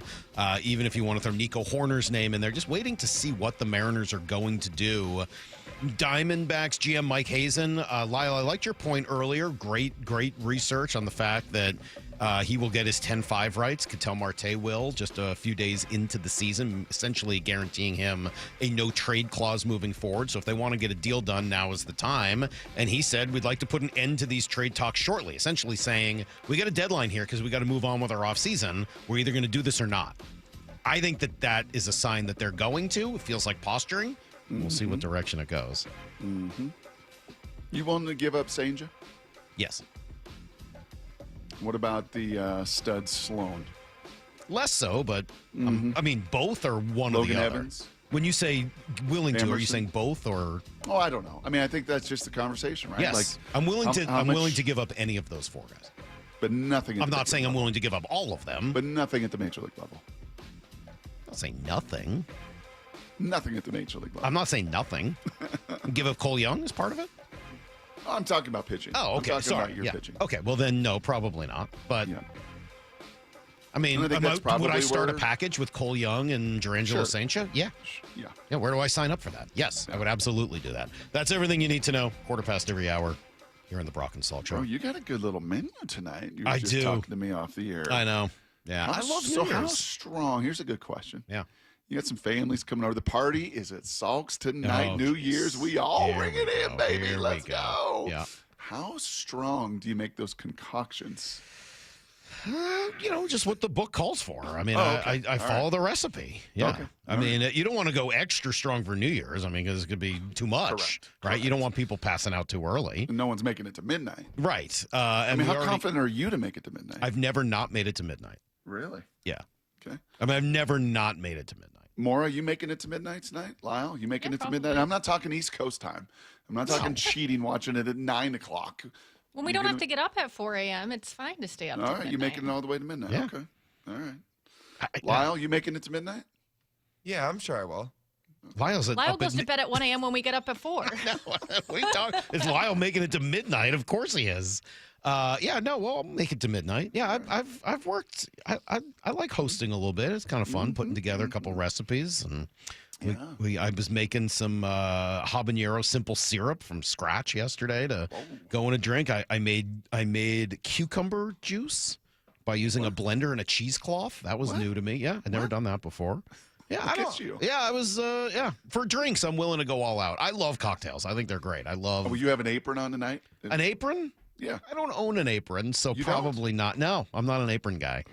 Do I strike you as an apron guy? Oh, I think I gotta get you a good I don't know that I want Oh, one. yeah. I don't know leather, that I your want name an on it, apron. Salk. Oh, yeah. I don't want an apron. Oh, yeah. Burlap. I got some text messages coming in, Brock. You want to hear how much the people love me today heading into New Year's?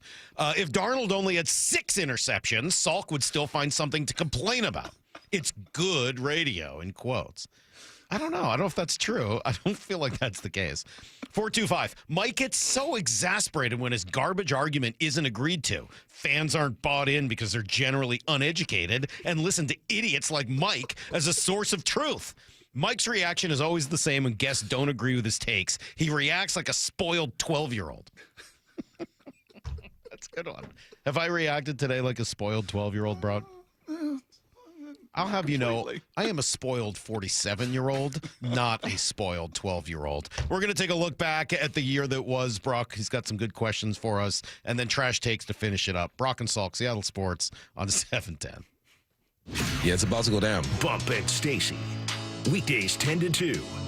The NFC West and NFC number 1 seed, 2 open battles that are really settled with 1 game Saturday night. It's all about Brock Purdy. Can you rattle him? Because when he throws interceptions, this offense just doesn't go. And quietly, Christian McCaffrey is putting together another great season, and ain't nobody really talking about him. Usually, he's the guy who's hurt, who's banged up, who you're waiting to get back, and he's been solid all year. Only on Seattle Sports. Vintage store be any cuter? Right? And the best part? They accept Discover. Accept Discover? In a little place like this? I don't think so, Jennifer. Oh, yeah, huh? Discover's accepted where I like to shop. Come on, baby, get with the times. Right. So we shouldn't get the parachute pants? These are making a comeback. I think. Discover is accepted at 99% of places that take credit cards nationwide. Based on the February 2025 Nielsen report. The Lowe's Closeout event means the final savings of the season are here. It's your last chance to get deals on seasonal decor, tools, flooring, and so much more. Refresh your home, check off your project list, or simply stock up on the brands you trust. Shop now to grab amazing deals before they're gone. Lowe's. We help, you save. Valid through 1/7. Selection varies by location while supplies last. Well, I'm here with my good buddy, Dr. Dan Nelson from Eastside Pain and Regenerative Medicine. And you've heard from Dr. Dan's patients over the years how a simple stem cell procedure has successfully conquered their pain. Well, folks, now it's my turn. After years of dealing with knee pain from all the football abuse, I can say my knee pain now is almost 100% gone. How'd you do it, Dr. Dan? Well, Brock, personally, I'm very happy that you did so well. And your story is like so many of our other patients who come in, former athletes and non-athletes as well, who have come in with chronic knee pain, and they are looking for alternatives besides knee replacement surgery. And we're happy to provide this service. It's been truly a game changer for so many folks. It's just been a pleasure to be part of this. Consider Dr. Nelson, the only doctor with over 30 years of experience in pain medicine techniques, including stem cell therapy. I was in and out with a couple of follow-ups. It's a non-surgical solution to pain using your own stem cells. Consider stem cell therapy with Dr. Daniel Nelson, MD at 425-823-4000 or visit danielnelsonmd.com. That's danielnelsonmd.com. Boy, am I glad to be done with my holiday shopping. Oh, I know. And now I just want to relax. Me too. Well, except there's one more store we should check out. Oh, no way. Because this week, we can get a Samsung, LG, or Sony TV at an incredible price. Really? Where? At Video Only's year-end clearance sale. They're really cutting deals. Because the holidays are over? Yep. So this is our chance to get what we wanted for Christmas. Are the prices really that good? Yes. For 7 days they are. And Video Only has those top-rated models we were thinking about all on sale. All right. The best stuff cheap is worth a trip. At Video Only, you won't find huge stores with refrigerators or microwaves, but you will find the best deals on top-rated TVs, soundbars, and monitors. Shop around. Just make sure you visit Video Only, because if you don't, you'll be sorry. In South Center, Bellevue, Linwood, Federal Way, and Tacoma, Video Only. I grew up in a normal home in a normal town. All of a sudden, everything got crazy. I didn't talk to anybody about the way I was feeling. I was scared and I was alone. I started drinking. I just didn't want to deal with what was happening in my life. I knew about AA, but thought I was too young. I found out I was wrong. If you have a problem with your drinking, why don't you give AA a call? Visit AA.org for more information. That's AA.org. And download the Meeting Guide app to find a meeting near you.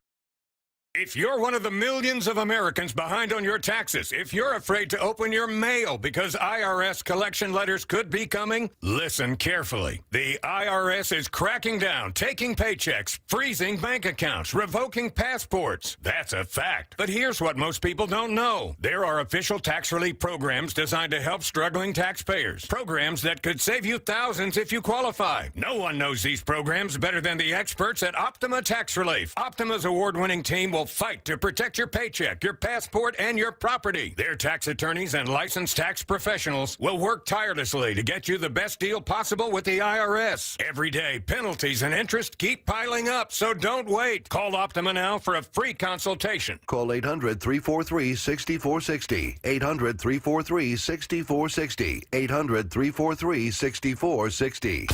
Optima Tax Relief. Some restrictions apply. For complete details, please visit OptimaTaxRelief.com. Get in the zone, AutoZone. Charlie's battery is struggling to start. Not ideal before the tailgate, so he goes to AutoZone.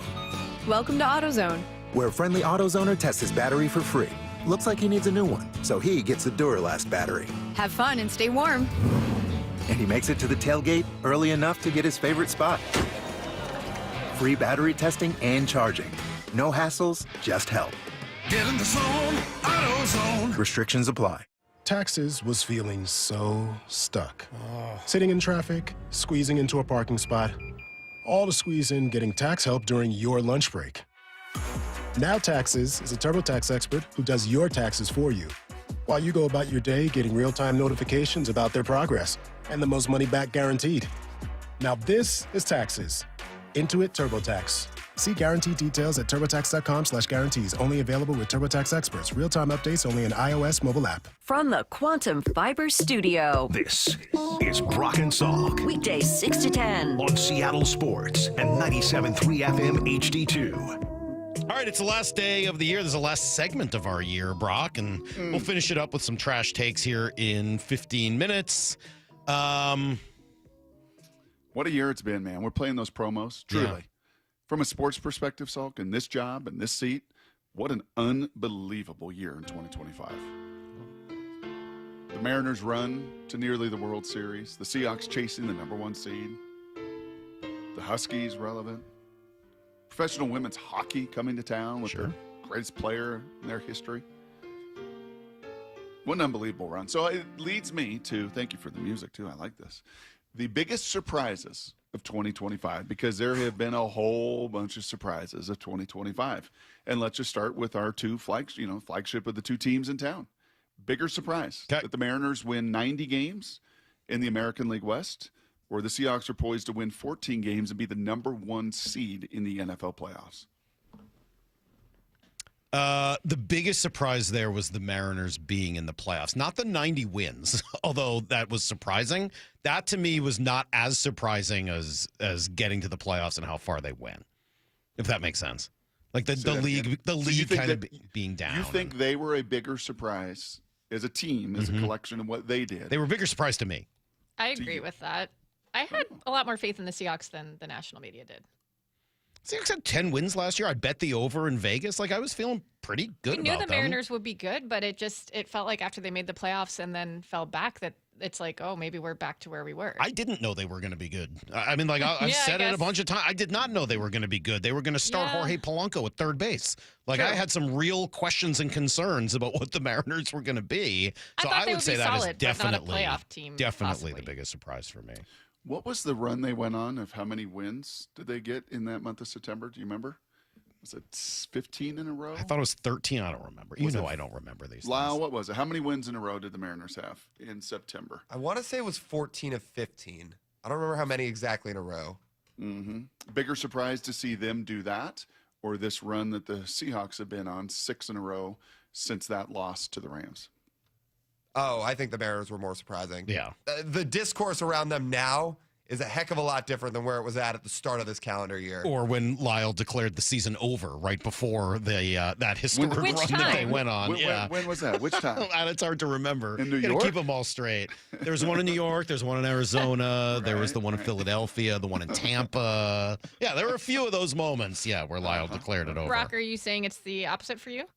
You're more surprised by the Seahawks?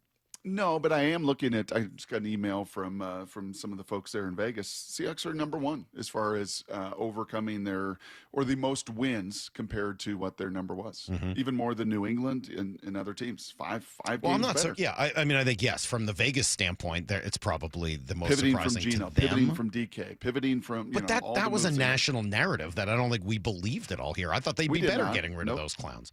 Nope. But to be 14 wins, to be poised to win 14, never done before, to tie the franchise record with 13, to have the best scoring differential since 2013? Come on now. Like, the Mariners had Cal and Julio and went to the playoffs a couple years ago and had elite pitching and yada, yada, yada. I'm sorry. I don't think this one's close. Okay. Brock, they ran out Rowdy Tellez and Donovan Solano at first base for 4 months. Bigger surprise. Lyle thinking that the human was the largest mammal, or him not knowing Sigmund Freud? Oh, that's a hard one. Surprise. Well, I would say I got an answer for you on this one, Brock, because this answer has to do with timing. Once he didn't know about the largest mammal, it became less surprising about Sigmund Freud. So I'm going to say because of the timing of them, the second one wasn't all that shocking. In fact, it was almost expected. It's why I asked, because of maybe ones like the first one. Gotcha. I think that the human thing seemed like a desperation. Let me just throw something out here. The Sigmund Freud one, I'm still pretty shocked that he's never even heard the name. Okay. You don't have to know what he did, but just like having heard the name mentioned. You ever heard of Genghis Khan? I think so. All right. You think so? How about Shaka Khan? Where was he from? Where did Him, Genghis no. Khan? Her. Genghis Khan led to who? Back in the 1400s or 900s. I don't know. That's not what was asked. No, I know. It was just a question. That'd be Mongolia. All right. Anyway, all right, Brock. What's That'd be the next on Mongols. your list? Bigger surprise. Bigger surprise.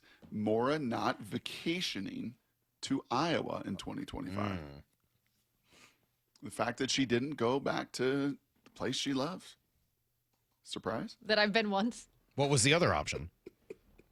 I don't know. Where did she end up? That cave in Mexico or something on the beach? Well, but this has been bigger surprise, one or the other. You When said Lyle bigger goes- surprise. Mora hasn't When gone. Lyle goes you out of only town, get one Brock option. wants to know what I he's going to know. wear, what he's going to eat. When I go out of told town, you. Brock's like, I don't know, she's somewhere. Mora's so much more difficult in this one. There's things I'd like to ask, but I know I can't ask, Oh. so I'm going to just cut her out of that. All right. Bigger surprise, JSN chasing Megatron's single-season receiving record, or Cal Raleigh hitting 60 bombs?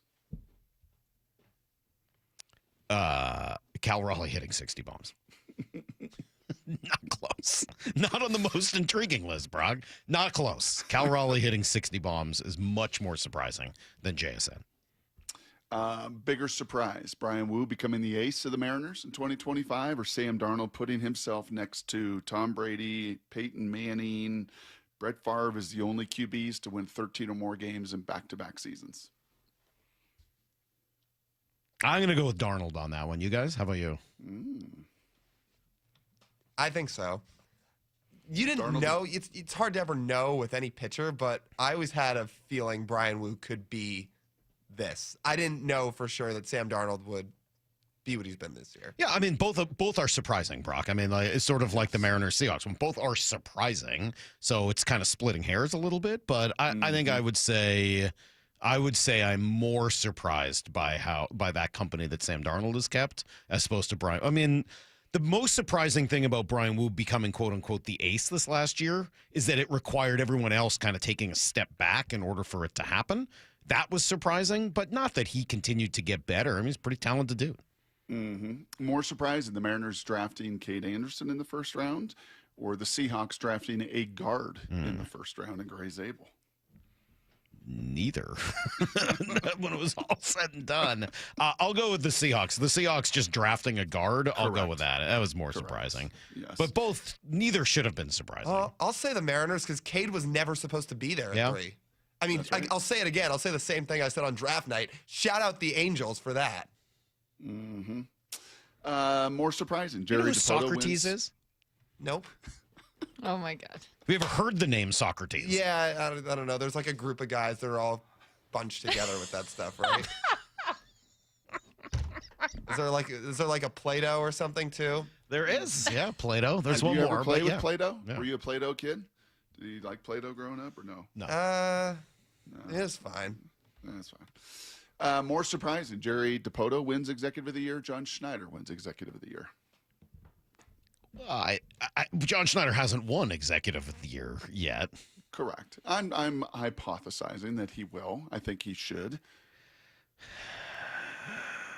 It's pretty cool, I'll right? go with I mean, you go through. I'll you go through with this John list. Schneider on that one, Brock, because it will be so shocking if the rest of the league actually gives him his due. So I will say that one would be the most shocking. I think so too. Because Jerry's always gotten credit for developing pitching, right? For always credit in the drafting and the development and all that phase of it, having arguably the best pitching staff in baseball for year after year after year.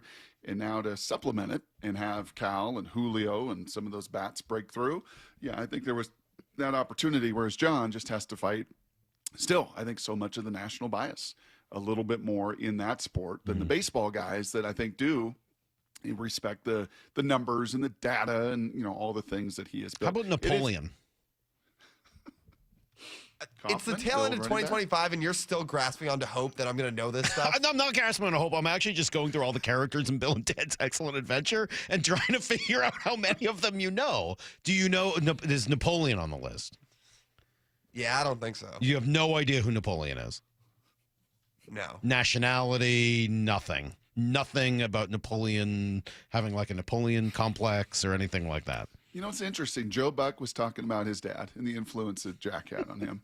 And, you know, going to every National League city. And And we learned today, we learned this yesterday. Lyle told us off the air that Father Jay, remarkable guy, he's been in the building, he's right there in the studio, right? Has been on the precipice of getting on Jeopardy numerous times. Yeah.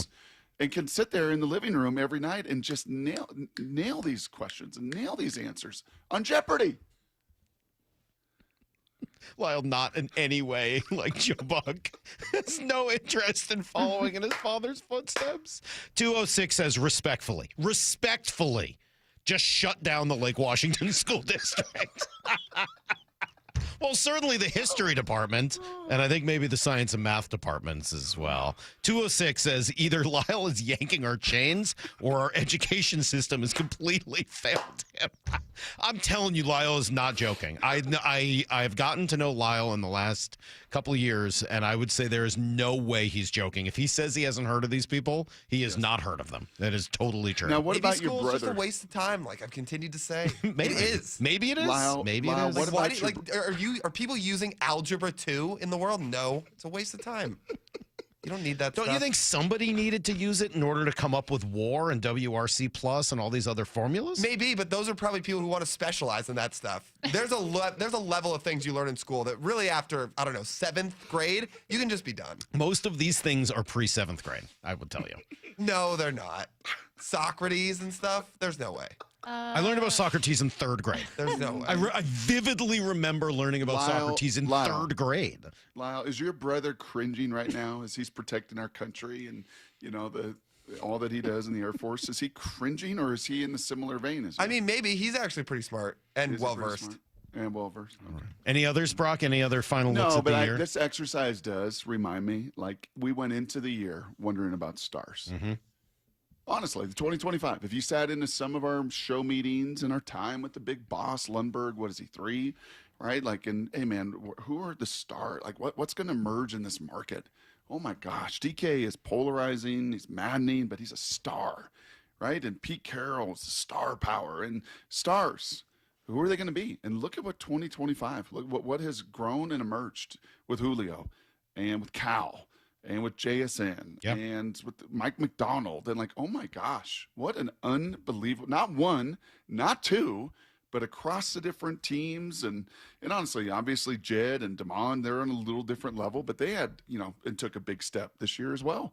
And are poised next year, I think, to be playoff contending teams, depending on who they acquire and who stays and what all comes into town as well. Like, it has been a very, very fortunate in the sports landscape 2025. Yeah, there's no doubt. And it's also interesting, Brock, that all of this has kind of come after all of the change and upheaval. Remember, we had a year where everyone got tossed, right? Yes. Pete was gone and Scott was gone and the Kraken changed coaches twice and the UW and Wazoo, like everybody, just the entire coaching group here in Seattle completely turned over in the span of really less than a year.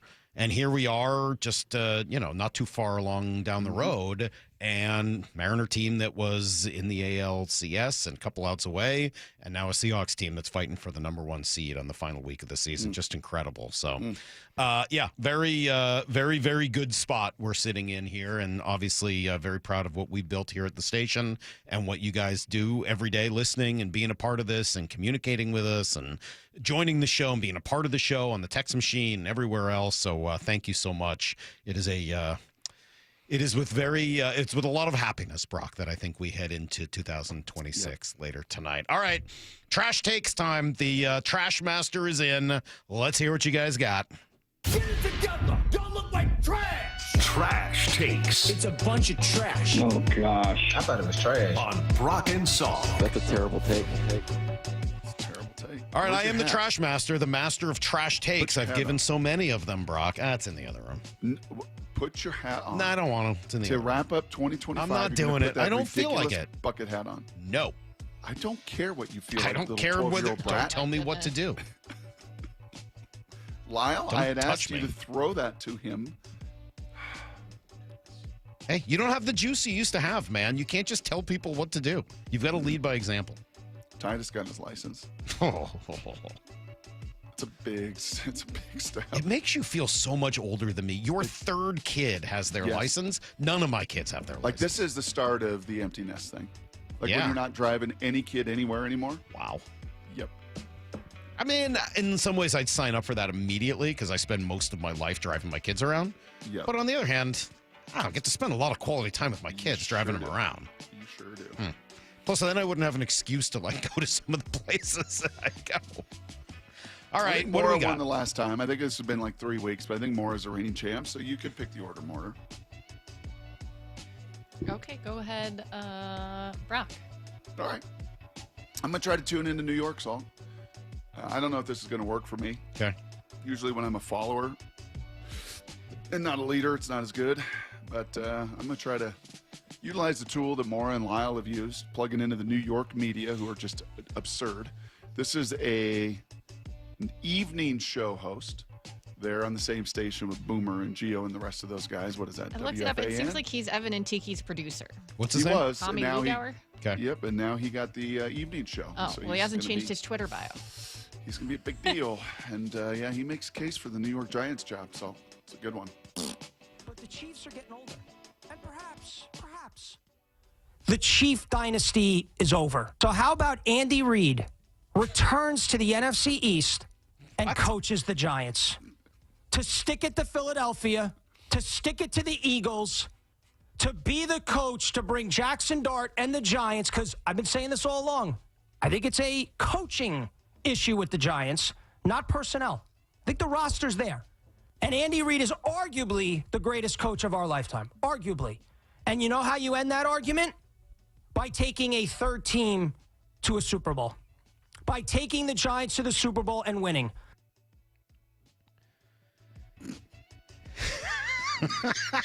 Okay.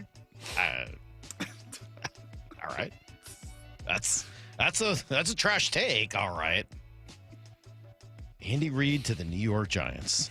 Left All you right. speechless. Yeah, that one did. That's a pretty good one. All right. Lyle, what do you got? All right. Genghis Khan overrated with the Mongols. Overrated. You heard of Beethoven? Musician? Yeah. All right. Good. He's in Bill and Ted's too. I won't be watching that, but trash take. We got to start giving Lyle assignments again. I think you'd like Bill. Well, maybe not. Okay. It takes a lot to get me to actually care about a subject. Like a lot. It's I mean, like Bill and Ted's is a silly comedy. It's not a serious movie. Mm-hmm. It couldn't be a dumber movie. But it does require, I guess, the knowledge of who a few of those historical figures are. Otherwise, you'd watch the movie and not get it. That's really shocking. I've never considered the idea of Bill and Ted's being too smart and too highbrow for someone to enjoy. Well, now we know. All right, what's your trash take, Lyle? All right, Sorry. I'm doing a little bit of a throwback because it is 49ers week. So I'm going to my favorite 49ers blogger, a guy by the name of Grant Cohn, who I think we played this sound before week one. God, I love this guy. But this is what he had to say about a Christian McCaffrey injury that popped up a couple days before the season started, along with what he thought was going to happen to CMC this year. And, well, he cooked with this take is all I'll say. You've got to be kidding me. 3 days before the Niners start their season, Christian McCaffrey pops up on their injury report with a calf injury. And when they say calf, the 49ers, we know they usually mean Achilles. This is a sobering moment.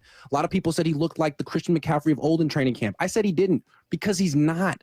He's not the Christian McCaffrey of old. He's the old Christian McCaffrey, 29 years old with Achilles tendonitis. He was babying it all off season, trying to get himself to week one. He's going to miss time this season. He's never going to be the guy he was 2 years ago. Those days are over. Let's get back to reality. I don't think CMC has missed a game this year, and he's about to have 2,000 all-purpose yards. Yeah, that's pretty bad. No doubt. It's funny, though. I love that guy. He's one of Lyle's favorite people. Yeah. Grant Cohn. Should we get him on the show Friday? You want him on the show Friday, Lyle? He's hilarious. Let's get him on the show When they Friday. lose, his instant reaction videos, I'm like refreshing my feed to just wait He's for the it. one on the fence, like he does reports from the gated fence. Yeah. He was on the plane with Pete and John. Yeah, let's get him on the show Friday. Okay. Let's do it. Put them in the Iron Maiden. Iron Maiden?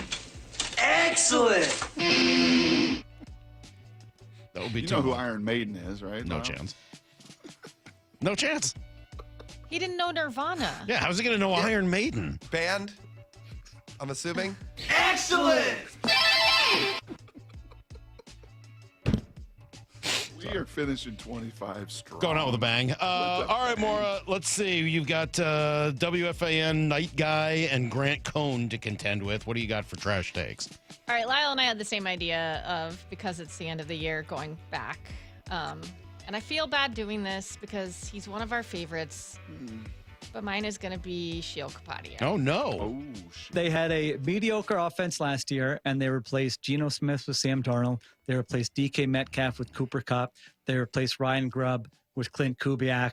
And they add one offensive lineman who is a rookie in Gray Zabel. So that does not inspire me. As I've mentioned before, I'm giving them a C-. That was his off-season grade for the Seahawks. Not a fan.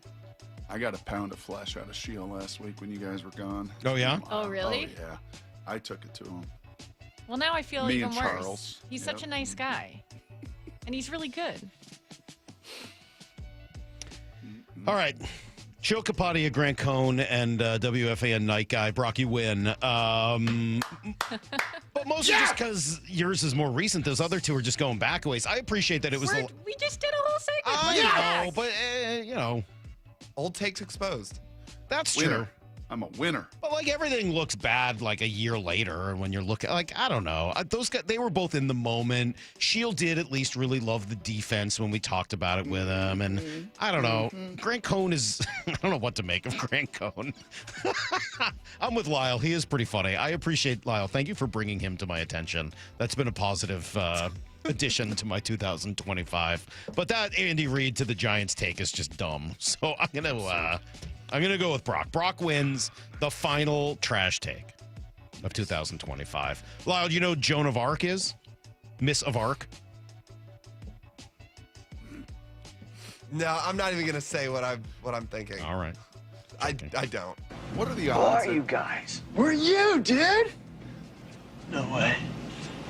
No way. Yes way, Ted! Look, we know how you feel. We didn't believe it either when we were you, and we said what we are saying right now. You think you can The get odds behind that of one movie, of Lyle? Lyle's old professors from ASU, an old teacher from Lake Washington, an old elementary school. What are the odds of one of them find our show? If they do, I think they're probably going to retire in shame. That's all I can tell you. Lyle, jokes aside, thank you for your enormous contributions here in 2025. You've been a wonderful addition to the show, and thank you for being a great sport. Maura, I tell you all the time, but thank you for everything that you do as well. This show does not function without Maura, who is the hardest working producer we've ever worked with, and Brock. Love you, buddy. Thank you for everything that you do every day, including bringing Joe Buck to us today, which was just awesome. So, great stuff. Good show. Aww. Good way to end the year. I'll see you guys Monday. I'm out. I'm done. Oh, yeah. Me and Lyle and Maura will be here with Grant Cohn and Brady Henderson. All right. Well, I haven't had a vacation in forever, so I'm gonna take an extra day here on Friday, and I'll be back with you guys on Monday morning. I can't from say the anything because VMAC. I'm only here another week before I leave. Exactly. All right. Go Seahawks on Saturday night. Have a great, safe, wonderful, celebratory New Year's Eve. And I'll see you guys later. Until then, Brock, the hay is in the bar. See you, everybody. Get to the chopper!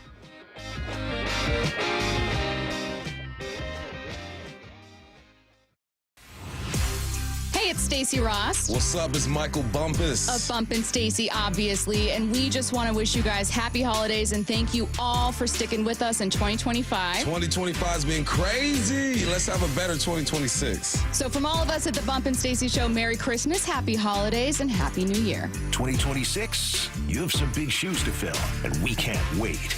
Merry Christmas and Happy Holidays from Seattle Sports. What is that sound? Ugh, that sounds like a plumbing sound. Luckily, there's a company that fixes all the plumbing sounds across Puget Sound. That's All Sound Plumbing. Puget Sound's plumbing experts. Have a sound? Visit allsoundplumbing.com. Trying to get a handle on the market these days, it's nearly impossible, at least for me. Mike Salk here, and I'm busy. I don't have time for the daily ups and downs of the market, but I am very concerned with maximizing my money for the long-term impact. It's why I talk to Trajan Wealth. Do you have an old 401k? Maybe you're not sure what to do with it. We all want peace of mind in our investment portfolios, right? Well, how about starting with a second opinion? Call Trajan Wealth today to discuss how to optimize those funds and get that money working for you again.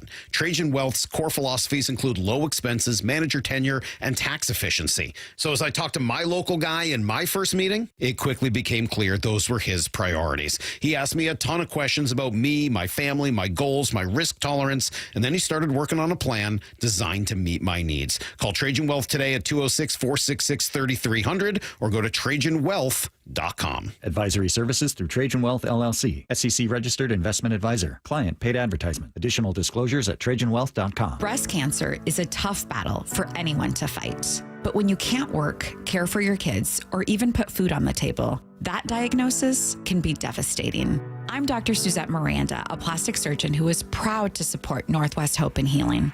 Our mission is to provide a lifeline for breast and gynecologic cancer patients. We cover essentials like food, utilities, and childcare, so patients can focus on healing. For more than 25 years, Northwest Hope and Healing has distributed over $3 million to thousands of local cancer patients, and you can help make a difference in our community. Join us on Saturday, January 31st, for Cork, Fork, and Support, an afternoon of fine wine, gourmet cuisine, and inspiration at Mary Hill Winery in the heart of Woodinville wine country. Get your tickets now for Cork, Fork, and Support on January 31st. Go to nwhopeandhealing.org to learn more. That's nwhopeandhealing.org. Eric Johnson here. I spent the past 30 years working to help make our community better informed, better protected when it comes to consumer issues, and better equipped to take on whatever life throws at us. That's why I love the free Washington Accident book series from Davis Law Group. These books keep us better informed about the law, better able to protect ourselves on and off the road, and better off when all is said and done after an accident. Chris Davis didn't have to write these books. He did it because he saw a need.